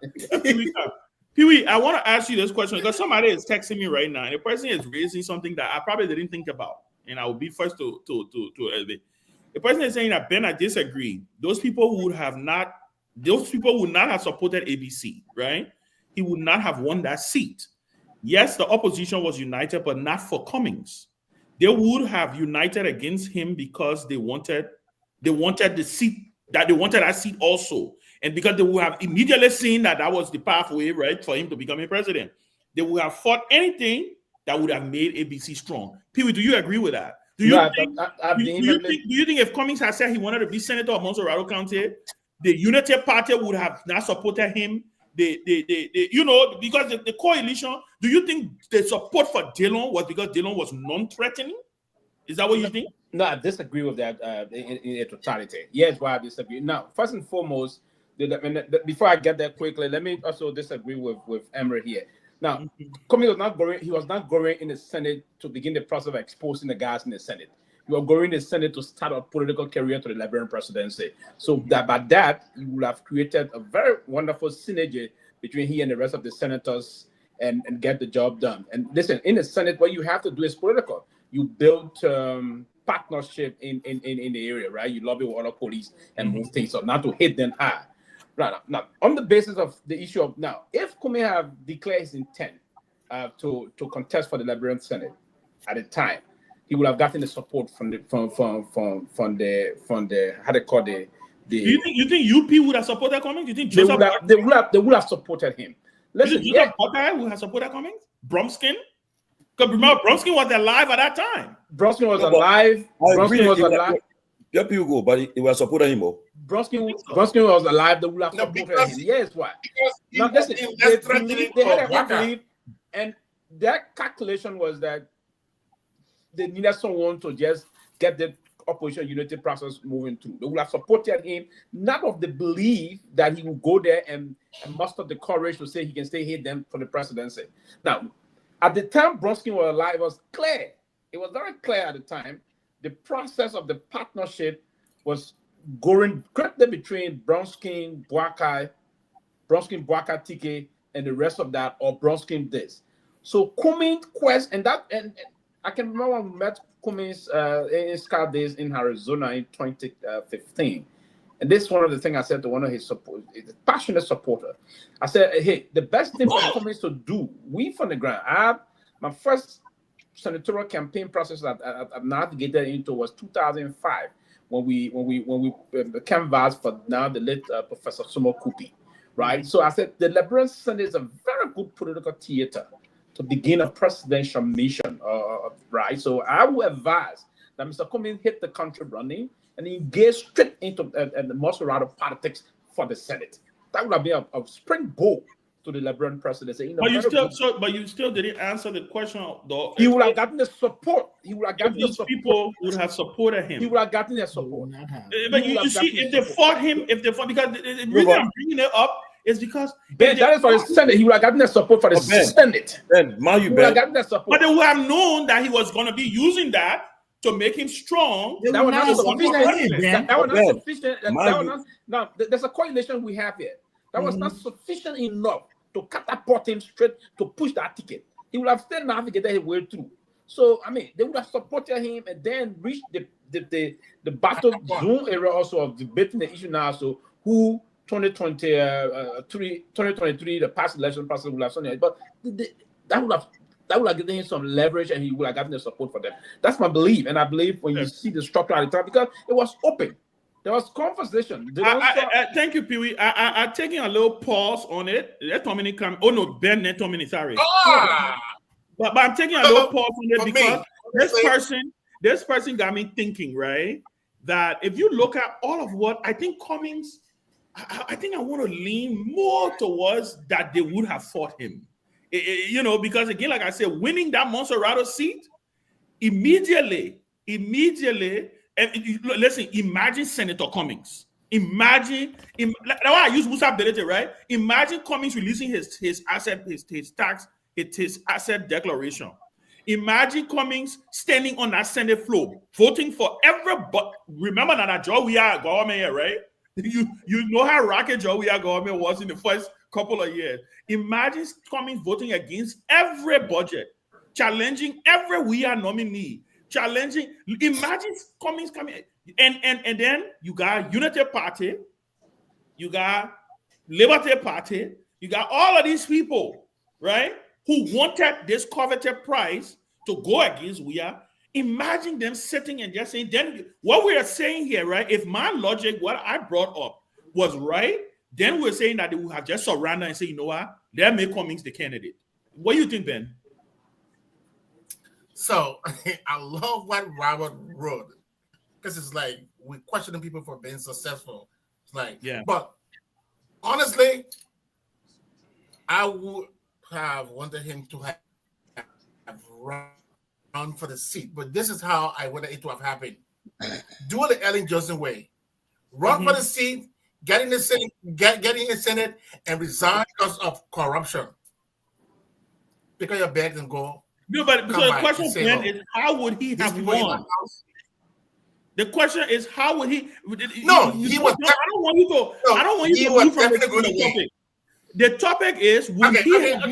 Let's just say. Yeah. Very quickly. Let's just say he had own support heavily in Monserrato. Okay, so that's where I was going. I wanted to ask that question. Yeah, would Cummins have been able to win an election in Monserrato without UP support, without the opposition united around him? Would he?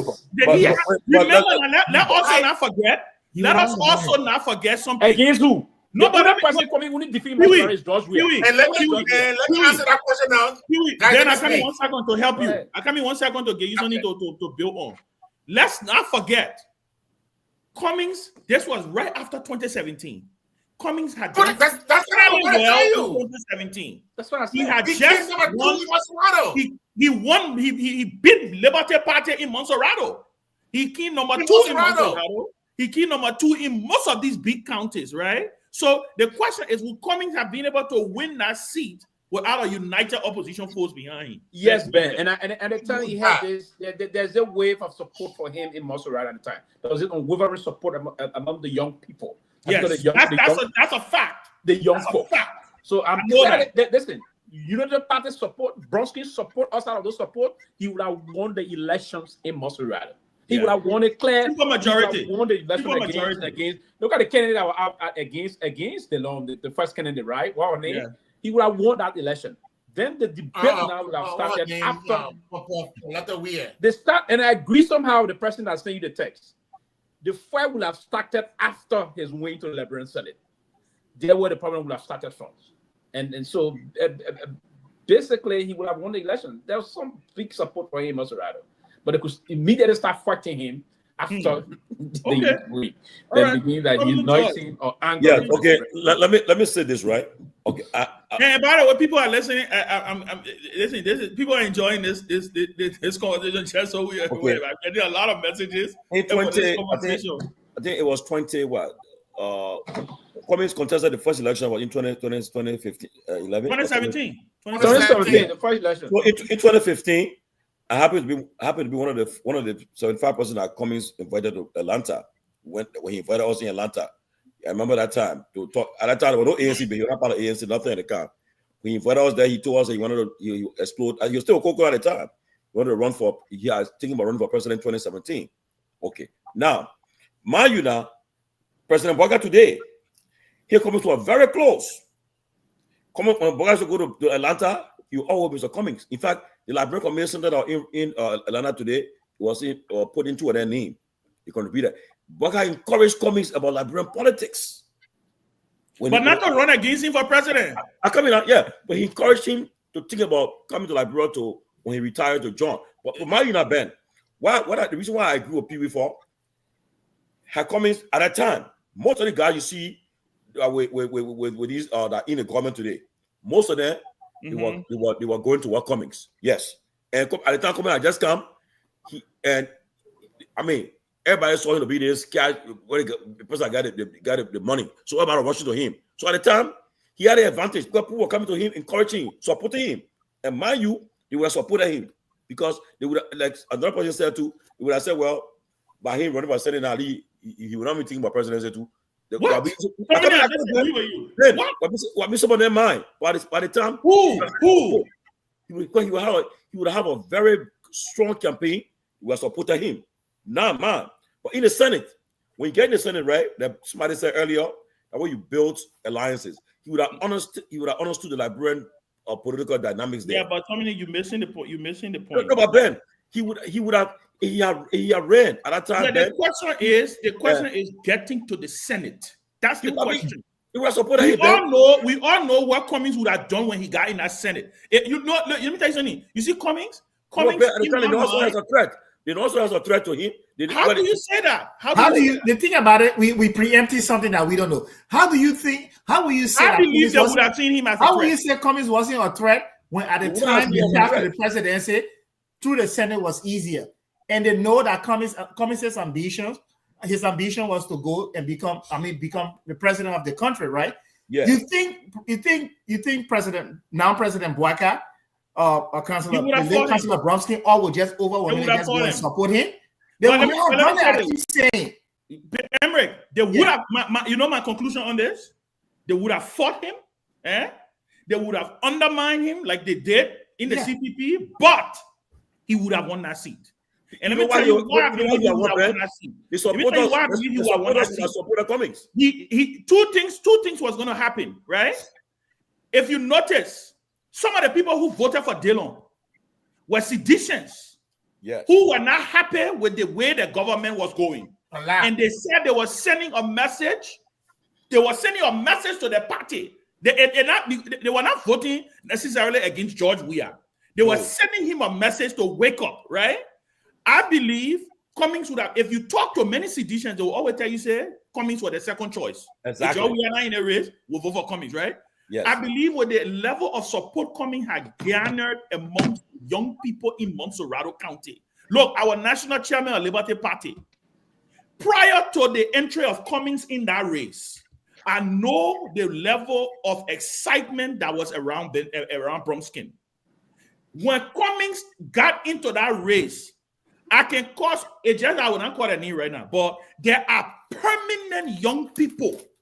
I'm talking about young professionals that control a large base of young professionals in Montserrat. I'm telling you right now, they would have supported him. Activate to Cummings. The leaders who are going one way, they would have supported Cummings. Yeah, because you know what they said?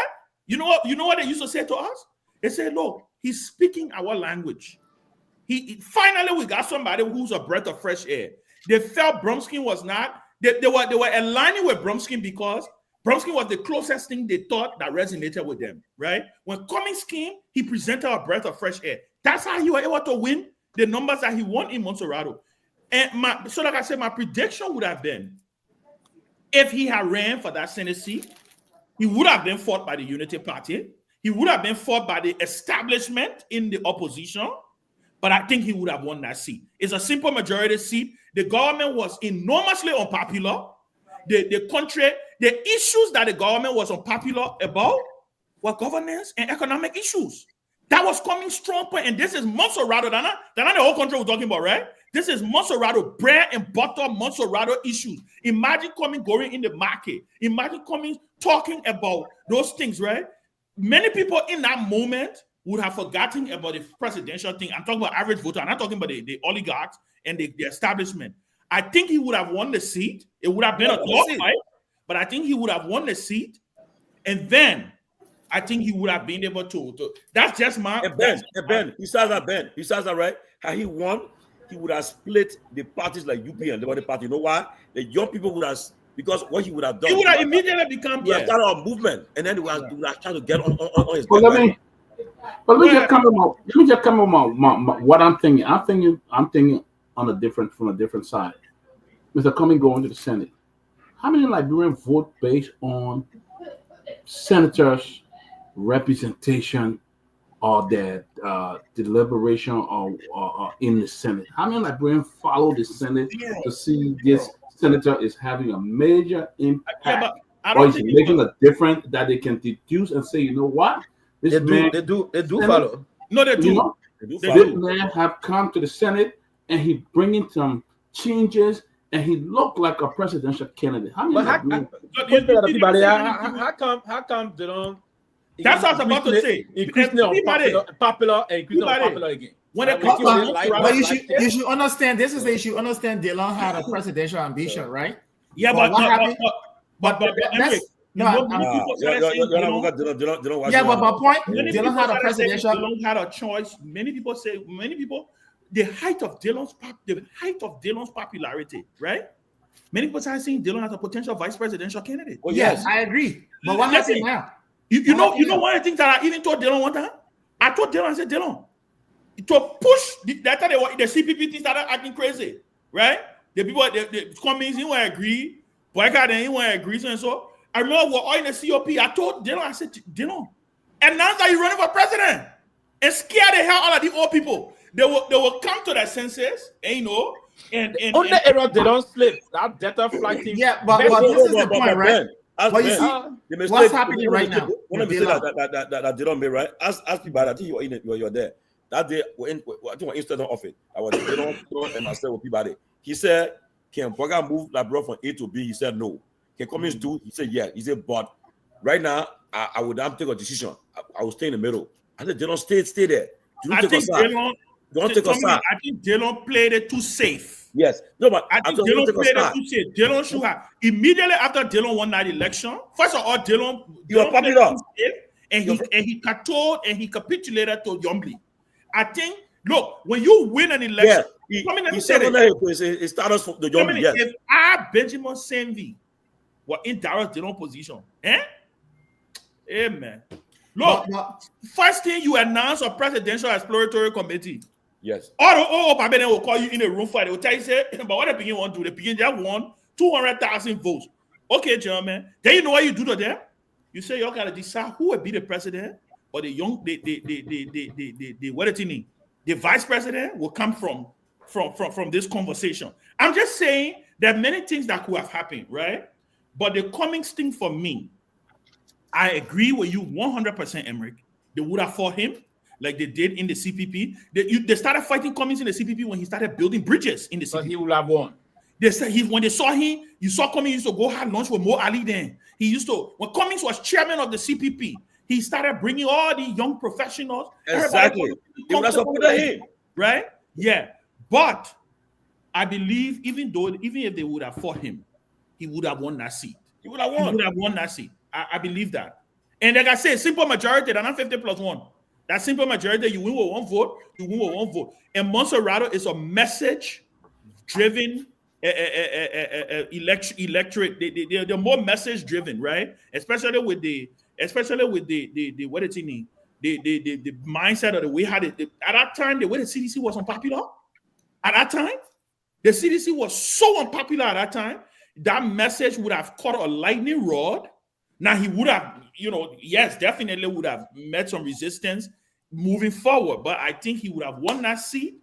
I think he would have been more formidable. But again, like we said, like Anthony Gay like to remind all of us, it's still early, right? Let leapfrog into a conversation. But let me bring a color on. Okay, one second, people, before she can on, or he or she. We let leapfrog into where is Cummings today? Where is Cummings today? And where will Cummings be in 2029? Go ahead, everybody, with your caller. Go ahead, Abraham. Yeah. Thank you very much, man. This is Abraham calling from New Jersey. Guys, Abraham Conner, you don't donate to our Oh yeah, two times. Okay, I don't want to I'll tell you this. For the conversation right on the discussion right now, you guys, indeed, Mr. Cummings would have won Monserrato County, and it would have elevated his standing in the political arena in Liberia, because that's the bedrock of the Liberian politics. If you win it 200,000, 300,000 votes in Monserrato County, that's nothing small. Not small. Definitely, there are no way that those electors going to be oblivion of who they are elected. Obviously, that would have reverberated in the country. So definitely, Mr. Cummings would have won, because I just trended. Remember, United Party you're talking about, they could not be a hurdle. United Party have never won senatorial seat in Monserrato County. So they don't have the history of that. So they could not be a threat to Mr. Cummings. That's one thing. But back to the issue, the discussion about the millennial situation. People need to be reading history, and it will help them, Ben, like you guys were stating.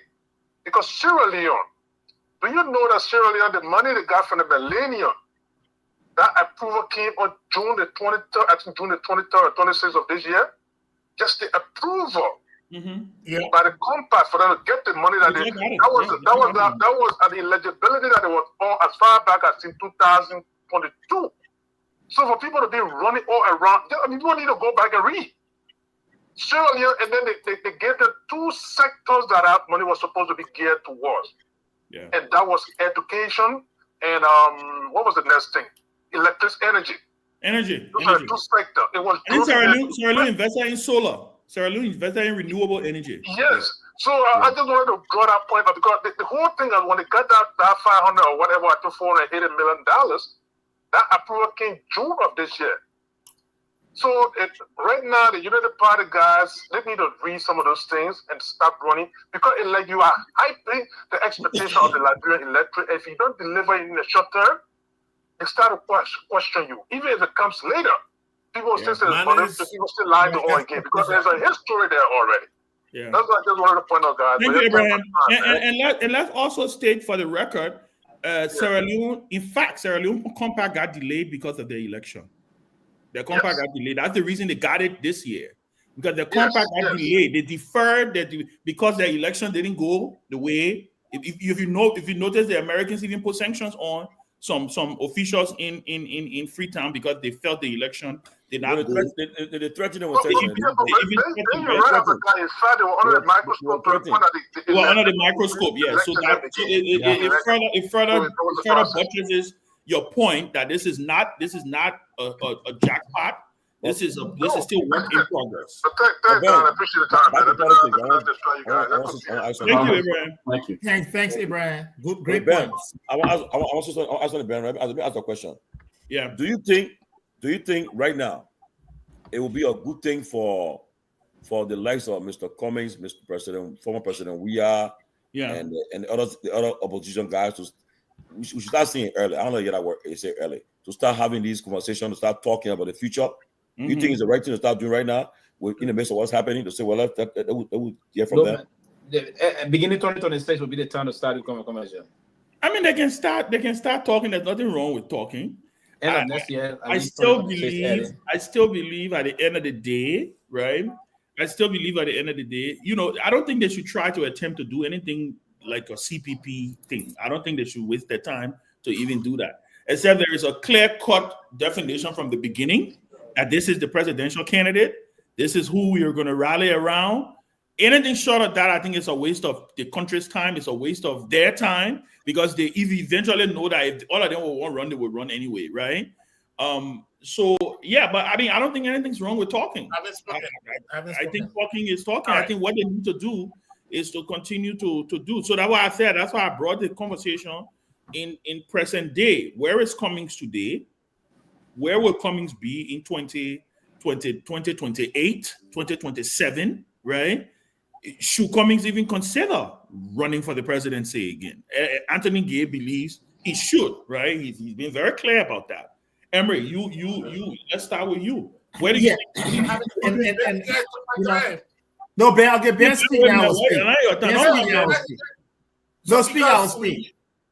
Ben, go ahead, Ben. Go ahead. I'll go after you. Come on. Look, Mr. Cummings should run.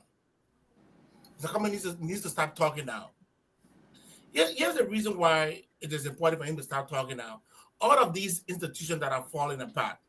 Mm-hmm. If you're not voicing your I mean, if people are not hearing you now, like the police or the army, all the things are falling apart. You can't want to be the president and you allow them to fall apart. Then when you become president, then you start to fix them. You have to start talking now. We see how the police are supporting one group of people and they're not supporting the other group of lawmakers. This is bad. Politicians need to stop saying this. They got to start talking. The likes of Cummings.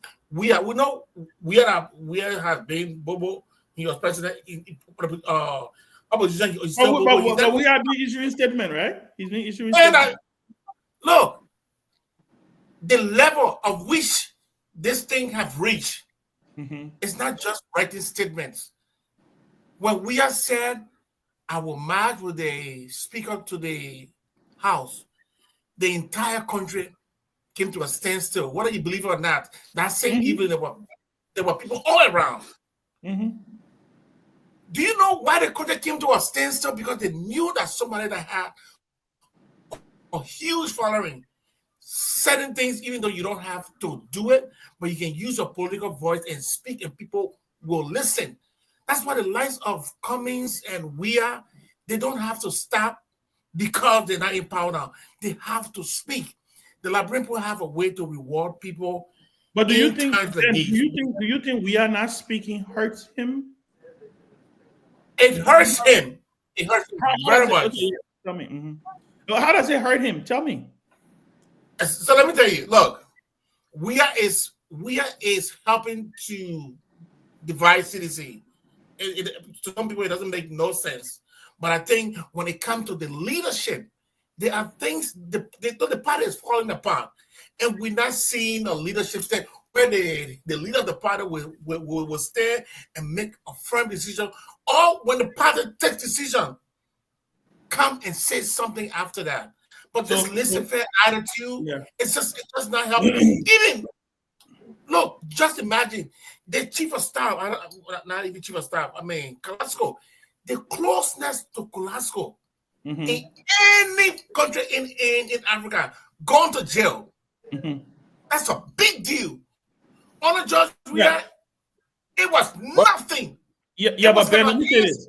Ben, let me say this. I think you're mistaking something here. I think first of all, let me say this to you, and I agree with you on one point, right? I think if Mr. Cummings, and this is if he wants to do it, I don't think Mr. Cummings has decided what he wants to do. That's my personal opinion. Then he's not ready to be president of Liberia. But Pewee, you can say that. You can say that. Pewee, he has to make a decision. The man, this is a personal decision for him, right? I don't think Cummings has made up his mind. That is not what he wants to do. The boycott that President Boycott that he's supporting. I don't support Boycott. I want to. I don't support Boycott. But guys, wait 1 second. I will come to you. No, but I want you to understand. I don't support. I'm sorry. I will correct it. But let me say this. So you see, Ben, contrary to what people think, I don't think CDC is divided. And let me tell you why. There is this thing out there where I think people think CDC got so many power bases. No, that's not true. The power base of CDC is George Weah. In the end, they will coalesce around him. Don't mind all that thing the person talking, that person flying over the place, the person. At the end of the day, there's a long time between now and election, right? And there's the same thing I said the other day. It also happens, and maybe people can bear me witness with this one. It happens with a lot of CDC chairpersons and secretary generals and all these people who get elected in CDC, right? They get these positions in CDC. They enjoy some level of popularity, and it gets to their head, and they forget that popularity is not theirs. That popularity is not theirs. It's almost like it's borrowed popularity because you are in our chair, because you are in our position. I asked the other day, name me one former CDC chairperson or secretary general that have left CDC and have been anything but politically relevant in Liberia. None of them.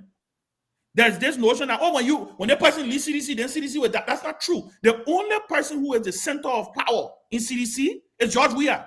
He's the center of power. So the reason I bring that up is to say to you that whether he speaks or not, look, seditionists are already rallying around the head of Weah 2029. They're already there. They're already in that mindset. Now, fast forward to Cummings. I agree with you that if Cummings has decided, that's why I say I don't believe he has decided. And that is wrong for him. If Cummings has decided that he wants to run for president in 2029, I agree with you. It is time for him to get loud. It's time for him to speak. It's time, because guess what? There may be an opening for a third lane. If many voters get to the point where they see a fatigue, right? There may be an opportunity for Cummings to land himself in a runoff. But I agree, if he has decided that he wants to run, he should start speaking like yesterday. Go ahead. Yeah, and let me. You want to speak? Go ahead. People not get off and sleep watching the show now. You see, so let's look at the history of our country, right? We look at our culture, we look at our demographic, we look at all of those things and factor everything. Cummings, when the CPP or before the CPP, Cummings was one of the lone people that actually spoke against the missteps, the ills, the wrongs of the government. Yeah, he was the loudest. Right? You know, I will tell you that culturally, our people, most of us, we are users. We want people to fight for us, but we can't fight for ourselves. Damn right. And Liberians vote where they can decide to vote yes in advance. But the point there, if we can vote based on speaking, Cummings will have been the formidable force in the opposition. People who have supported that. Exactly. And we have to be realistic. Bacchus Matthew, at the time Bacchus Matthew was around, he spoke more than any opposition. True. Right? But at the same time, too, culturally, it hurt him in some ways. He did not gain the gravity or the momentum to become the president of the country. He was somebody who spoke against the ills, and he was brave at the time. The same way you see Cummings today.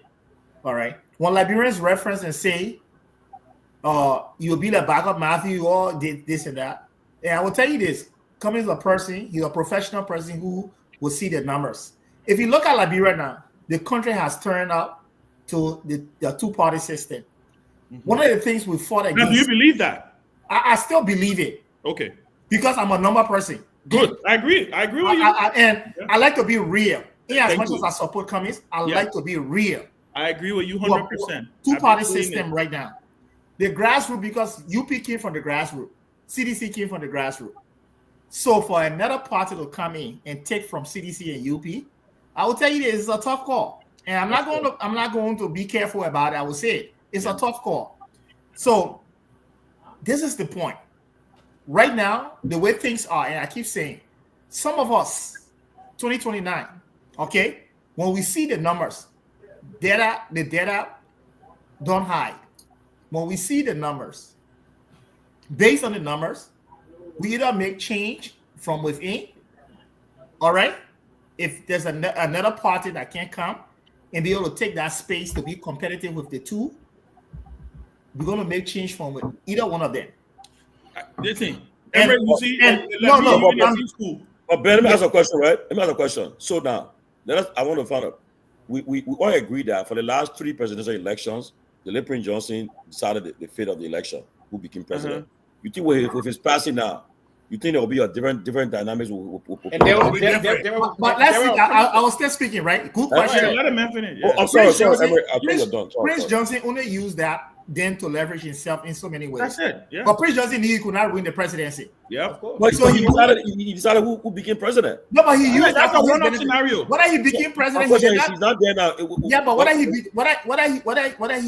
did that, he did that with either one of the parties, right? We're still saying the two-party system because Prince Johnson, whether we like it or not, he was brilliant enough to know that either side was CDC or UP. And he did that over and over. He started with UP or CDC. So he understood our political dynamics. All right. We may not give him credit, but he understood it. He leveraged himself to benefit himself. He did that. My point there, we have not evolved to that point where people will think away from the two parties right now. So who was there speaking? Mr. Cummings advocated for everything. He was loud. His press conferences, he critiqued the government. He did that. In as much as we want that or we wanted that, it still hurt him in some way. Yeah. Okay. What people did, people branded him as somebody who was, desperate. Yes. And those things. I agree. Every pass away. I agree what you're saying. Yeah, and then you see what's happening right now. Right now, when Liberians, the thing about Liberians when they're back against the war, they're looking for a hero. They look for a hero. True. But it's not because they want to support not necessarily that hero. They want that hero to be president. The face with credibility. The face with international recognition. Those are the things they look for to make it easier for the person to support. Mr. Cummings now, he understands that. While he was advocating, they already had somebody in mind, but he was used because of his credibility that the international community will look at him. The press will pick up on what he's saying, and the country will be punished in a way for doing the wrong things. But now what's happening with CDC? CDC does not have that face of credibility, of integrity, and so to speak. That's why they are not gaining the gravity and so they want. But once, I keep saying, and the only way I will recommend, and I always say this, the only way that CDC can be a formidable force 2029, unless former president, he wants to go there and just become that face to say he's running. There's a greater chance based on what UP is doing right now. But at the same time, CDC has to rebrand. If they're going to mean business, they have to rebrand. True. They have to bring people with credibility. They have to be serious. They have to do those things if they want to take down UP easily in 2029. So thank you, Emmerich. And let people come in. But I just want to add a little addendum to what you said, Emmerich. Let me say this. One thing, and I'll give this credit to CDC, and maybe we can pick up from here. One thing CDC have shown is that they know how to build a winning coalition. Now they may not have been able to sustain that winning coalition to the extent where, right, for the re-election, even though they try. But I do believe, and I agree with you on the rebranding aspect. I think CDC needs some new messengers, but I think their core is still intact, right? Their core is still intact. What they need to do is to bring some new messengers. But guess what, Emmerich? The UP is making it easy for the CDC. They're making it so easy for the CDC that if you were to have elections today in Liberia, we have a win on the first ballot. If he put we are in Boyka on a ballot today, he will beat Boyka flat on the first ballot based on what's happening in the country. Exactly. Today. I think what I've seen, exactly, Ben. I agree. What I've seen happening now, at this moment, I think Boyka have made President Weah a very formidable candidate in the race right now.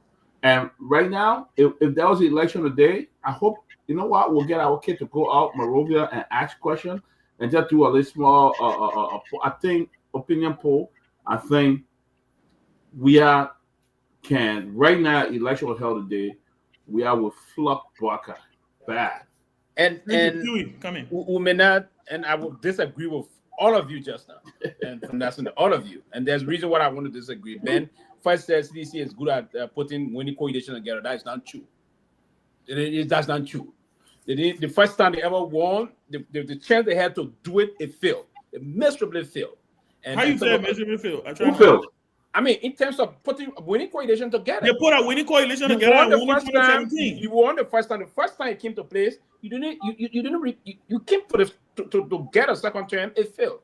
Yeah, but you making my point. That's what I said. I said they put a winning coalition together to win. They said they are good at doing it. If they are good at doing it, you should set record. That's why I disagree. You see, they are good at doing it. That's the record I want you to set. Tell us a second. Yeah, I beg you, Pewee. CDC election at CDC just where UP just won. It was based on CDC never had just propaganda, and that was the beating on propaganda. We're not under propaganda. What else? So many. Primarily. Propaganda. It was not under propaganda. To fix things, we have to, and that's why I like about the Democrat now, what they're doing, they're hitting things up. One of the process you didn't play the game very well. To allow Prince Johnson to slip off you, that was a serious mistake. A big mistake. I agree. Be propaganda. That's true. I agree. Pewee, you're right on that. Came from messing I agree. Prince Johnson. Listen, why will you be an incumbent government that you can put into place a process that you know going to make you win elections? No, Pewee, you're right.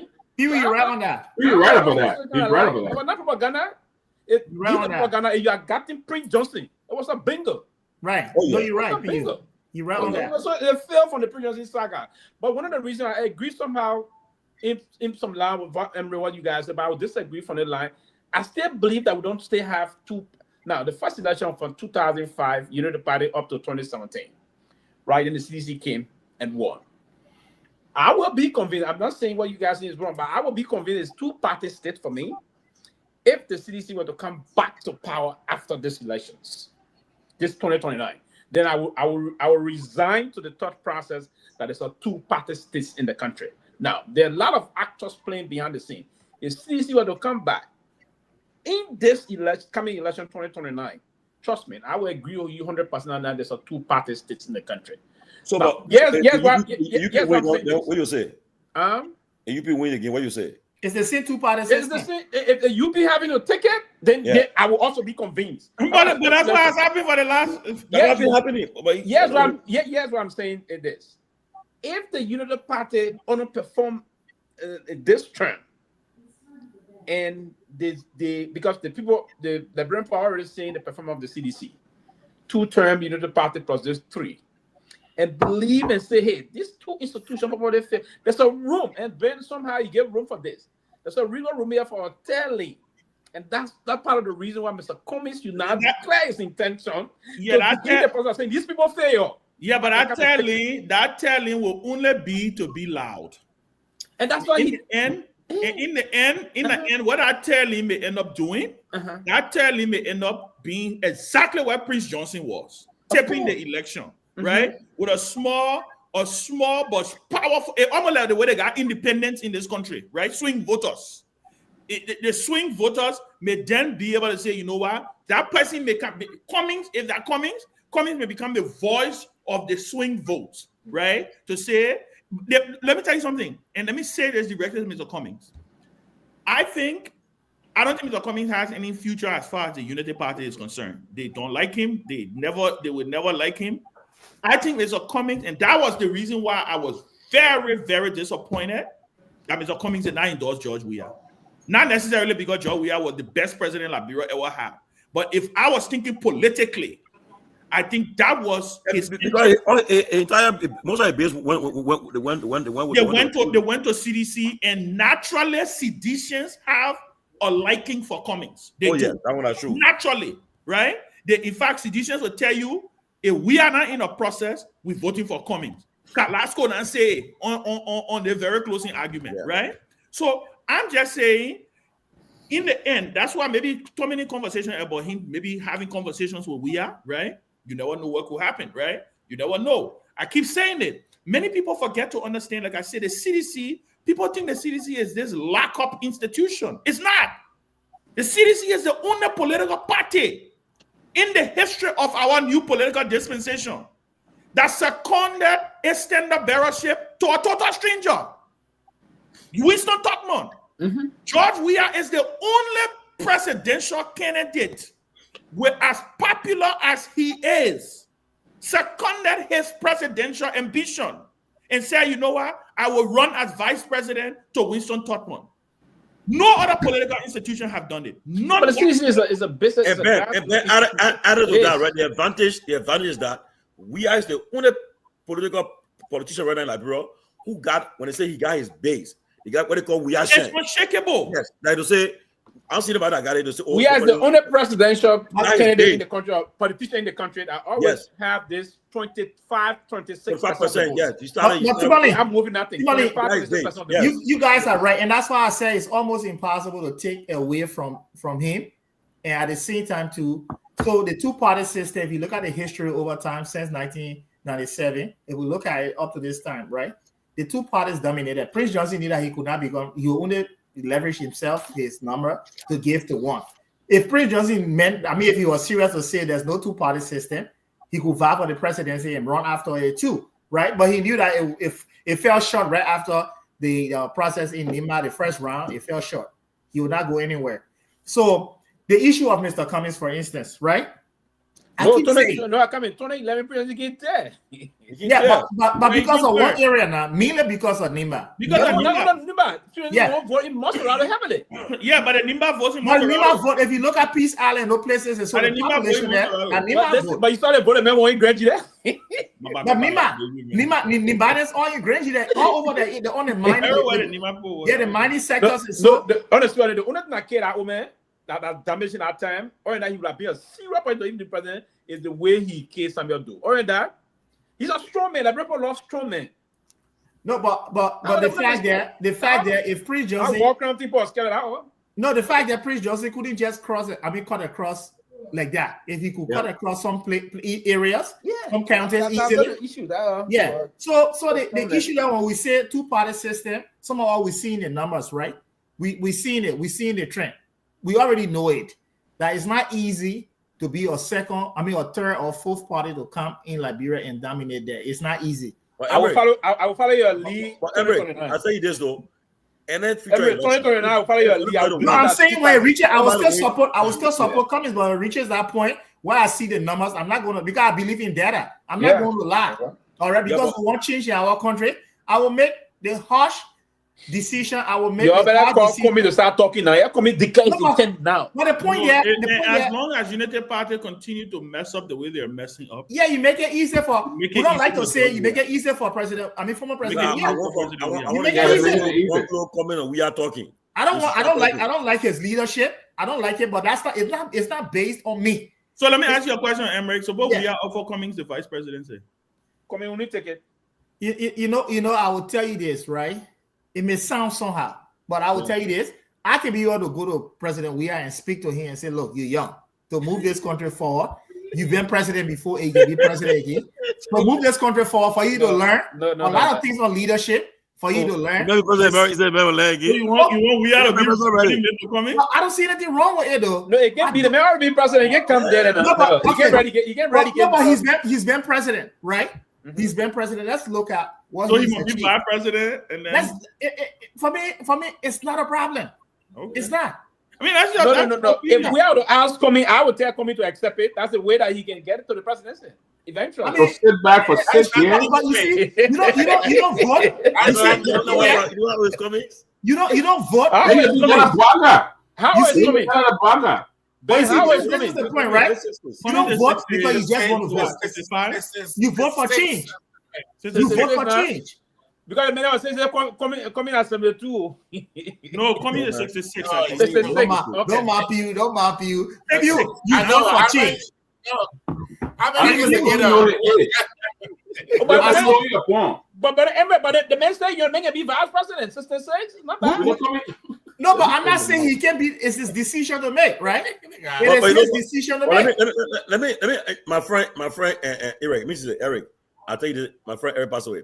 For anybody to win election like bro, right now, CDC got to be part of that. Yes, I agree about it. So it's not true. You cannot get us CDC involvement. Too many. Let me agree with the guy for the first time. Let me agree. The guy is 100% right. CDC did not manage very well the coalition. But that's what I said. The other guy was disgruntled and disillusioned. But that's what I said. But in the end, Pewee, because they were the ruling party, they were able to go and pacify the coalition partners and say, you know what? The last 6 years was not the best, but we'll make progress in the next 6 years. Would they trust them again? The only deficiency was Prince Johnson. Cummings is 68 years old, 68.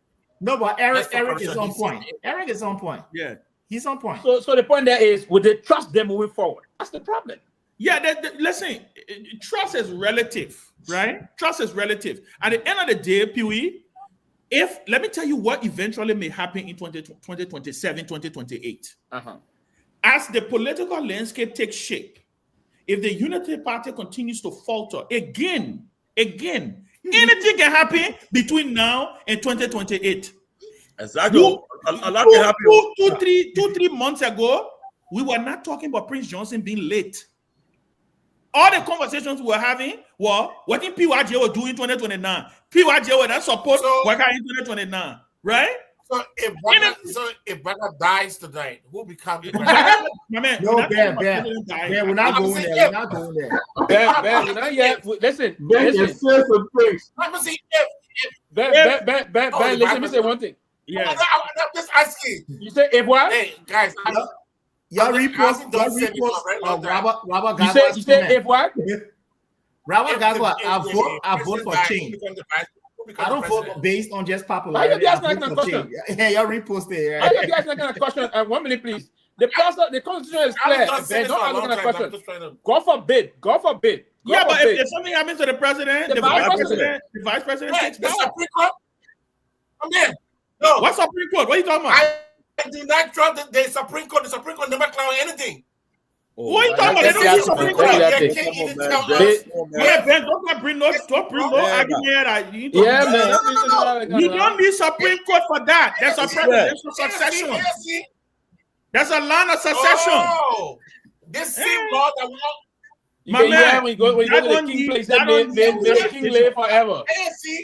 They don't need interpretation. Ben, you'll be surprised. President Guar. In fact, there's precedent. Charles Taylor resigned. His vice president became president. There's no precedent. Yeah, there's no question. President Guar. President. I mean, I understand, man. The President Guar. Don't let's talk this thing now. Let's start President Guar is even going to. President Buaka is even going to contest 2029 elections.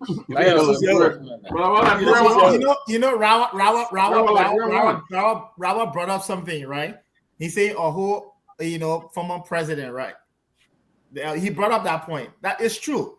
But I'm looking at performance too. I'm not saying that the comments can be yeah. That one, I beg you. No. The reason I'm saying it, you say you are realist. When I support my support to a person, I think they can deliver. It was hard to get we had to agree to be somebody running in 2017. Yeah, but for me, when I support that he has been president, it's not even possible. Then for me, when I support a person, I'm looking at change. I have to be realistic. I'm looking at change. So I agree. It's not just about popularity, and that's possible for him to be president. He will be vice president. Impossible. No, not possible. Yeah. To be president, he will be vice president. It's not possible. And especially when you know you the one got the number. But I'm just Ben. I'm just convinced here, and I'm having a conversation with somebody, very one of our major political law. I'm convinced he was saying to me that, hey, it's a new pro. There may be someone that would just prompt. So I'm convinced that we're going to have somebody to come. I don't. Maybe it's you. Listen, I think there will be a bunch of people who will pop up. That one are true. I may run. Will they make an impact? Somebody very serious. Somebody serious. Will they make No, an I may impact? run. I may run. No, let me tell you something. You know that thing reminds me of 2017. You know who I thought was going to be the most formidable outside force in 2017? Mills Jones. Mills Jones was traveling across the country. Everywhere was full of. Yeah, you get divine How money. about the Mills Jones get? Then I mean you're not saying the man. The people are coming up got the money. But that's my point. But that's my point, Pewee. Who's going to come? Who's going to do performance in Liberia? I saw it. I was in Zozo for instance. I'm not talking about East Zozo when they call this thing East Zozo. When I arrived in Zozo around 9:40 a.m. in Zozo, before 12 midday in Zozo City, I saw more than 200,000 human beings go a friend. Wow. But that's what I'm saying. 200,000 human beings coming from Mills Jones. Mills Jones. Coming to Zozo. My man Mills Jones, that's my man, like bro. You knew that they said, man, in Lama, they say, can you have kapage? Can you have a kapage? When he had that loan thing he was doing, giving market women. But also like and my man in the center user donkey. Yeah. So I may run. But that's what I'm breaking news. I may run. Yeah, exactly. So again, let me tell you, whoever comes, Pewee, if there's a new person, two things the person need to have. The person will need to have popularity or money, or both, right? Yeah. If they come with money, they need both. If they come with money, they both either money. I don't know nobody. I don't know nobody who. Want me out to be chairman for our movement? You take it? I will take it until 2027. 2027, I will leave. What we're trying to do now? We're trying to extend the new progressive sales. We find some money. We have one of our donors going to give some money. The neo progressive, neo progressive. It'll be the progressive of the class. Yeah. We got some money. Most of our donors talking about pumping money across the country. Yeah, good talk. How to get good talk. Kenneth, and somebody said Kenneth Sandy. Kenneth Sandy. 11. The man used to come to a party where a sedition used to lead a party. Yeah, man. How about Sandy? Jesus. Kenneth Sandy, you know, as small. No, we have seen this picture in this movie before. Another man I played the Kenneth Sandy cartoon, the late Cassell was bringing helicopter and all. Cassell brought you see, Liberian voters, they are deceitful. I remember 1997 for the when at the place, they all Liberian, they had the convention, and that night that was Tipote backers, they were there, and we thought that backers were gonna prevail. But my man, the late Watson there came on and just when he came there, all they got vessel. They say they don't support them, man. But Tomalin, even Taylor, right? People don't understand that Taylor used a lot of unconventional moves in Liberia. Taylor had access, he had resources, right? No, but Taylor said, every person was said. Right. You see, me from you, right? See, Taylor is the most extraordinary. Taylor had a very good communication system. But even when you were UP, I would give credit to Spoon. Spoon helped UP in the election. I agree. They were very effective. They used I agree. And to connect. I was surprised to see that they and Spoon have. But that was the icing on the cake for Boyka. Spoon. They don't know that Brent Pogena will come to Taylor. Even when Costa could have delivered Spoon did everything. Yeah. Okay? We have to admit. It was one of the reasons why Boyka won. It's very Spoon. It's very effective. Your communication network is very effective. Because you got 33 electoral district. Well, the only man I understand Liberia politics to run it and control it at Charles Taylor. Oh, yeah. He control it. I said, Pewee, my grandmother, right? Peace to ashes. My grandmother, I went to Oma. I said, Grandma, don't fall for that mail. Oma, how rock in your lapa. She said, do something. I said, eh. She didn't want to go they will put that MPP number 13. But they couldn't convince the old people. Was it number 13? No. Number 7. But number 7, sorry. You were 7. 7. Yeah, it was 7. There were 13 candidates. Sorry, 7. You couldn't convince them. You muted. Huh? Oh, sorry. Yeah, and then Chancellor too. The man know how to talk. The man say. Let me ask you a question, Tommy. Do you think Chancellor? You think if Chancellor were to come, you think we can beat Chancellor? Say that would beat we are first round more than 70%. Tell our way. What you call it? Listen, Taylor got it. Tell know how to talk. He know how to rap. Who do you think can beat Taylor in an election in Liberia? Nobody. But people happy. Nobody. Nobody. That was not no, I just messing with you. You bring Taylor in our country to have elections. Nobody can beat him. The guy also smart. But I'm telling you, I believe the Unity Party has. I mean, CDC and George, we are. Ben, I was just listening to part of the clip when the man spoke. You know, the man was speaking in Buchanan. You're talking to the Basel people. Oh yeah. He said they play here. He said, "Yeah, see, I will run beyond them. I will hit them. Then they cry."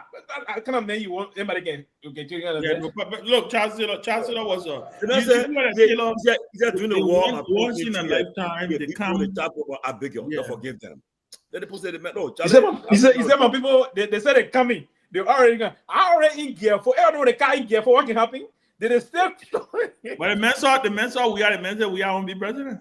Oh yeah, he's right. The men saw the president begin. He said that boy will be president. I think about how to talk. I think that the beauty about where we are is, and like I said, we didn't even take into consideration Jeremiah Coon, right? If Joe Boycott doesn't run and Jeremiah Coon gets his endorsement, what weight do you think that brings to a Unity Party ticket? Let's say Coon and Prince Moyi. Two things gonna happen here.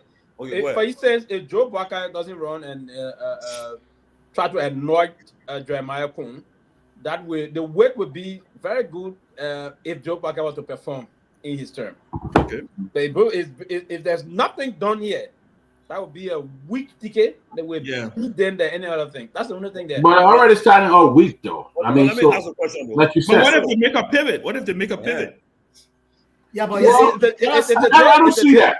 I don't see that. If the resources, let us be realistic too. If they did that, and with the resources. Yeah, I mean, I don't think they would not do anything. I think they would do something. And the power of the incumbent. Well, the question is, would it be enough? Would it be enough? No, but you see, let us be realistic, right? As a brand on his own, we have to be realistic that the vice president, he relied a lot on Prince Johnson. Whether we like it or not, 100%. It's a fact. Yeah. All right, he had not built that on his own. Will he be able to? I don't think he will do it. He'll get Nimba vote on that one. No, but would it be the same way? No, it won't be the same way. It won't be the same way. It would not be. It would never be. It would never be the same way. You know why it won't be the same way? You know why it won't be the same way? It will be more. No, you know why it won't be the same way? Let me answer you come in. Because right now, if you look at what's happening, people may not come on. Some people are still bitter about his death. That while he was alive, right? Jeremiah Coon took. And knowing why we know it. He took a different turn, right? And to me, that was deceptive. All right, and not everybody. People going to think that Vice President Jeremiah Coon contributed to what happened to whether we like it or not. Some people are going to think that way. If the election are going to be next year, then you can start saying that. Election is going to be 5 years more from now, right? So the Myean will say it's done, this and that. He will fix some things. As Ben said, you make some paving in the line. The Myeans, I've studied Nimba County very well, and I've studied Myeans. When it comes to the issue of their county, and then the son of Nimba is contesting the presidency, he have not gotten, they will rally around behind him 100%. But at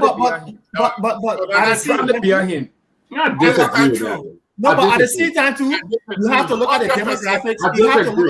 You have to look at the demographics too in Nimba. All right. Let us look at the demographics. Mm-hmm. The Gil side, the Bano side. The Gil existing 65, 66%. All right, let's look at that. Prince Johnson had much influence over them. Much influence. Very much. The divisiveness came from the Mano side because the Mano people felt cheated when Prince Johnson was alive. That is to say, they were not fully represented in the government in a sense of, you know, being apportioned to the positions in the country. Most of the and that's the divisiveness we see in Nima today. It wasn't like that prior to the war, right? People did not even know the Guar tribe from the Mano tribe then. But Prince Johnson, they say divide to conquer, and our Prince Johnson's greater strength, divide to conquer. Prince Johnson, he divided. It's by design because he had control over certain group of people. He brought that and he divided Nima. Even though he may not say, "Oh, I divided Nima," but if you look at what was happening, that if I were Prince Johnson, then I would have advocated, since I'm the senator, the senior senator from the Guar side, I would have advocated for another person to come from the Mano side to be the other senator. Yeah. All right. But what happened over time? That did not happen. So the Mano people felt that they were cheated. And to me, it wasn't fair too that they were not represented. Yeah, but like what people say, right? Right now, the guy who's from Nima, the other senator, he's from the Mano tribe, or the Yantuan guy, and co-endorsing, right? Number one. Number two, right? You got what people said. You got to see for now in the next 3 years. Let's see what happens after the prince is buried. He's buried. Let's see what happens in the next. Do some things. Yeah, but I come in 1 minute, guys. Come in. I know that this guy is running to some will be running for his replacement. Let's see the road that who will be the kingmaker in Nima to smart who replace Prince Johnson, who will campaign, and that person will be endorsed and the person will win. The last thing I would say is that don't forget now. Like you want to talk about the governance. So far, right now, from where we're gathering, the vice president now, he in charge of SOEs, he in charge of the road project, all the project giving. If Boga not going to run, and Boga going to gain these things, if they perform well, it will change. If it perform well, forget it. Dominic, I got a side thing to throw in here. Okay. You know the person I was telling you about, but you send me something. Yeah, but I want to talk it in. You can come in, Ben. Yeah, but you say. Okay, it was recharge the glass. Recharge the glass. Eh? Ben, I'm trying to recharge the glass. Yeah, Cummings and we are right. I asked about if we are offer Cummings the vice presidency, right? Yeah. Right? Yeah. The person sent me an interesting note. The person said, I think if we are asking, and there's a Cummings supporter, let me just state for the record. Yeah. But not call the person name. Yeah. They say, I think if we are offering him the vice presidency, he should accept it. However, I believe we should step down after a year or two and allow him to step in and allow him to be president. He's getting old. He can't wait for 6 years, right? JMB and others will wait until they're 200 years old and coming. But let me say this. So I counter with it. I counter with a notion. Yeah. What if we are getting the vice presidency and divorce the powers to him and make him as powerful as McGill was? Okay, but as a group, but to say we are with we are already, and I agree. We are a better president before. We are not the president come with. So that's what I'm saying now. So let's just say we are give Cummings the vice presidency, right? Yeah. They become president and vice president, but we have to listen, Babe, run the government. No, we have resigned 2 years at least. No, not resign. That's what I'm saying. We have resign, Pewee. So we have to stay as president, but give him power to say all ministers report to the vice president. Okay, yeah, it will be. No, that can happen too. But you saw how we are. The Constitution says you cannot abrogate. Hey, my man, the abrogation, man. They make it. Listen, Pewee. He can delegate. The president can delegate. The president can say the vice president. He can delegate. President. You saw Ellen Dewey with Joe Boyka with agriculture. Mm-hmm. She said the agriculture minister report to the vice president. The only problem with Joe Boyka wasn't effective. Yeah, you didn't see President we are in Nathaniel McGill. Remember the constitution says the power now. So okay, who will do the appointment? No, listen, the president can do the appointment, but guess what? The actual power. Everybody will know the vice president running. When Joe we are a president, when McGill was chief of staff, everybody to say McGill the prime minister. Yeah, that is different. He's the prime minister. Yeah. But Yeah, if the president resigns, who take over? Isn't the vice president? No, I just yeah, but the intel vice president, there. he's not going to resign. Ben, come in, so we can rest. Come in, Ben. Listen, is it like a glass? yeah, I just got an intel here from somebody from Nyenwolo. I just got an intel here from somebody from Nyenwolo, and the person was telling me that the way the person believes that Jeremiah could have something to do with the paper, the other kind of thing. And let them talk. They may mess the boat now. No, but I will play into it too, though. I keep saying it will play into it. Nah, that's how the people will think. They will play into it. Start thinking. Start thinking like that. Hold on. One prior to Prince Johnson, who said he was not a member of MDR no more. He said it. Prior to his death, he said it. Yeah, what he said? And Prince Johnson died. Knowing our people, knowing that mentality, they were wrong with that. And he said it. Man, don't get out there and create that. The man tried the whole. Listen, and this guy is from NDR, and the guy is telling me the way how. I mean, it's politics, so everything like just is an intel. Man. So, knowing what we know now, we are going to exploit that and make sure Jeremiah Cone become very unpopular in Nima County. We're not going to let that go. Prince Joseph was our hero, so we're going to stay with our hero and make sure. Cool. On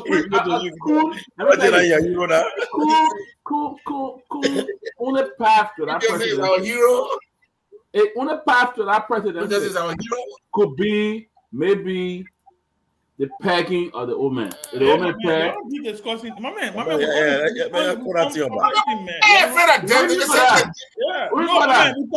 president. No, my man. We're talking about the president of the country. We're talking about the president. It's the point that was on demand. Listen, I know. We say something factual here. That's his on the path. No, but I got someone who's back and forth with their argument since MPP. So you didn't make a father pray for that. No, but the question is since MPP. I don't want that to happen.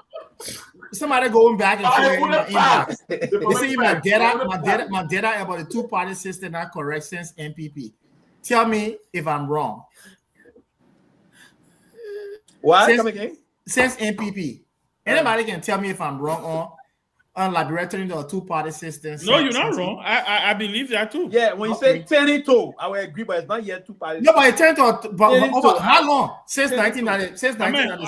How many election data we need to show? Yeah. That the country, 85 to 90% of the voters vote for these two political parties. Exactly. So basically, you need 6 electoral data. 6. My man, Pewee, leave me, man. No, 6. We're talking about you can do a projection. You can still do a projection. And you went to 3, yeah. You get down to 3, 6. Ben? Yeah. 6. No. Until let me tell you this. For the Ghanaians, for the Nigerian, the Ghanaians is seeing 6 consistent electoral data. 6. All right, let's see. Let's see 2029. Let's see 2029 again. Let's see. In Ghana, you have the scene now, right? So Ghana, the NPP and the MDC. The NDC. That's the only two parties. That's the only two parties. Since you have Ghana, you have 6 political parties. Yeah, but we're talking about winning elections. Political parties in Ghana, 8. But in Liberia, they wanted 8. They wanted 8. NPP and NDC. That's NPP and NDC. Since 1976. That's it. But Ben, Sanvee. So what is the money party? What is it? That's on the line, please. Want to make a contribution quick, please. My man, go ahead, please. Go ahead. Somebody major watching this show, rather. Ben. Hold on, guys. Hold on. Somebody's on the line. Hold on. Go ahead. Okay, so Pewee, Can you call your name, please? I mean, Lofa coming to harass all on this show tonight. I know. No, Pewee, thank you. No, Pewee, thank you for being. Hey, Mark, you won't come on the show now. You can make it. Thank you for being very generous to me tonight and allowing me to call and chime in on the conversation. But I am in support of your statement, though. There currently isn't no two-party state in that country. Because you know what? Like, here's my point. Who the third party? Shown, okay? Yeah, UP has shown to the people that that institution itself is a failure. Going forward, the people are not looking for another alternative. Okay? UP were given 2 terms. They failed. They then accepted, the people accepted to give you no second chance. They are failing again. At this point in time, you can say CDC still stand a chance, but you cannot say we are two-party because the people are the people, the masses. We're not talking about the elites like Ben Sanvee and them. We the masses. We are. You don't come in here. I'll call you now. Ain't not a moderator.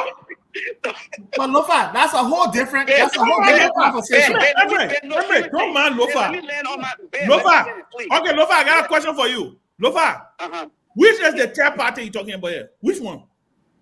What do you mean? You still have the ANC is still in existence. What do you just mentioned the fact that Lofa, ANC, you say Cummings. But ANC Lofa, as an what do you mean? No, Lofa. Hold on 1 second, Ben.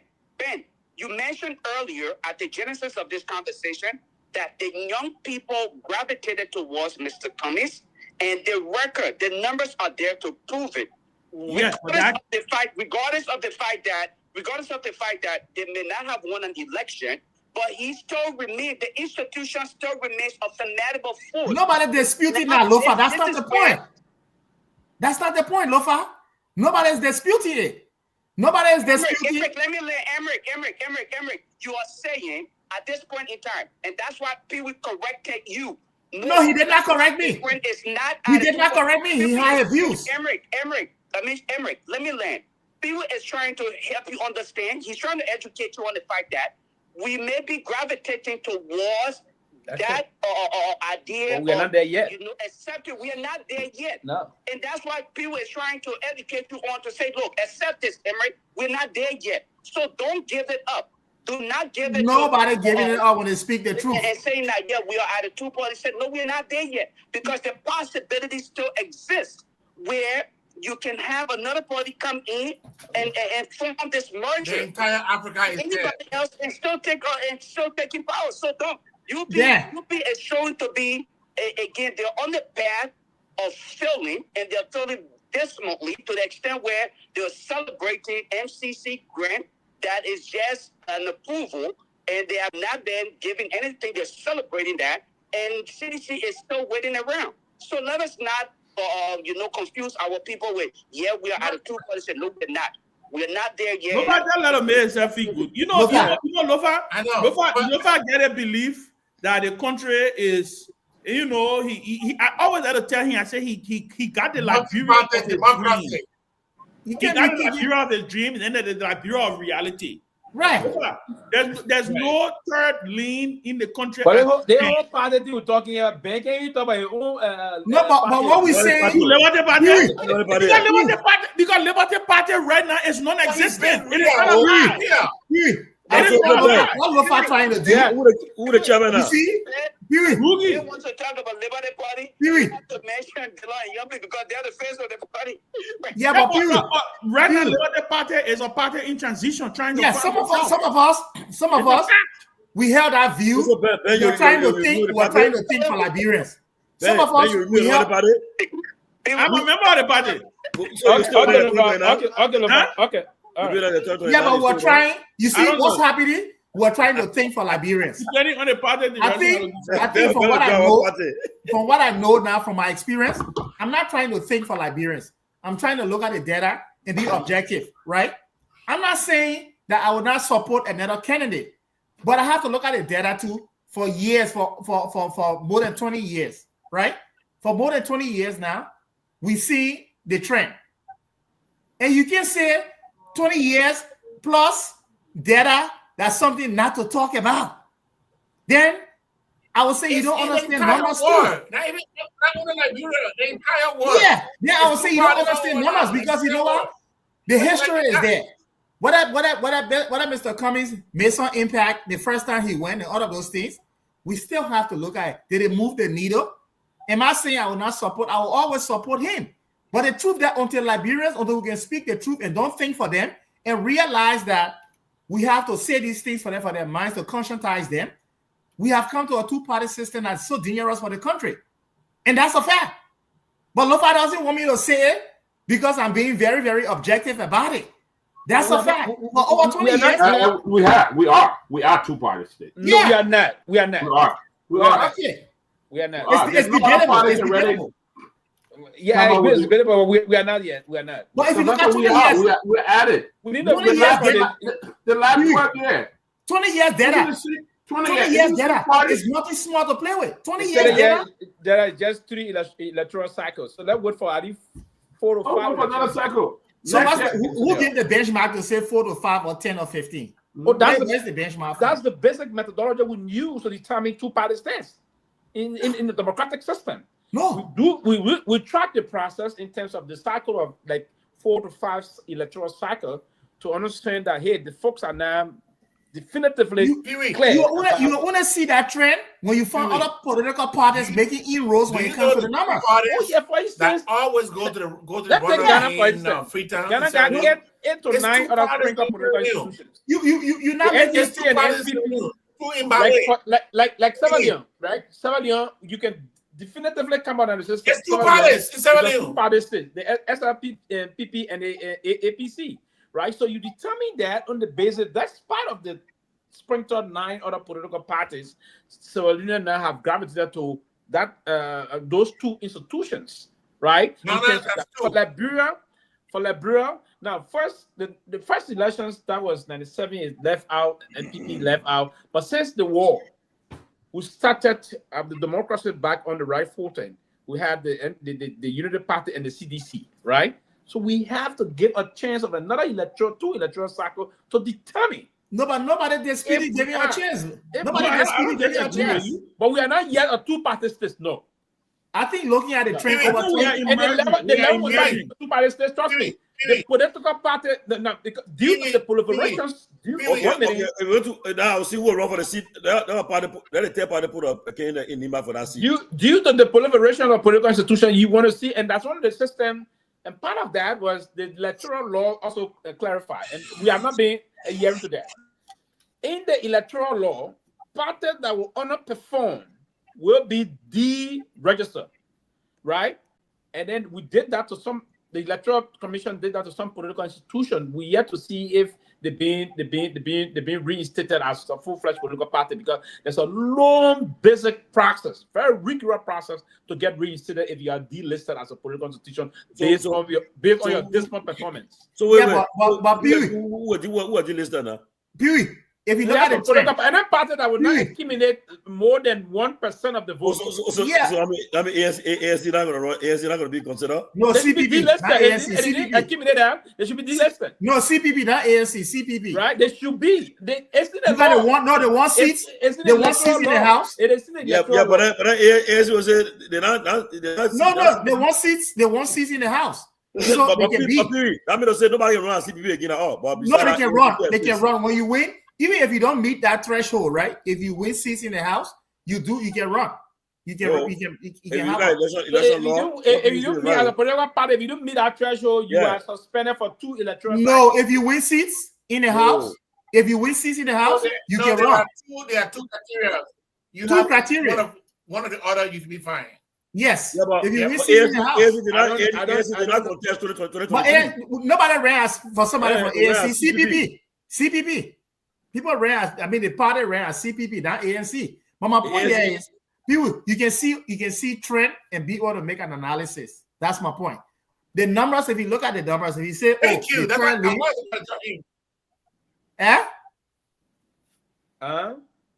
then what you said? So you can see trend. I said I was just out. I think we are. Okay, go ahead. Maybe I'm living in your brain, so go ahead. Go ahead, Ben. No, I I said I was just about to say the same thing to Pewee, that even though you don't have to wait for those 6 years to draw your projection, statistically, you can also draw your analysis by the numbers as the way how you see them. You want to start around, give it out. No, but that's all I'm about to say, right? No, I want to sign up. I mean, you are nice. You know how to call those non awards and go chose the award. No, statistically, right? Statistics not get you coffee all over the place. So no, what I was saying, you can look at the trend, right? You can look at the trend and tell and be able to have an analysis over 5 hours, 30 minutes. You know, so you can look at the trend and look at it and say, we started late. Yeah, you can look at the trend and make an analysis based on the trend. Okay, 20 years, that enough data, or even three elections that enough. It's enough to be able to determine where we're going based on the trend, right? If you look at the numbers, if you say another party is making inroads, you will see the competition. You see the other party being very competitive from one election to the other like that. You will see that trend. That's my point. I support Mr. Cummings, and I will always support him until I can see another person who I think that can be able to do the job. And I see what Mr. Cummings is thinking this thing thoroughly. Anthony Gay. I don't think Mr. Cummings want to make any mistake this time. That's why he's taking his own time. Thank you, Ben. And I'm grateful that you guys have decided to have this conversation. Anthony, the man ain't want to bring it on. Don't mind it. But look, Ben, to everyone on the panel, I want to say thank you guys for this conversation. And the reason is very simple, right? The reason why we fell short is because when they started defining your candidate and you cannot push back, they will make the narrative they want to make of your candidate. Mr. Cummings gained a momentum that was snatched away when that whole finger document came about. We did not respond. We sat here and added an article, John Kerry, when they brought out people that he did not respond in America and he sucked up his campaign. Swift boat, yeah. Yeah, you understand? So I can tell you for a fact, if Mr. Cummings decides to run, we in the ANC did not do a better job marketing Mr. Cummings. It was under Mr. Cummings. When Mr. Cummings does not go out to campaign, everybody said to where they were sitting. There was no other voice outside of Mr. Cummings. In the United Party had George Lobo and other people that were talking. Other people, but we didn't have anybody. Everybody want to wait until Mr. Cummings comes out and make one statement. They want to buttress that statement. Politics is not that way. You understand? Mr. Cummings has undertaken more protests in Liberia than any other politician alive today currently in Liberia. But guess what? Those things were not properly communicated to the people. People don't even know about them. So, yes, why I want to disagree with my dear brother, Emery, my big brother, is that if you wait until the number is encouraging before you come, you supposed to be part of creating that number. You know why? The conversation we started tonight and going forward will make people to say, you know what? Yes, this man has something. Mr. Cummings, like all his kind, will not easily penetrate the Liberian political circle because in Liberia, people don't like doing things the right way. Let's just put it as it is. People do not like change. We are all here working in corporate America. When you bring up a change, people will fight you. But guess what? We in the ANC need to pick up our slack, do our job, do what we need to do first before the other people outside will join us. The number will not come. 1 or 2%, the number will add up. It's aggregate. But we sit back and say, oh, when I see the number here, oh, when that one start happening, 2025, we should stay engaged. We should start having the conversation just as we are having the conversation today. Because guess what? Unity Party have already shown us CDC is not an option for Liberia. So I say, Anthony, let me ask you a question. Go ahead. So you don't agree that Cummings should consider running as vice president? Yeah. Absolutely not at this point now. Yes, what we need to do, Ben. And I always tell people, yes, what we need to do. We need to go out there. Come back. Hold on, Ben. Hold on. Yes, when we can talk about discussing VP or not VP, we need to get our own base. We need to establish ourselves. We need to do all of the business first. Then when we come to the table, we can bargain based on what we have. We ain't got anything right now. Where's our base? The Liberian people, that general statement? We need Motorado. We can start having a fund free in Motorado and start expanding to the other counties. Until then, we shouldn't even talk about collaboration right now. We need to do our homework. So Anthony, I have a quick question for you. So Anthony, yes. So Anthony, do the populace of Liberia vote on ideology or they vote on individuals? Well, it was then, Ben. Right now, Liberians, let's give them. When did that change? It's changing gradually. It's changing. Hold on, Anthony. Y'all hold on before y'all crucify me. Y'all allow me now. I've been listening to you. You're the mentor, man. Tomalin, let me say this: politics is local one. Politics is a calculated risk. It is a risk that you have to calculate. It's a hit or miss kind of thing. You understand? You take a decision that may be unpopular. Tomorrow, a yield fruit. You cannot play safe with your politician. Or neutral. There's no such thing called neutral in politics. Either you for it or you're against it. I agree with you.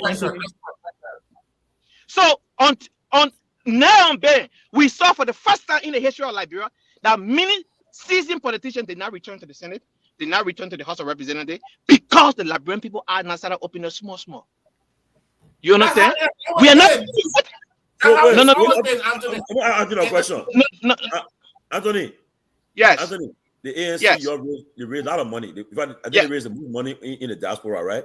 You think going forward, the ANC, you think the way how they had I know they said you have one group now in the diaspora, no more global organized stuff. Now, you think it will require that you guys the structure in Liberia, you will change the structure in Liberia, you need a new leadership to take you on to the next level?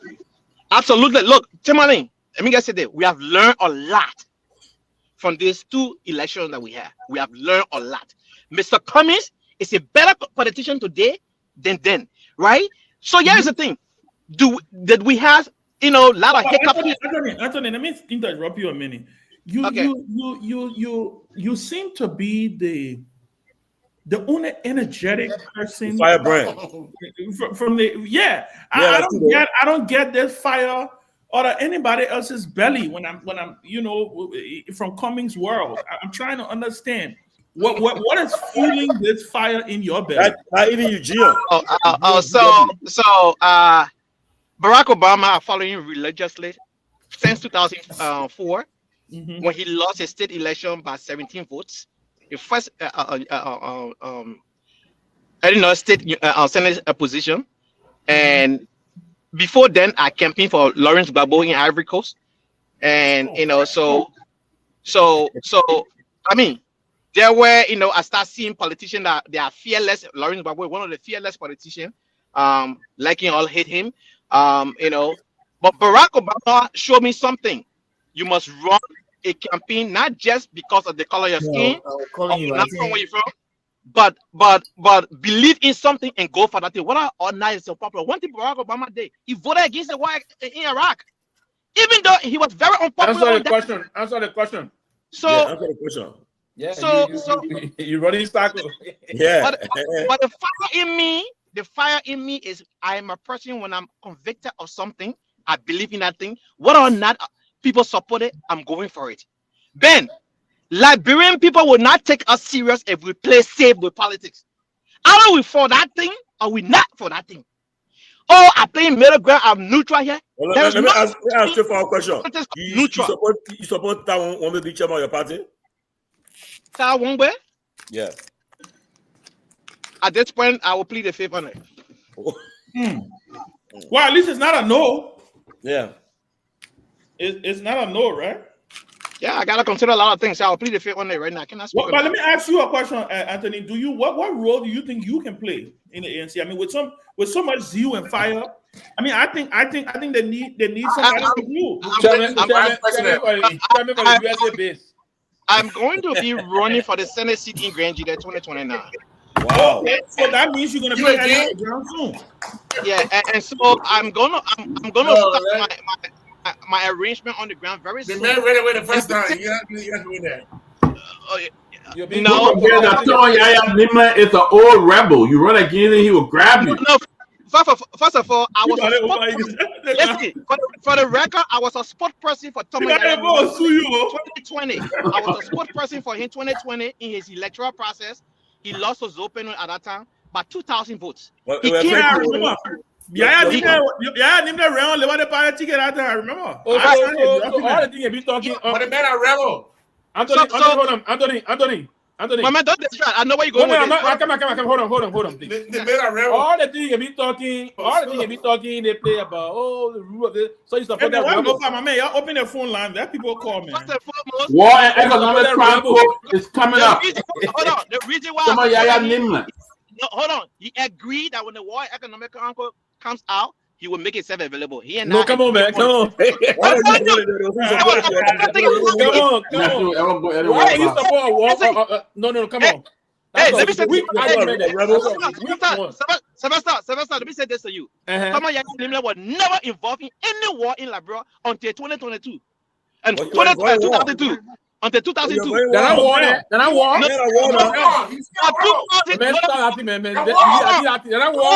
Hold on. Listen. Anthony Gay. Listen, can you listen to me? Senator. So you don't believe in the fundraiser for the children in Maria for Christmas? I believe in it. I will say mine.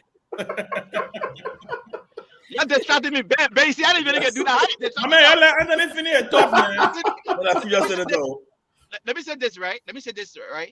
In politics, you have to pick your fight, and you have to honor to the result of your fight. You cannot play safe in politics. Ben, if you guys can recall, I put out a statement first, and I wrote an open letter to my political leader and my party before the statement came out of it. Good. I saw that, yeah. They come and expel you. They will expel you. They will not expel me because let me say this.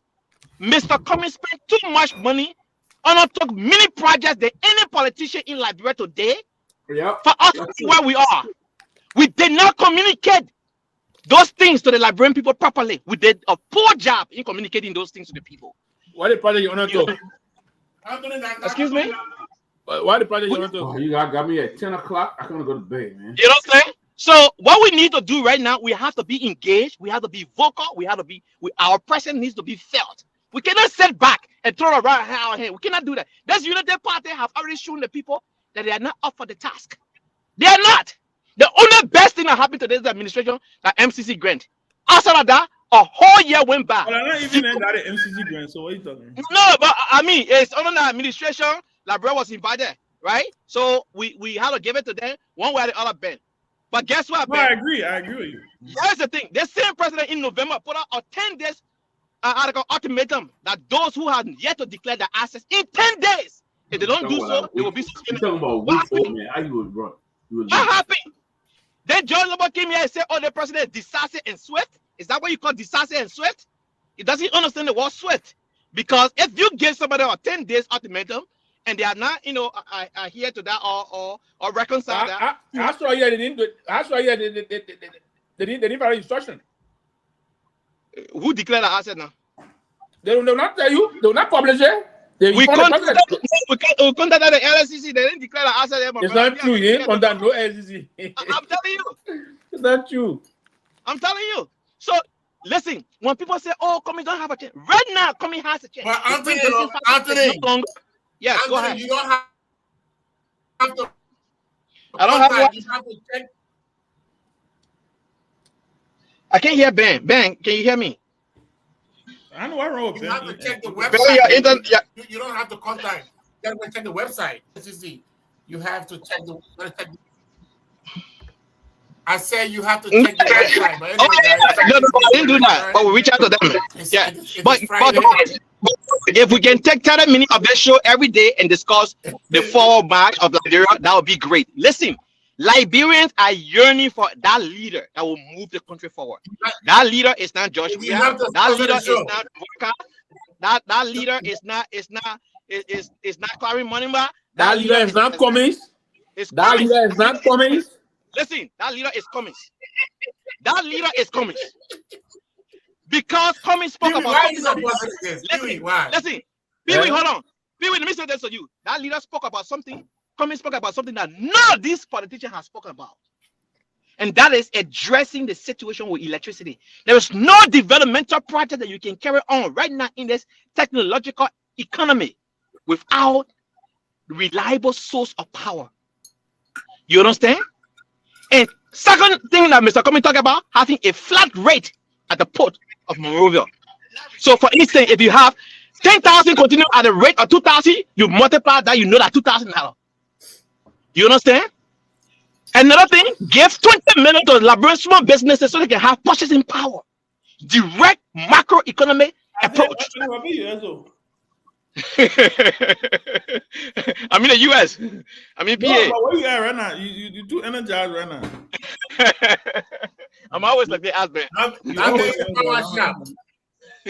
No, I'm drinking. You know how I'm drinking, man. You know how I'm drinking. You on my dear Boulevard, eh? No. I'm in Springfield, PA. Oh, okay. No, but Ben, you don't know how to drink and smoke. Anyway, I know you don't. Yeah, I get smoke It is cigar. time to go, man. I get drink. Thank you. I drink cigar. So yeah, guys, I want to applaud you guys. You know, this conversation will help Liberia. We gotta talk about the issues. Yeah, I do Modelo. Hold on. Last night I was talking to that Jew together. I'm not going for. They got to glasses. We are doing let's see. It's not bad. You know, enjoy your be right. You can't even drink your toilet. You not drink with them now. It's not bad thing. See, I have baby. Oh my God. No. I can watch Ben Jordan his show sipping and Henneken beer. And then you see snow your own show. So we were just talking, and then they said, "Oh, you know, I know Tomalin is a very nice guy. They were living in Minnesota. So just praising you as a good guy." And I was so, I was so amazed by all the good praises. Hey, Flavina, the man already. The man's a pinch on them. You know what, Ben? It's rather interesting though. We need to start having some late night show and bring some. Let's be doing that. You know me. I do my work again. We need to have our fan on. You know, our fan who want to come on like after the regular show. They can come on and just take off from there, and we'll let them move on. We'll call it what? The closing argument after hour. The after hour. See, I have when Ben can they play when they make first glass, second glass, the third glass. When Ben hit the fourth glass, that's it. Make again, lot of should go on and start snowing you. Hot tea. No, I don't do it. Like, this is all. Man, leave that team. We don't do it. Leave that team, man. I heard it. This is all her. I'm gonna like Model. He said all herbs.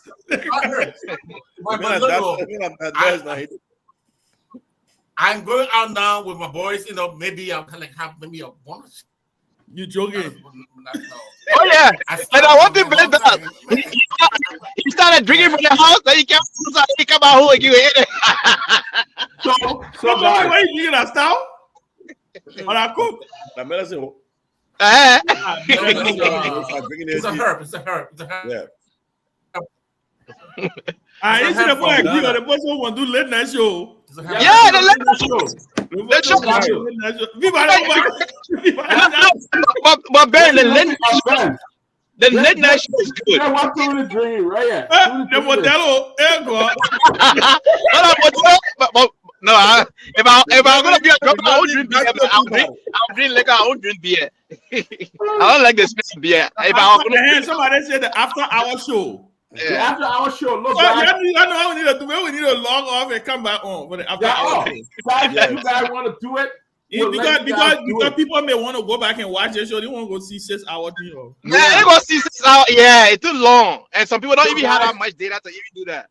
But Ben, we need they forward match conversation for Liberia. If you guys want to do it, y'all inbox us, and if we can get the first 10 people sign up, or even 5 or 6, we got a late night show, guys. We'll let you guys come on and just hit it. Yeah, that kind of let y'all in, man. We just let you in talking Australia. And the late night show will be off. It will be off session. It will be off session. Oh yeah. Pewee and the processes. Pewee and all the processes. No, I can jump you with Pewee get better. You can say Pewee get better. Now I'm okay for come on. I already get you one sentence. Our man, what our man for public works? Where is he? The corridor. The corridor. The corridor. You see, we are working on all those corridors. I saw him, Tori. I said, my man, I see you on the Bushra Island corridor. He said, yes. But you there, your baby with signature one and the Tatabos. Look at Rabba won't come far away. Rabba, where you at? Rob, we join ourselves now. No, Rob been down with the cold. Yeah. Oh shit! I told Rob knows some of the Ghana battle, right? You get a Ghana route. I'm thinking it was a Ghana style. So I think it help. It can help.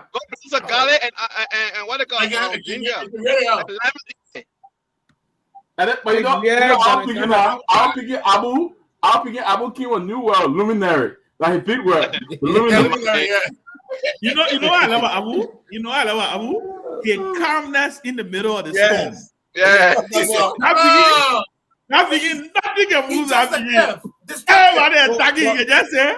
I got bring it for y'all. Bring it for y'all. But the audio really I'm gonna get help. The Fatima, she can join Abu. Who Fatima? Fatima. Begging you. She gonna get. She got a guy, man. Yeah, Fatima said she coming. She last spoon. Oh, you joking? Yeah, but we need a female. She last spoon. Oh, I think yesterday. We need a female. The file. We do, guys. So, if anybody want to come on for the after hour, the closing argument after hour. Yeah, starting. Sylvester, it started right here. Look how too many.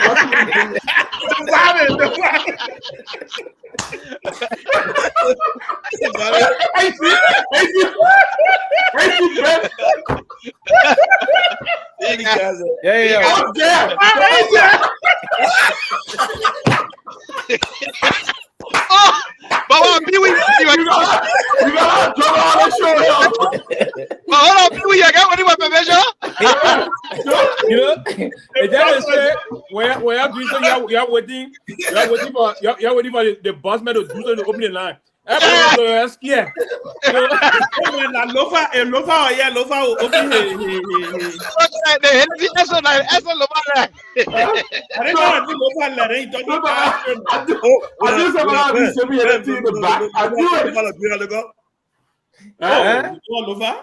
Lofa drink? Nancy Lofa cha? Oh yeah, Lofa like the Esso. Oh.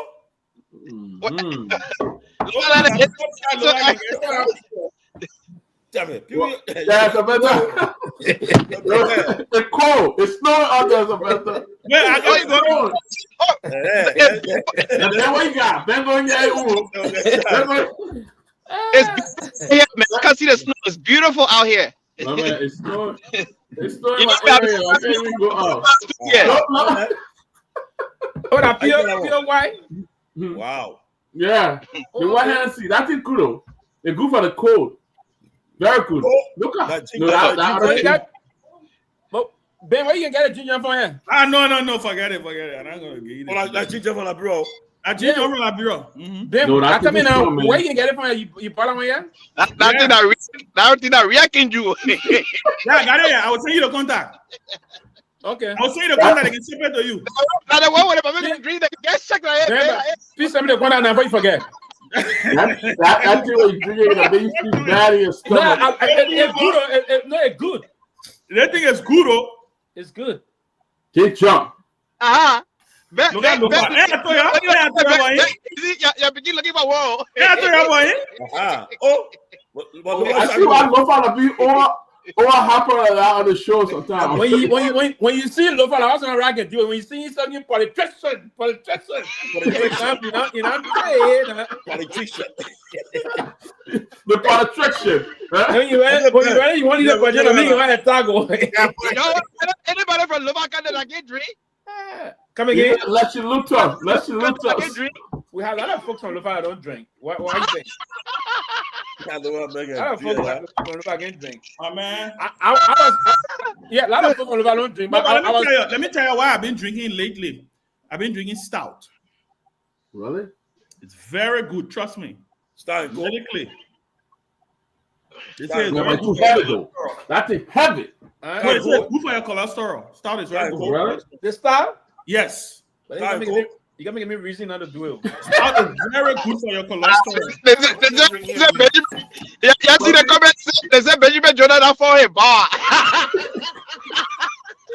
They say Benjamin Jordan for a bar. They say you not do what? You have it. They say you have it. You have 5 pounds on there. You have 5 pounds. It's really lonely. Then I have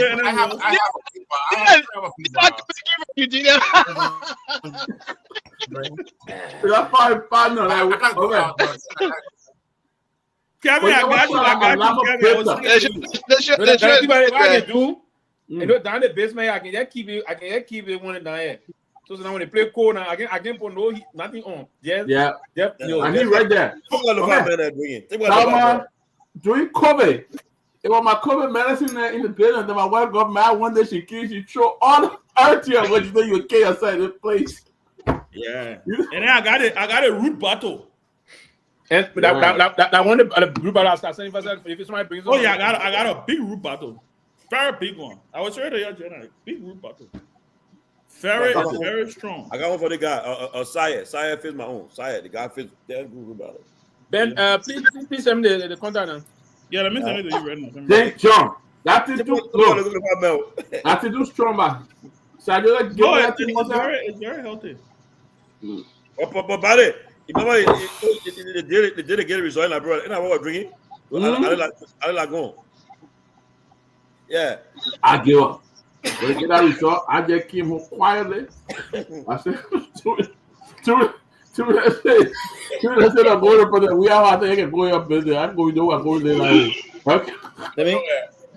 Damn it. The dark luck here, when they call the result, I said the dark luck here. Okay. Let me ask you guys one question.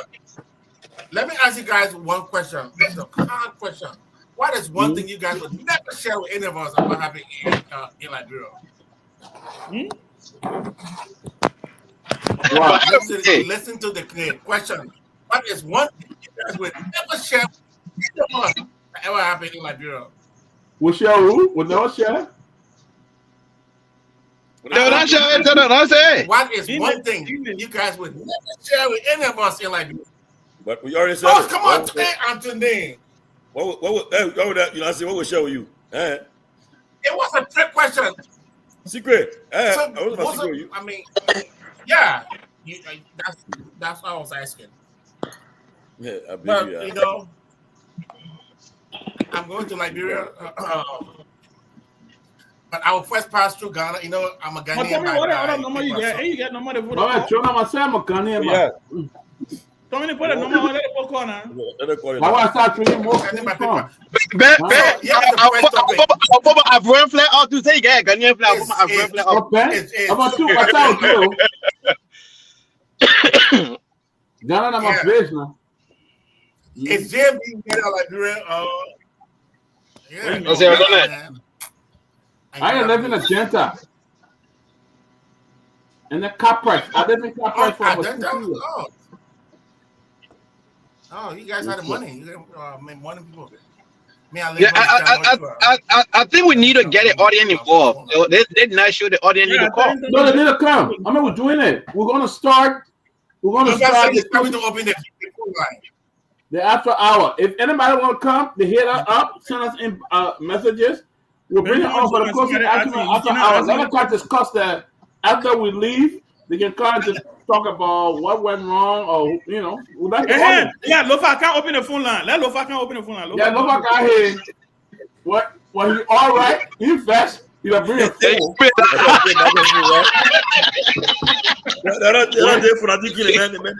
You are well. He told boy. When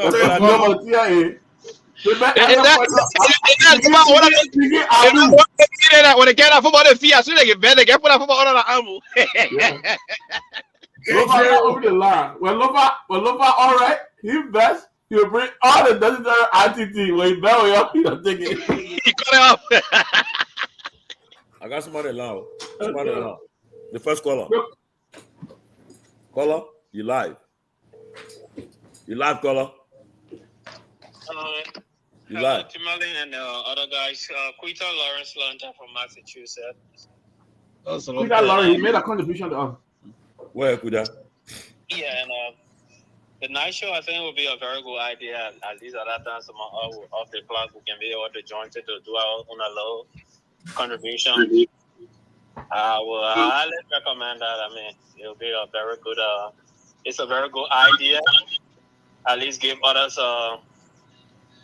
At least those time so that they can be able to put forth their own little ideas too. And just a little bit, I will agree with one argument that came out earlier on today during the show, especially when it comes to the issue of Cummings trying to run as senator. That would have been a very good idea, but again, like everybody keeps saying, all people disagreeing, but I agree that the United Party, being the United Party that I know, as greedy as they are surely going to fight Cummings. Nothing United Party wants to give you besides to use you. If you can't allow them to use it, they're done with you. So Cummings was either going to fight by himself or with the help of others to become like the senator that he wanted to have been, or he will not be. But now with the help of United Party, they're only concerned about themselves. Exactly. That's something that is clear to everybody. If you can see it, then that means you blind. Yes. So yeah, that would have been a good idea, but United Party was not going to be the one to help him get there. Exactly. Thank you. Yeah. All right, I got somebody here. Yes, that's exactly what I wanted to say when I was on the other side. Yeah. Hello. Thank you, caller. Yeah, my name is Christopher Siaka. I'm calling from Fargo, North Dakota. Okay, hold on. West Fargo to be specific. Yeah, I have been following the show, and I think tonight is extraordinary because the after hour is something I already have interest in. And then another advice I got for the show, just should allow people to call in to make their contribution, because most of the topics you speak on, those are topics from times we have contribution to make, but the panel, you guys take almost all of the time until some of us can fall asleep. Yeah, but I want to encourage you guys. The show is a great show. And right now, I'm joining Ben and all the other people. Ben, God, anything you show up, so please invite me.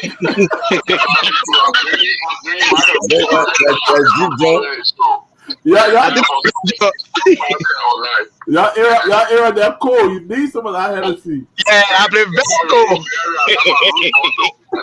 Right now. Very cool.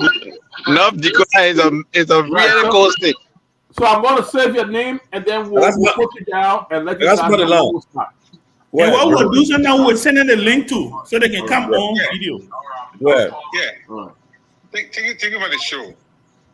You know, this part I like Benjamin Jallah leg. That's the best part of Benjamin Jallah. Play here and enjoy the show. If you love Benjamin Jallah, no, you know, all the win that show. Wow. I think we need to make Ben much the moderator at our midnight show. Yeah. Yeah. Look, Anthony Gay, listen. That kind of point a little bit. When you can't want to medicine at this, you'll be difficult for me. Maybe love for me. Yes. Not how you laugh for me to speak submissive. Yes. How you doing? Laugh for me. You don't want to make me to be like, we're not submissive or not want to take on a. Help us with the submissiveness. Can you help us with the submissiveness, please? So what? Help us with the submissiveness you're speaking to. Break it down. Listen, in a sense that you gotta be submissive. To be on somebody. And now all the time you gotta be all head. Listen, President, we are with all his title, with all his people that behind him. He keeps second as a vice president. Imagine when President we are somewhere, everybody they won't play photo with human being. Still they make him second. 2011. Can you imagine that type of person? Kumi is not popular in Liberia. No matter if you tell me anything, I love Kumi to the second. But it's not popular in Liberia. It's near there, but it's not like the way he's taking the business up. So let me can I suggest something to you? My man, we got other callers in loud. I'll be quick 10 seconds. No, I'll be quick 10 seconds. So here's why I suggested my big brother that I'll call. I want us to do our homework first before we even talk about collaboration. If we can, generate as many people as we can for our party first, instead of just waiting for collaboration. No, you have to do something. I 100% agree with you. I agree with that's what I'm saying. For now. I'm not saying we should talk about it. I'm saying we should do our homework first. That's what I'm saying. I agree with you. Thank you. I 100% agree with you. But the criticism you're bringing, we say, the committee is the best person, and more. And we are all the person. Don't put it there. Okay. Listen, you just make a straight good point. You can find this collaborate correct, and you put your party together. But on a serious note, if Kumi, you want me Kumi, say what you want me, your day, they call election to be difficult for you. A lot of people love Kumi, but even all people, it'll be difficult. Okay. Thank you. Okay, thank you. We appreciate that. Somebody laugh. You got it?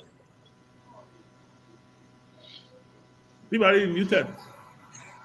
Sometimes everybody want to just glue to opposing arguments. So, and I also applaud the idea about the after our show. I think it would also help to push the platform more aggressively towards the audience participation. So let me just speak to the issue of Mr. Cummings and the opportunity that Dillon took to become senator.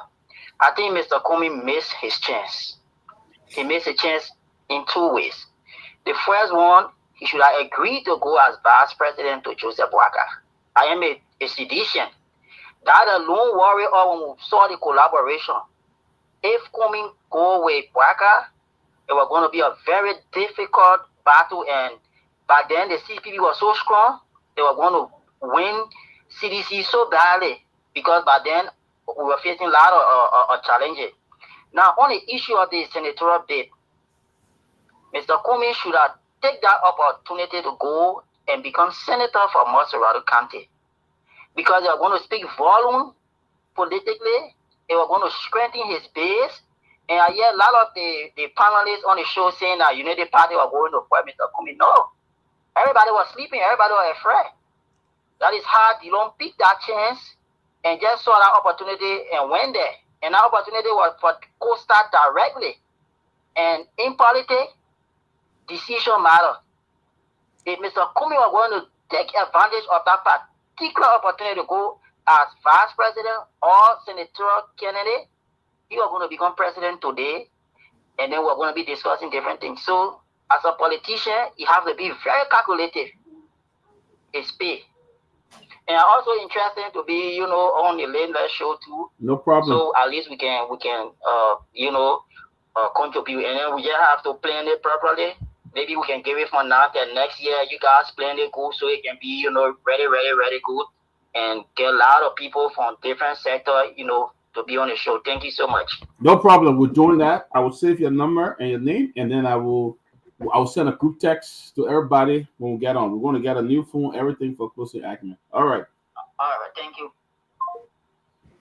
So, guys, there you have it. We're going to be starting the Closing Acumen after our show. So, if you are interested, yeah, let us know. Let us know. But I mean, it's a very interesting show tonight. Everybody can have a conversation as we sip onto our coffee and gin and whatever. As we drink on with our coffee. What pretty much you ran away? Also? Yeah, Ben said he going. Yeah, you gotta go somewhere. But guys, I honestly, you guys did great tonight. The contribution were great. We're going to try to make those speaking smart in Monrovia. Oh yeah. Make them smart in Monrovia by the latest by tomorrow. The thing is, you got in the show, man. Lofa, why you still want to end the show? Well, Tommy get called off. Go ahead, Tommy.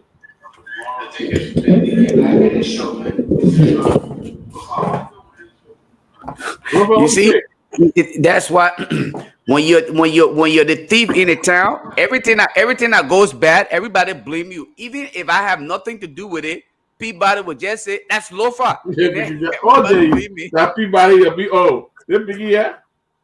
You lucky I kind of. I got a guest on the show. Go ahead, speak. Talk to the people. Talk to the people. Talk to the people. Bonsoir. Oh. Yeah, go ahead, speak. Bonsoir, comment allez-vous? Hein? Speak. The French people understand. Ok, bonsoir, comment allez-vous, messieurs? Yo, respond now. Oui, je n'en parle, je peux. Comment ça va?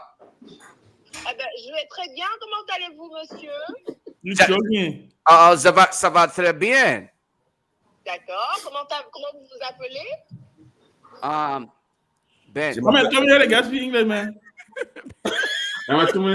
Doing ahead of man, you know what you're doing. Comment vous vous appelez? J'ai appelé très bien. Et vous? Non, vous répondez, je m'appelle. I'm going to give you some friends, Lofa. Oh, okay. He said, okay.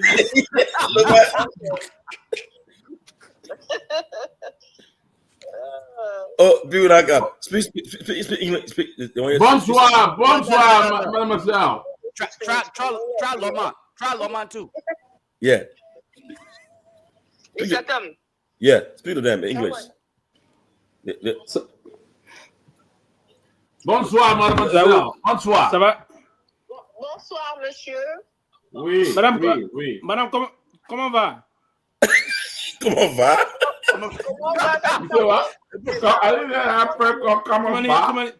mean, how you coming on? Comment va? It's a standard French. How you coming on? Ça veut dire quoi? Comment ça va? Ok, comment ça va? Ça va, mes jeunes marins. Et vous? Et moi, je vais très bien, merci. Vous êtes en États-Unis ou bien vous êtes en Afrique? Hein? Je parle avec qui, s'il vous plaît? Vous êtes en États-Unis présentement ou bien vous êtes en Afrique? Yeah, you Pewee. Non, en fait, je demande à qui est-ce que je parle? À qui est-ce que je parle? People are friend, man. Non, je dis présentement sur Mérotan. Je longe à Mérotan. J'ai écrit ici à États-Unis. All right. Ok, d'accord. Mais vous vous appelez comment? Est-ce que je parle avec la même personne ou bien je m'appelle Sylvester Pewee. Sylvester? Oui. Ok, Sylvester. Ok, enchanté, ravi de faire votre connaissance. Ça, c'est bien ça. Vous êtes Ivoirien ou bien? Tu viens de Côte d'Ivoire? Non. Non, je viens de la Guinée. France. Tu viens de la Guinée? Oui. J'ai fait la Guinée aussi, mais j'ai fait la Guinée, j'ai fait Zirikwe, Conakry, Massanta, et j'ai fait un peu de temps sur la Frana aussi. Toi, tu es guinéen alors? Ma maman vient de la préfecture. Ma maman vient de la préfecture. Ma maman vient de la préfecture de Massanta. Donc, j'ai fait beaucoup de temps en Koyama. Donc, tu as une partie. Oui, oui. Ok, partie guinéenne. Ok. Oui, oui. That's cool. Donc, nous, on vient de la Guinée forestière. C'est la Guinée, on a de la Guinée forestière, la Haute-Guinée. causing trouble here. La Haute-Guinée, la Guinée forestière, tout les choses. But too many, George, when are you? You caution him.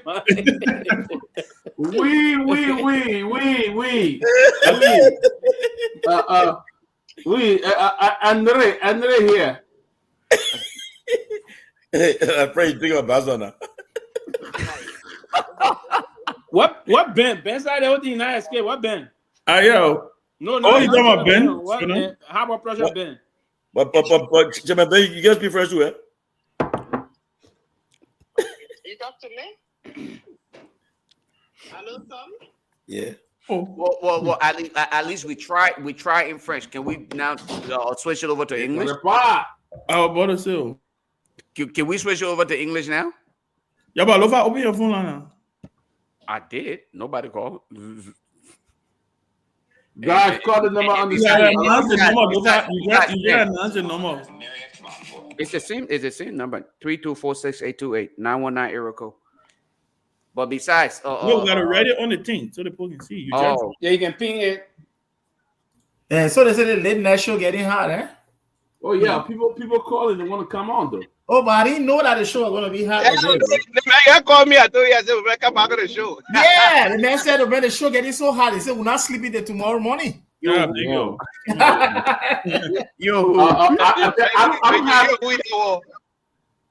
I don't have enough charger for tomorrow morning. I have to run out to charge, but it's snowing out here. To get my charger.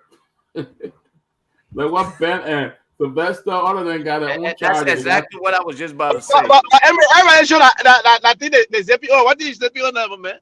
Well, yeah. No, I don't take anything. I do Myean and wine. That's it.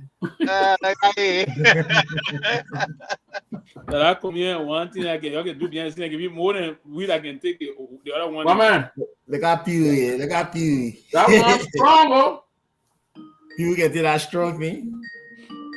You see some better. Lofa got call coming in now. Lofa guy, what they go on? What they go to this? Lofa mad at me, oh. This is Lofa Julius. What cup? Lofa to be on the radio. Lofa to enjoy himself. What cup? Caller, let's hear from me. Your name, where you calling from? Go ahead. Julius, how you hang up on me? I'm sorry. I didn't mean to do it. Now, I didn't do it, though. It was Dr. Peabody. He controls the phone from his side.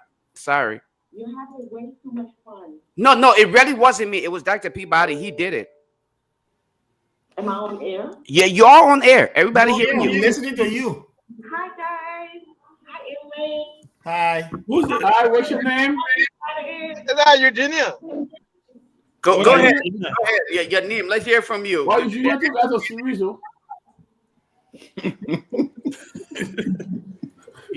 She got cereal. She got cereal. Go ahead now. We'll listen to you. Yeah, got a cereal. Let me go put some more coffee in this cup. Don't drink too much coffee before you get too much coffee.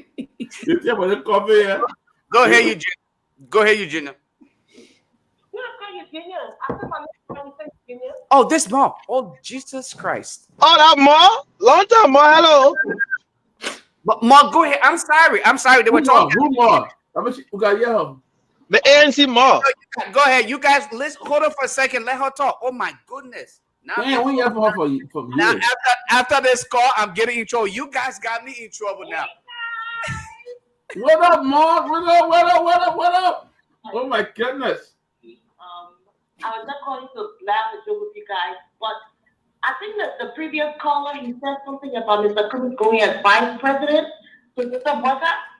I don't understand why Liberian people cannot understand that Boyka never wanted Cummings to be a vice president. That's true. Yeah. I agree. He never acted. Everybody's agreeing with you. And that was the perfect opportunity for him to even call him at that time. He never asked. He didn't. But let me ask you. Mr. Cummings said, "I publicly opinion." Guys, one at a time. Let her land. You'll come in. Go ahead.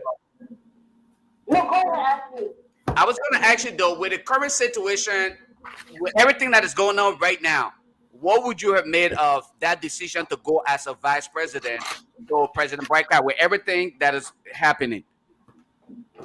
Absolutely not. Okay. Who on the line? Who on the line? You know what? I was going to say something. Uh-huh. Now let's go there. Forget it. I'm not going to. Oh. I'm not going to put myself wrestling with this one. The original fire brigade. But we want to hear. We want to hear it. We want to hear it. Who that mod? That mod? That is Mo. Yeah. No. Okay. All right. Well, you know what? It's too soon. We'll take the next caller. Thank you, though. Thanks for calling, Mo. Appreciate it. The original fire brigade. I get on fire. Caller, go ahead. I am for you. Caller, your name and where you calling from. Let's hear from you. You don't get tired, do you? You blow the caller. Not get tired. Go ahead. We did. So now, I think when you guys look at this thing that happened in the country about budget passing, the figure is almost removed, and we are in a different era now. Without a correct election, they have a new speaker. You can imagine how the person went off. Do you guys think that German could wear this speaker in the country? Well, they will answer that. You know who will be president, Jamaica? Somebody asked also. For me, I don't have a problem. So I guess his question is, will Jeremiah Cohn become the next president? Guys, that's the number. Honestly, it's a heartbeat away. But I haven't seen a vice president where somebody can just call them from his phone and then in the middle of the night talk about all the meetings that happened with the security pool being there. That was just all. Not only that, Jeremiah Cohn, he's not a primetime person. Every time he had an opportunity to have primetime interview, he flies. I mean, how does no call the man from his bedroom? Then he start talking. Oh, we met, and that thing was embarrassing. Jesus Christ! All right, guys. Somebody asked this question. I wanted us to answer it. Tomalin is addressed to you. What is it? He said, "I need you to answer this question on TCA tonight, Midnight Politics. With Fonanti refusing to resign, the RLJ Speaker co-signed a budget with yellow machines in it. Can another government undo it?" Yeah, that's a good question. Sylvester. Come again. Sylvester, answer my question, yeah. So the question is, with everything that's going on, if Fonanti refused to resign, right? And they go ahead and they've already passed the budget, the president signs the budget. And let's say, they ratify rules and they ratify agreements and stuff like that, right? If a new government comes, can the new government say that because it was done with the whole process, right? Can the new government cancel whatever agreement or anything like that? Ben, we have to take to third majority again. No, wait. I would no majority can come to the kind of line. So no, if the president signs it into law, it becomes a law. God, let's speak to this one at a time for this. There's absolutely no to say issue. Ben, you're absolutely right, and that question is very smart question. It's a good question, yeah. So that government will not only be correct in terms of the moral stand. They're going to be constitutionally correct. As per the law. Constitutionally correct. Yeah, it's why. Because and the Constitution is said this. Anything that is done contrary to the Constitution is ultra virus. Exactly. Yeah. So Article 2 of the Constitution is clear. Any agreement, any loan agreement, any concession agreement, any consign. A new government can do it, can make it null and void. Yes. Wow. Null and void. And I think it's part of the reason why you see you're right. I forgot about Article 2. Why they're trying to pressure Kofa to they still have because and beyond even that time, the international partner may not support most of the budget instruments. The EU will be getting close to a lot of $1 million. Yeah. He would not get that money if the scratches were there. $30 million he is supposed to get. So they're trying to work behind the scenes. Probably the reason why the president attempted today, and still I think he's gonna continue. But yeah, Kofa got some ground now. What I would say here now, that's what I would say, and I don't know. I may not be privy to those kind of conversations. Maybe your man will call you, or will talk on it. But he got some serious bargaining chip here now. No, trust me. Yeah. A lot of Kofa is vendor they're gonna go. Kofa knows that very well. Man, that when he's gonna go, but he go bargain now with them. That's a bargaining time. And Sylvester, one of the things that gave Kofa the bargaining chip is then electing Kun. If there was no election for Kun, Kofa did not have. He wasn't gonna have a bargaining chip. That issue they want to say Kun, and what they want to do now, they want to do everything to keep Kun. So that's so let me tell you what I think, and I gave it. Somebody gave me this analogy the other day, and they said where Kofa is right now, right? It's almost like where Charles Taylor was towards the end of the war. I mean, towards the end, right? Mm-hmm. Remember when George Bush said Taylor must leave Liberia? Yeah. And Charles Taylor said, I'm not going to leave until the troops come, and I will have an orderly transition, right? Yes. Literally meaning you're not going to allow me. We're not going to. No, you're not just going to wake up in the morning and just say, "Oh, the president left the country." No, there will be an orderly transition. The troops will arrive. There will be an orderly transition, and I will leave, turning over power to my vice president, right? So the person said to me, he said, "Listen, it is all but certain now that I don't think Kofa himself is even interested in the, in the thing. But at this point, it's about one, he got the rule of law on his side. He's become an icon or a personification of the rule of law. It's not about him anymore at this point. He can't afford to even say, "Oh, I will resign" at this point, right? You're right, but yeah. And to buttress your point quickly before you continue, is also he's trying to do it to defend the guy. Because they attempted suspending some of his guys, right? Yes. You want to fight that to reinstate their right. Yes. So he's fighting. Honestly, he's going to do it. Yeah. And now the question though is, does Cole remain speaker? That's a difficult thing. At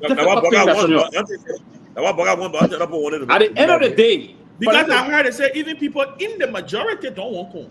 At the end of the day, they will reach a compromise point that he already will go there. They will cost. Okay, but you know what I heard? They say people even in the majority don't want him. The compromise point.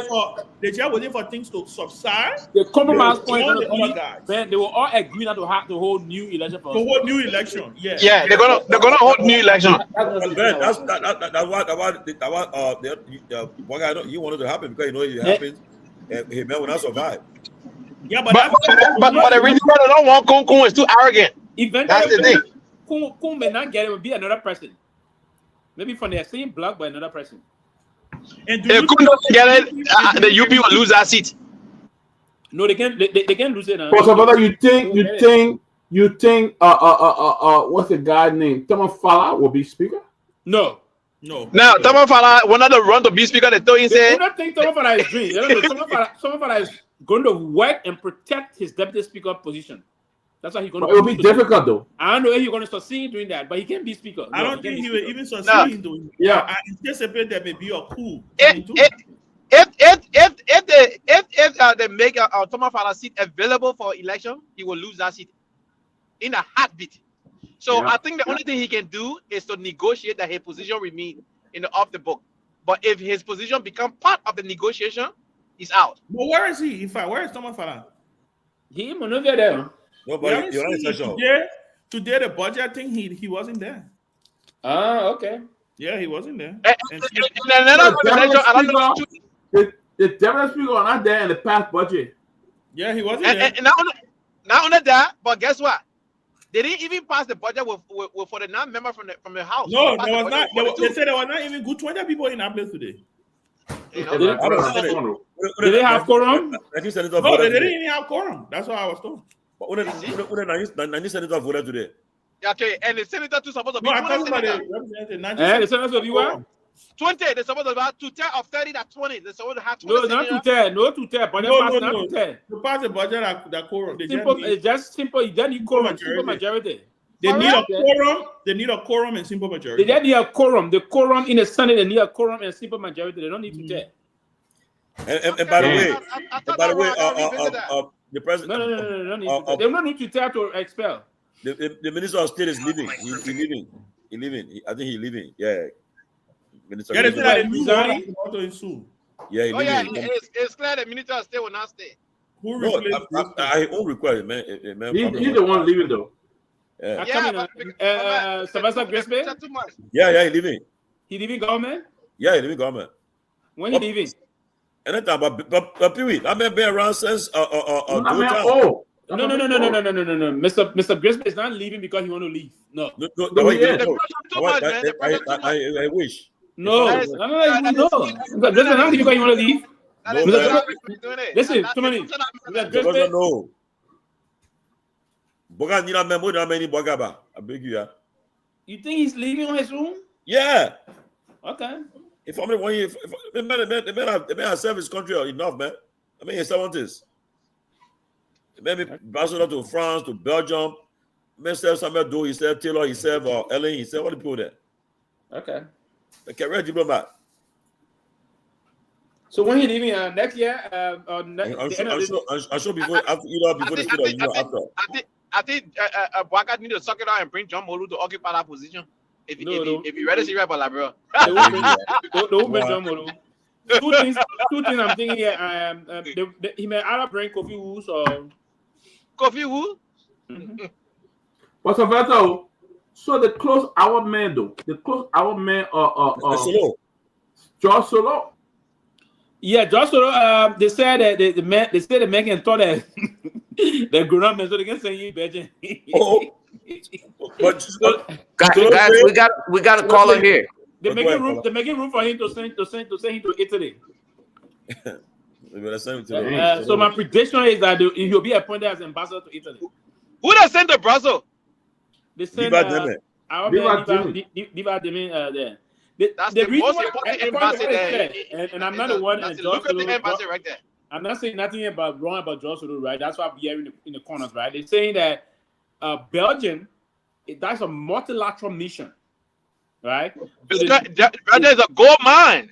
Belgium is a multilateral mission because the ambassador to Belgium is the ambassador to the Kingdom of Belgium. With concurrent negotiations to the Luxembourg, yeah, and to the EU, to all of the European Union countries, so the EU, the more powerful. It's a gold mine. That's why I call it a gold mine. That is a very major multilateral mission. As a lucrative position. Our major multilateral mission we have, you see, and that's why people love to go to look on a mission. You see, Abuja, the ambassador to Nigeria and ECOWAS. That's one of guys, we gotta call on the line. Yeah, go ahead. All right, caller, go ahead. Yeah, Lofa, you getting me now? Yeah, I'm loud and clear. Go ahead. All right. Let me say hi up to the guys on the show and everybody. You know, your name and where you calling from? This is Sylvester Pewee. I'm calling from Maryland, New Jersey. Okay, go ahead, sir. I just want to tell my brother Anthony something. I know somebody are calling for me. Anthony, election, your brother see argument. Kumi is popular, he end up with less than 1%. You all need to give Kumi a chance. And let me tell you something about the CDC. The CDC is like a religion. If you don't know, let me tell you today. We don't need 10 moral people or 20 moral people or 100 moral people in CDC. We only need George Weah. And that's the fact about the CDC. George Weah alone. Ben Sanvee. So you all need to give Kumi a chance. The only thing we need from Kumi, I can guarantee you, I think, Anthony, Kumi need to go as VP to George Weah. You all need to give him a chance. If Kumi goes as VP, I guarantee you the next election for Kumi. But Sonia, what I said was we need to do our homework and grow our team first. Anthony the Midland, he's not hearing you. Anthony, the guy we were looking at after George Weah, we're looking at Tomalin. They already betrayed us in our mind and in the minds of all citizens. They already betrayed us. They sided with their uncle. So from now we were punish them. For Sir Joseph, let me tell you, we're not expecting you. We will take it to the ballot box and we'll let him down. We expect Super 5, but we will not expect Sir Joseph because we know he got to wait. Because we expect him, he's going to take a lot of our vote with him. but we will take that Joseph to the slaughterhouse. Thank We will let them know that we made it. They're not missing it. Thank you, Anthony. Again, Anthony, I know. You come back for a rebuttal. I know you. Thank you. Thank you. All right, guys. Yeah, too many. You're talking something about the ambassador or something. Yeah, but Sylvester. I said the Liberia ambassador accredited to ECOWAS. He's also a resident in Abuja with concurrent accreditations to Togo and Benin. Yeah. They were in America. Ask you. No. Togo. The accreditation to Togo is the ambassador to Ghana. Yeah. I remember when Otabe was there, he was ambassador to Togo, Nigeria, and Benin. I remember when we were there in Nigeria. But the ambassador in Ghana got accreditation. Yeah, go ahead, Dr. Peabody. We had to do article of foreign mission. Why we don't have embassy in Canada and Australia? Who told you that? The ambassador of America is for Canada. The ambassador of America is accredited. With concurrent accreditation to Canada and Mexico. Do we have any consulate? Do we have any consulate in Canada? Resident Washington. We don't have. Do we have a consulate in Canada? We don't have a consulate in Canada. We so the ambassador just moving, but we try. There's an active discussion to open active embassy in Canada now. We need active embassy in two places, Canada and Australia. You're saying something? But go ahead. The current ambassador to the EU. What's his experience? The current ambassador to the EU. He's former pro tem, former Grand Julia County senator. No, the current. Sorry, the current. Yeah. But they require. Yeah. Oh yeah, the one appointed former superintendent of. That's what I know. Yeah. Yeah, but I remember myself a classmate in Cali School, Ghana. Besides that true Jallah and Yomli got a job, I think. Yeah, former deputy minister, and then he served on our mission in Japan before. Yeah, but what if I got Finley recall him though? Yeah, he was recalled. He was recalled for some. So he was recalled by the government. Now doesn't got Finley. The government recalled him. But what again? A bureau. What bureau?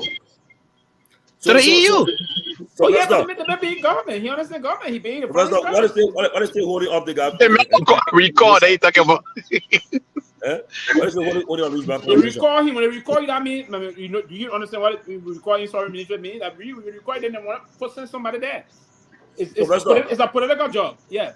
Why is they holding up the Brown confirmation to come to the UN? I don't really know. I think some of the United Party folks, according to what I'm hearing, some of the United Party folks are saying that Louis Van was indicted by the TRC process. And they got other folks say, some of them around government say, I wanted to try to hold him on. That he being indicted for the TRC. Why cannot play with the indictment? You cannot play before. And some of them believe that Louis Brown did not support the old man. That's the main thing. He didn't support the old man. Politics, man. But not support somebody back. Yeah, Even Grisby was Cummings. Man, that didn't come on, man. No, Grisby was Grisby was the representation of the United Party on the CPP.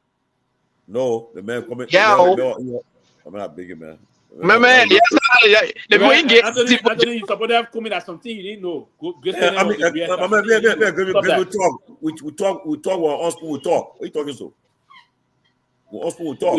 Grisby opening with comments and the rest of that. So basically, that's the only reason. But I think, and they confirm other two, right? They did confirmation for others. But the woman they brought from Germany, that woman should get a point. They put on a few. They give the girl woman. You get a point in the library in Germany. Not in Germany. Not in Germany. The girl woman. Young got to the wallet. It's in Germany. Ambassador Gerda Gessi-Swart was an ambassador to the UK. The UK. Yeah. Yeah, I can remember when we went there 2018, when we went in London, she received Minister Formula and myself. Two of our ambassadors there. And now they appointed her as trade ambassador in Philadelphia. She was trade ambassador in Philadelphia. What is that? What kind of job is that? Oh, they put on in America, yeah? Yeah, ambassador for trade. What is that, Sylvester? I seen an appointment before. Eddie tried doing it for her. It didn't work at the time, right? I think the editor time worked, when they said because they brought her to Guar Tansa, we attempted doing that. It didn't work because they said she's a U.S. citizen. You cannot be a U.S. citizen and do that. I said, but what you make out with the appointment of Groska as chair on the board? I have absolutely no reason. No problem with it. Groska basically was exonerated by the Honorable Supreme Court. So her right as citizen of the Bureau and her right to work is there. As I will be appointed one day. I agree. I agree. On paper, the Supreme Court says she clear. So yeah. But yeah, for the optics and everything that come with it, I don't know. No, but the procedure of the optics is, I heard the Supreme Court is the higher court of the land to money. So the Supreme Court. But they get the Supreme High Court, they get opinion feeder and they put them do their own thing. Yeah, but those that will not obey the Supreme Court ruling, those are people that are not. These are deviants. The Supreme Court are flat. Flat. No, they're not flat. I'm not familiar. I'm not saying they're flat. Our higher court, we can call them black. We may disagree with that decision at times, but I think we can call them black. Sometimes disagree, but we have to respect. Yeah, we gotta respect that court. They can only arrest you. Yeah, so Groska position was there. But before Omer Bwaka, before we hit the middle of the regime, I want to get a very powerful appointment. Who? Groska? The election commission chairman. She may likely go election commission chairman or go back to replace Councillor Shannon Yo when she retired as on the bench. Yeah. Wow. But I also saw 44. So then yeah. She's very strategic. She's been playing strategic role for the party. She's a very smart lawyer. She was a lawyer for them again, Mr. Cummings. I can say this so. Whoever live by our consciences, whoever were part of that Shalom Musu that they get there, they would live by their conscience or expose them, put it down.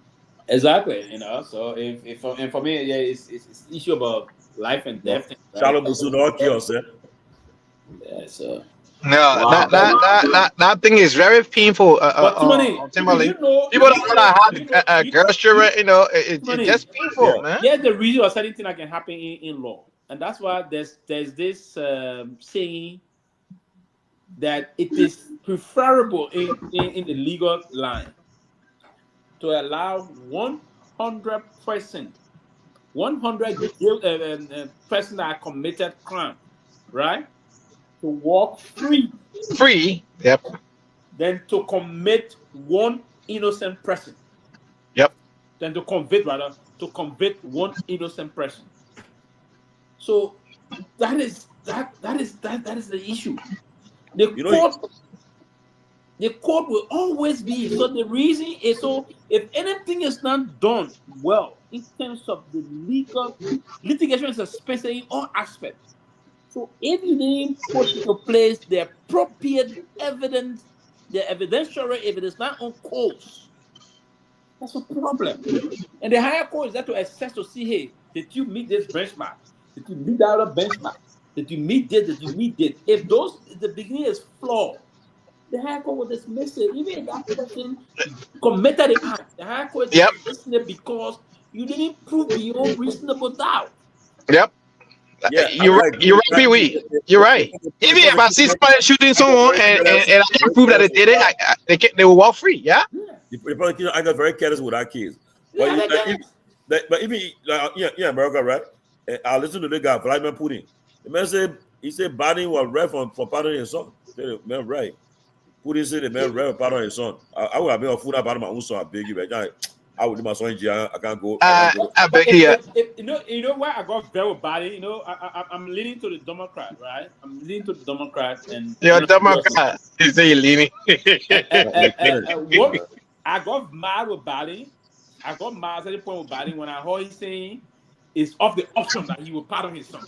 I said, they probably okay. We're okay with you. You do your son. Okay.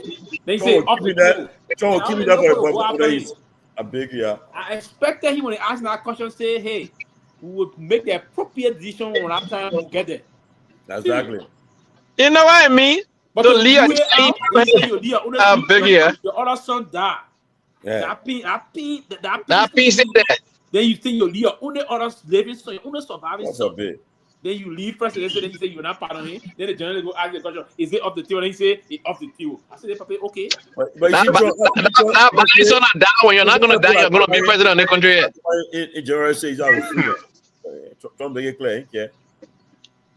When both body are not gonna die, you're gonna run for president in this country. Then you can see Smart happy. ball. The puppy, I support the woman. Very bright young man. Yeah, Trump ain't take off a year. The man say he will pardon all the people from January 6th. It was a campaign talking point. Yeah, they are our own puppy Joe Biden was going to hear son. We all other children will get Only a fool would do that to lead a son. I did my son in jail. I beg you, man. I gave my son a criminal say, "I'll pardon him." Are you kidding me? I think Joe Biden did it too early because the people are going to go to jail. They say yeah, they said when he to do it maybe the last day when he leaving that day he do it in the morning of January 20th or January 19th. We want to do that. I mean, Jerry Christmas.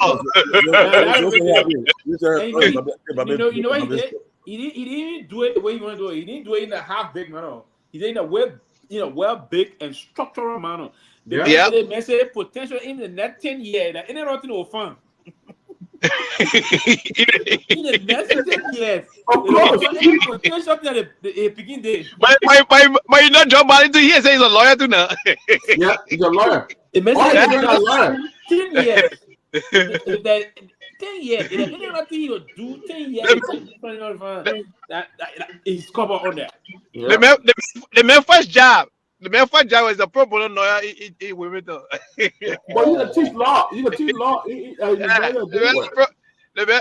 pro bono lawyer before you even begin to say this. But I think his son Bo was a lawyer too. How he became friend with the lady Kamala Harris. Yeah. In Wilmington to the train station. Last time when I came on DC, I'm not recognized until recently. So I'm coming down. I saw Joseph Biden train. You know, they named that train station after him. Yeah. Always try on train. You go, come. He never slept in Washington. He came home every day. Is this a train I come from Reddit? Get train from Reddit to Delaware? From Redding? From Delaware to Delaware. You got to check it. I think, but if you got trains in that right area, it should be because the Amtrak run through different areas. But the one that runs from Reading is not the Amtrak. Is the SEPTA. The SEPTA, right? Yeah, it's the SEPTA. I think it's called regional rail. The SEPTA was in the city limit, in for the Daffia and other area, and I don't think it don't run between two major cities. No. Yeah, it's why they call it the regional rail. You're ready once you know. 11 o'clock. I give you enough 15 minutes out of here. The longer I stay here, I will keep. But too many. What you do Christmas Day? Remember, you got to cancel. We can find some time around the Delaware area. Yeah, maybe I'll come outside. Yeah. There are people. I got even let me know. I can drive up there. I mean, that's not far from me. Yeah, I guess we got more night. Our Basel program. I guess we got the Basel. Yeah, and at the Basel program, I'm looking at my little daughter have a dance something tomorrow. Their winter dance Sunday is tomorrow. Right. But where's the program? What time? I need a program start 8 o'clock. And where? You got what the invitation said? You the program director. If we get it, hey man, we'll play post on today. Hey man, we'll play. You can say I'm not going back and put that one on now. That way. Hold on, I can't find it. Hold on. I'm gonna find it. Yeah, tomorrow I didn't get speaker though. Hey man, they put together the team today. What Lofa can get vest when you talk about what they call? Huh? Lofa can get vest when you talk about two parties in there. No, what you say? I feel the Lofa put it up. That's all about dear ball. Ladies and gentlemen, Facebook, Instagram, you know who you do. Social media. You like the Basel organization in the Americas? To be exact, it's Unibois PA chapter back with its annual Christmas recognition program. The sole purpose of this highly anticipated event is to acknowledge the goodness of individuals for their support to Unibois and its scholarship program benefiting students in West Africa. It's going down on Saturday, December 21st. Address is 7200 Grover's Avenue in Southwest Philadelphia. Doors open at 7 p.m. Admission is only $25 US. Come on, and get to meet those who This is are 7500 Grover Avenue. in today's society with Mr. Joseph Zizi. Gentlemen, 7500 Grover Avenue. Gentlemen, Scott Mendes, Mr. Blow J. 7500 Gentlemen, Eddie Grover Floyd, Avenue. and gentlemen, Wilbur Noah Foley. Others are Beatrice Hey, Moore, Grover? the one and only Beatrice. Yeah, you can't pronounce the thing good. I think like Grover. Emery, where you at? I don't want to see this nice better. Will be set and ready to fire up his It's GROVR. It's right off of Woodland, off of Allen Avenue. You said what? GROVR. Chapter Christmas annual recognition program. Yeah, 7500. Actually, Gay, you live in Pennsylvania area too? Yeah. Oh, I didn't know that. I always come to the Doma shop outside of the side of the Oh, okay. Are this? Why you going to Muzu spot? At this time is like 1 hour for me. They want the Doma shop somewhere on dang, what's the name of that place? What's the name of that street? There's a Doma shop I come to every night there on Saturdays. I that Doma shop. Never been there. Yeah, every night when I have the chance on Saturday, I go there. That Senior place or over Embu, Manbury area and or Musu spot. This is another nice place that they just opened them. Oh, okay. It's really nice, really nice. But I like the Doma. I mean, the bath of blood. I mean, I can't swallow my Doma. When I go abroad, I'll go over there to Doma Valley. Doma Valley? The water place. You, me, and Emery, we took a picture at the late Christmas city funeral in Philadelphia, Peabody. Yeah, we were there. Exactly. We're at Christmas City. Yeah, Let me tell you what happened now. I made a funeral. I was bro when you we wanted to repass, right? When the repass, so I had my little bottle in my hand, chilling. Who I saw, Jallah Robert. She said, "Oh, Peabody, come take the picture." I went, I put my bottle down. We took the picture. Jallah went on her show. Said, soon that the Peabody saw me, he threw a whole bottle away. You know what I day. I think so. Do I get that when I over vacation? I be feeling about I said, you know what? It doesn't look good taking a picture with a bottle in my hand. So let me put a bottle down to the picture. Jallah went on her show. I said, I saw that the people, as soon as he saw me, he threw the whole bottle away.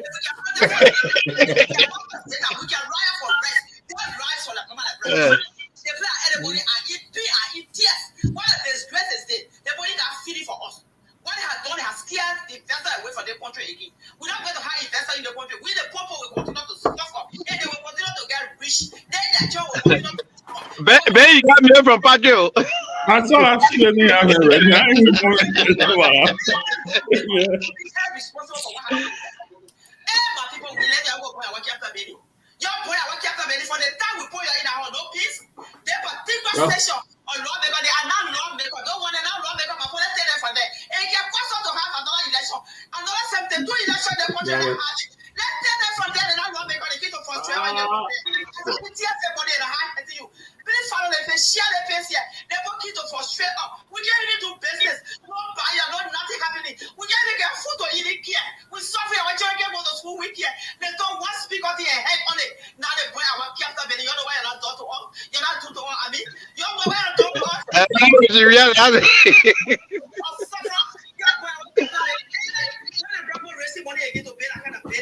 That kind of betting, you're waiting for all lawmakers. We call your lawmakers, and you are violent makers. You're keeping no peace for the time you're testing. They're always going to your lawmakers. They are very irresponsible people. You are very irresponsible. Whosoever you are, anybody, you very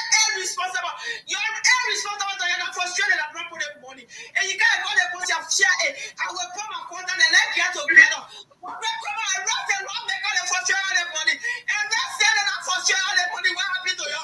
We're going to push it. We're up and down in the ring. So when you get our numbers, but I live when your wife, our interest will be happy.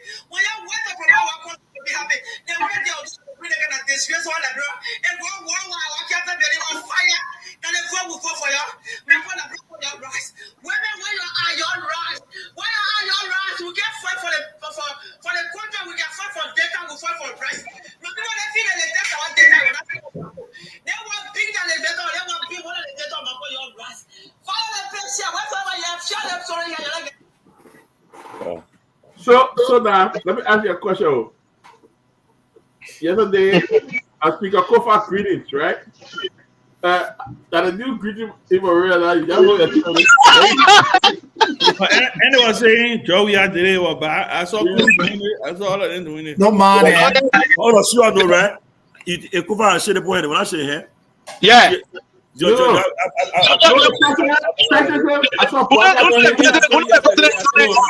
No, I think the president will have shaking his hand if he had extended it. Because there was a period where I saw the president almost thinking that he was going to extend his hand. I saw that. And he then put it back in their way. Ben, let me ask you the question. When Kofa I was sure I didn't want to directly ask this question to him. I asked another question on the phone. Let me ask you, you think he avoided the president? I think you mean during the play? Yes. I think he didn't know what to expect. I think he didn't want to put himself in a situation. Yeah, I think he was just being cautious. Okay. So the most important, the most safe thing for him to do was what he did. Because you saw he was comfortable shaking everybody help in Iran. But when he got to the vice president, definitely, he had recently just hit at the vice president from that interview with Spoon, right? Where he did that post and said lies, deceptions, and so he definitely knew that he and the vice president were not on the scene. But for the president, I think it was more of him just trying to play it safe. I think just blunder. He should have gone. And I do believe the president would have shaken his hand. I think so. Ben, Liberia is a traditional country. What I would like on that, for a president of his age, elderly man like that, extending a hand and Kofa withheld a hand, I felt bad. I know Kofa's intention was not to shake hand at that point, but when an elderly person extends the president did not extend his hand. If you watch it, he had no intentions of doing it. If we have it, we can. No, play the video because Ben, I watched the video, and the president actually put his hand out. No, but when he Kofa, hold on now. Let me say my own now. When you saw Kofa's hand was on his chest, the president withdrew his hand. Y'all play the video. If I allow, I'll take my statement back. But if our Kofa, let me tell you this, my reaction is different. My reaction are going to be different. Where Kun was sitting, I'm going to use my little thigh and then pushing a little bit because that's not where he should be sitting. I will make a scene. I will tell you this.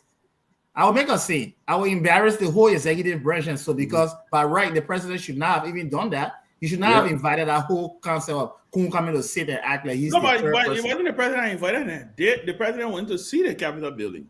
And they were there. It's true, but the president welcome too. Not go there, they will say the right thing. So he show up. No, but Kofa he should have told Kun say, can you be excluded? But I want to do it. Is it true that Kofa arrived late? He did. Yeah, he did. Yeah. He did. People are already sitting. I would have created a scene. Yeah, but where Richard Kun sat, it was very awkward for Kofa to even, go shake hands. No, I'm going to create a scene. I'm going to say it. All right, can you guys see my screen? Yeah. Yeah, it's all right. But we'll not be able to see the president handle. Watch. The president did not extend his hand. The president waved. He did not extend his hand. Too many. The president did show the president waved. The president waved. And then attempted to extend his hand, but then Kofa already had his hand. They are a camera and not doing justice to the conversation. listen, Ben.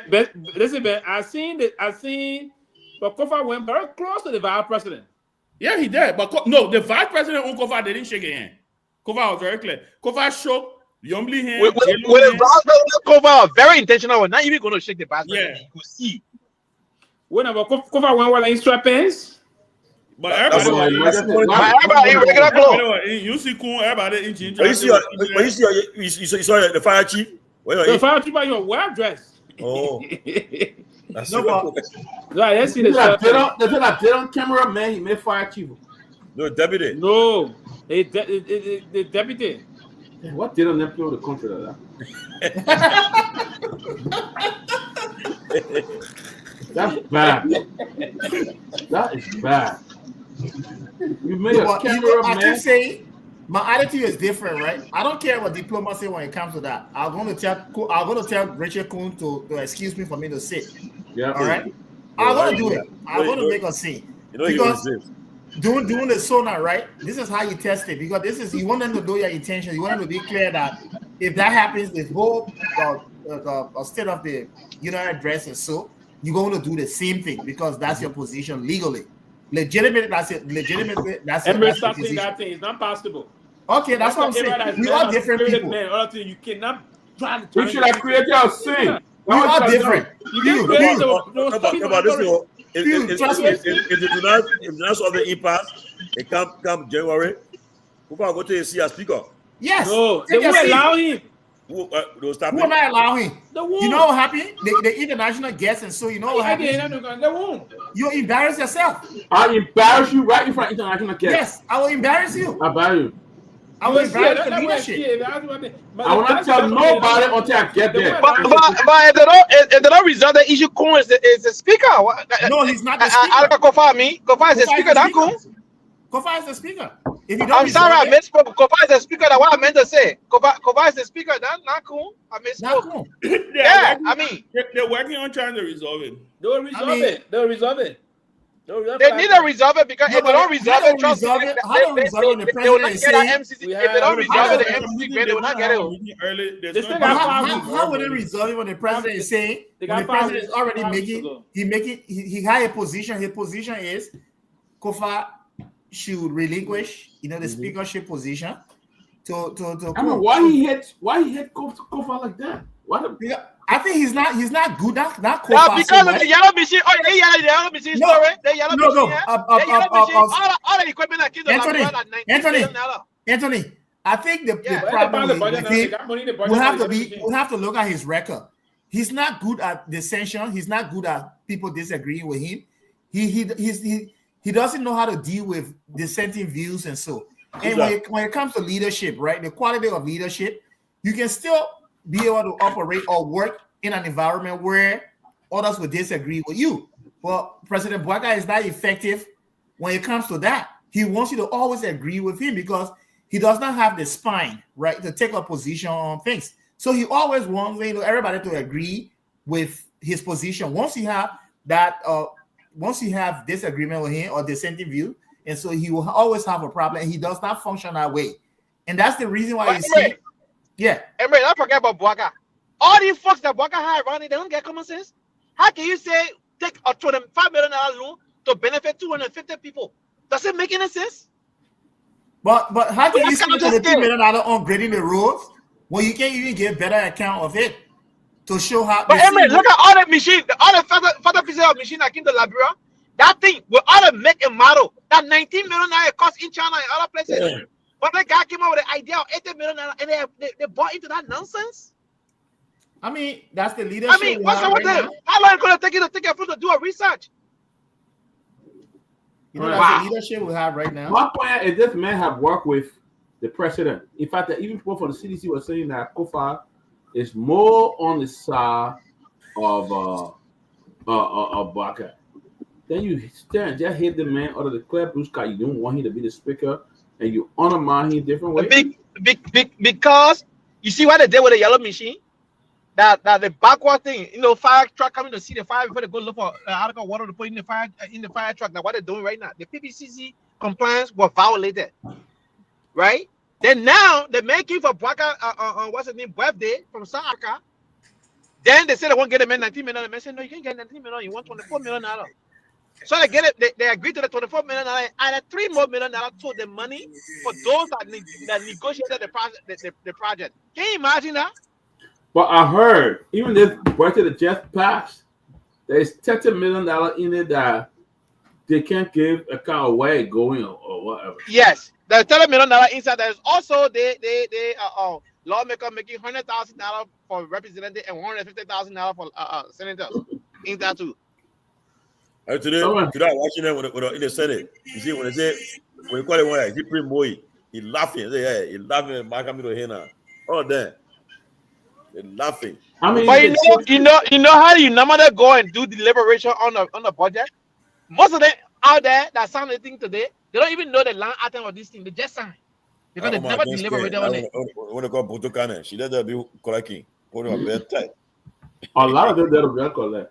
You see Bocha too? Oh yes, Bocha. All person yes. All of them that you see there, yeah, man. And they don't act like. He ain't feel ill. He stay away.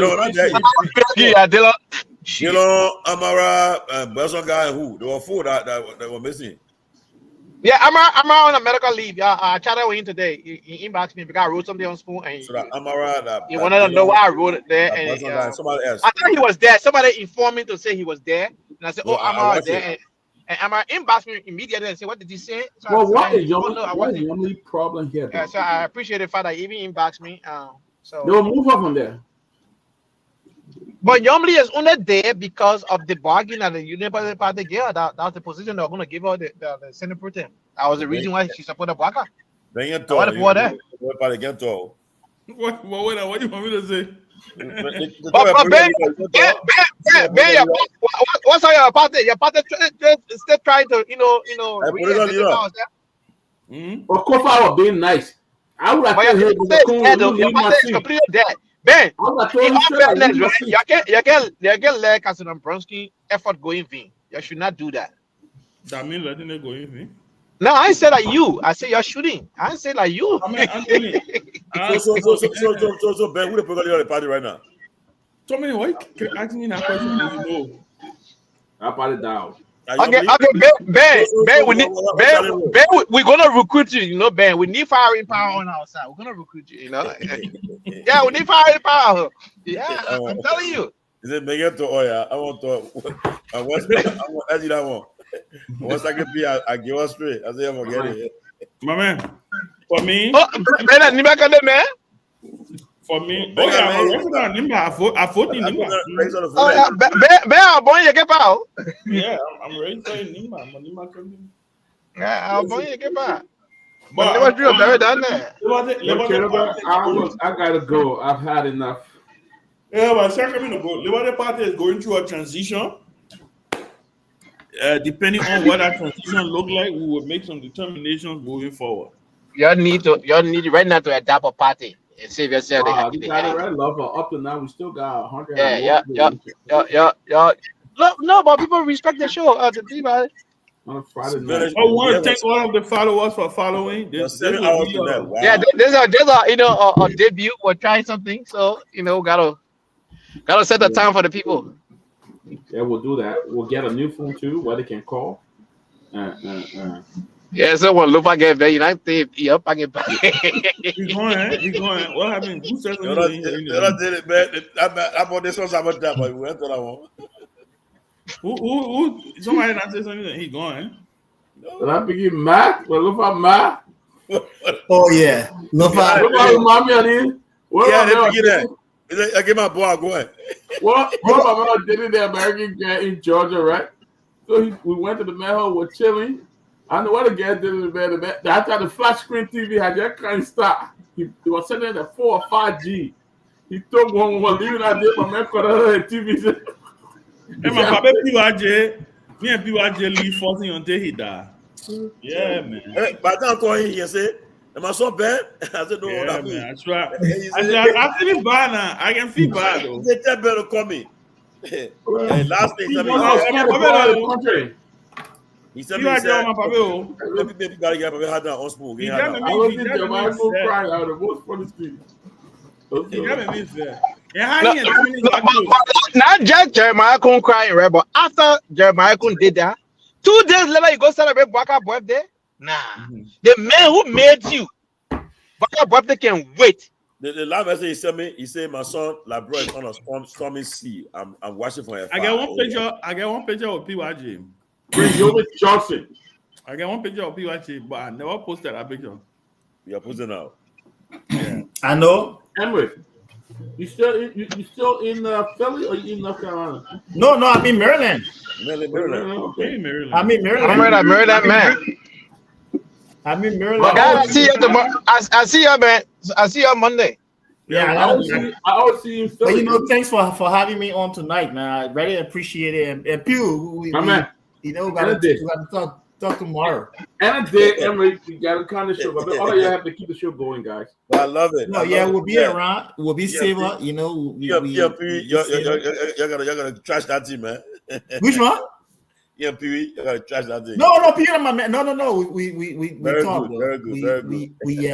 We on good terms now. So I've known Pewee from the show for more than a year and a half. I'm not met him in person. I'm being playing now. Pewee Power or Professor Lavla. He taught me French at Alliance Française. He was a interpreter. Ben, you know Pewee, right? Ben, you know Pewee? Yeah, you knew his dad. Yeah, Professor Pewee Lavla. You were a French teacher at the French Institute at Alliance Française. He became French interpreter. I see why. He was an interpreter for President Taylor. Why do you think we must be friends together for the man? I see why some refugee friend, but that friend will stop right on this. You are French good? I speak both French and Pewee. Okay. I think I can be. You are French good?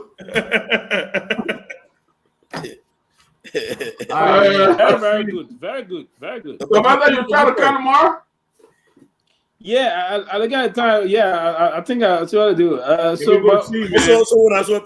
tomorrow, no make it. I'm going tomorrow. You don't go up. Where you going? To York, to Grace. Oh, York, PA? Oh, you're going to Grace? Grace. I'll find a day to see Grace, but tomorrow. Can I go in PA too? Yeah. Can I go to Grace? Yeah. Where you going? Can we around? I think you're going to Grace. What's your throw now? I go watch the show. I think great audio. I get married tomorrow, man. My boy said they want to watch some kind of movie. So someone who born late, they won't got to deal with now. I know, right? Yeah. He said who born late. He's born late. I'll be thinking of a movie. You know, my youngest son is 10 years old though. Anyway, you know. But not late 10 years, he just turned 50, so you got more to go. I mean, I should have had my kids back. That's late, man. People, that's late. I should have had my kids. See, but Ben had young. Yeah, Ben did the right thing though. But that's I did it. I did it. When I had my first child, I didn't want to have no more children. So I was just 7 years before I had another kid. Wow. Yeah, I think it's one of the regrets some of us have. But it's not really regrettable, but I think it should have been earlier than. Yeah. But now my older daughter is 20. She graduated from college. So if I had just hit her brother behind her, but now I would have a lot of money to be traveling all over the world. I draw them back to back. I got 17, 16, 15, 14. No. Yeah. Only 16 and 15. You got too many girls though. Yeah. Yeah, I think that's because you were bad, man. No, man. You should laughing. So, Ben, what you hitting that, bro? Me? I should have been there. Man, I'm very soon. But Pewee, man, I've been there, started enjoying that long time. That day when what are they covering the Minutemen and you have also what there? When the Minutemen you have also 98? 98, all our brother conference. But they get visit. They get visited by me. Who? President Taylor? Yeah. No, but I speak to him though. Yeah, but you need to visit him though. Ben, you know his niece and Keisha? Yeah, she should have go to him there. I told the daughter, one or two daughter. I've seen pictures. He writing books. He writing books, yeah. I've seen pictures of him. We email each other. About that guy, about eloquent. Man. I mean, When stay firm. you hear his voice, you would never imagine. You would never even. Oh, Ben, you know I said John yet? When I press conference for he will pray. Then he pray, he will say, and he was. I mean, you are say he's not a big world leader. You say, I just thought we are concerned about the issue in Gaza. Today is what 75. I said, 70, 75, 76. The chair want him to die. The people. No, they did looking on about to how to address the nation. He said, I just got the food for President Bill Clinton. I had a fruitful discussion. I said, correct. Hey, Charlie, that boy. But when you speak to him, he is so alert. I've been gifted. So alert. He knows what's going on. He's a fountain of knowledge. My government. I don't believe he not resigned to the reality that he's going to be in jail. Not necessarily. When you talk to him, he keeps there's a current appeal going on for him to go to Rwanda. I heard about that. Yeah, but I said the Liberian government could answer him, though. Yeah, that was it. He well behaved, so I think. Yeah, but the Liberian government they put them scared. They want American, bro. They're scared. Yeah. You sure how they left that go back? One of the things, Ben, is that our leaders can be firm and sometimes brave.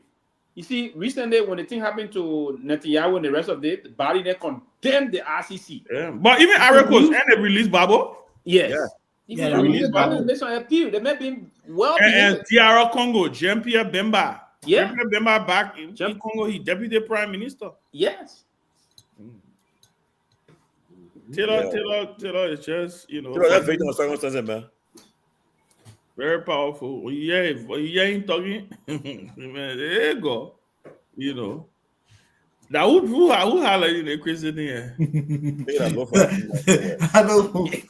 I love how he crazy thing. What? How did they gonna nonsense up?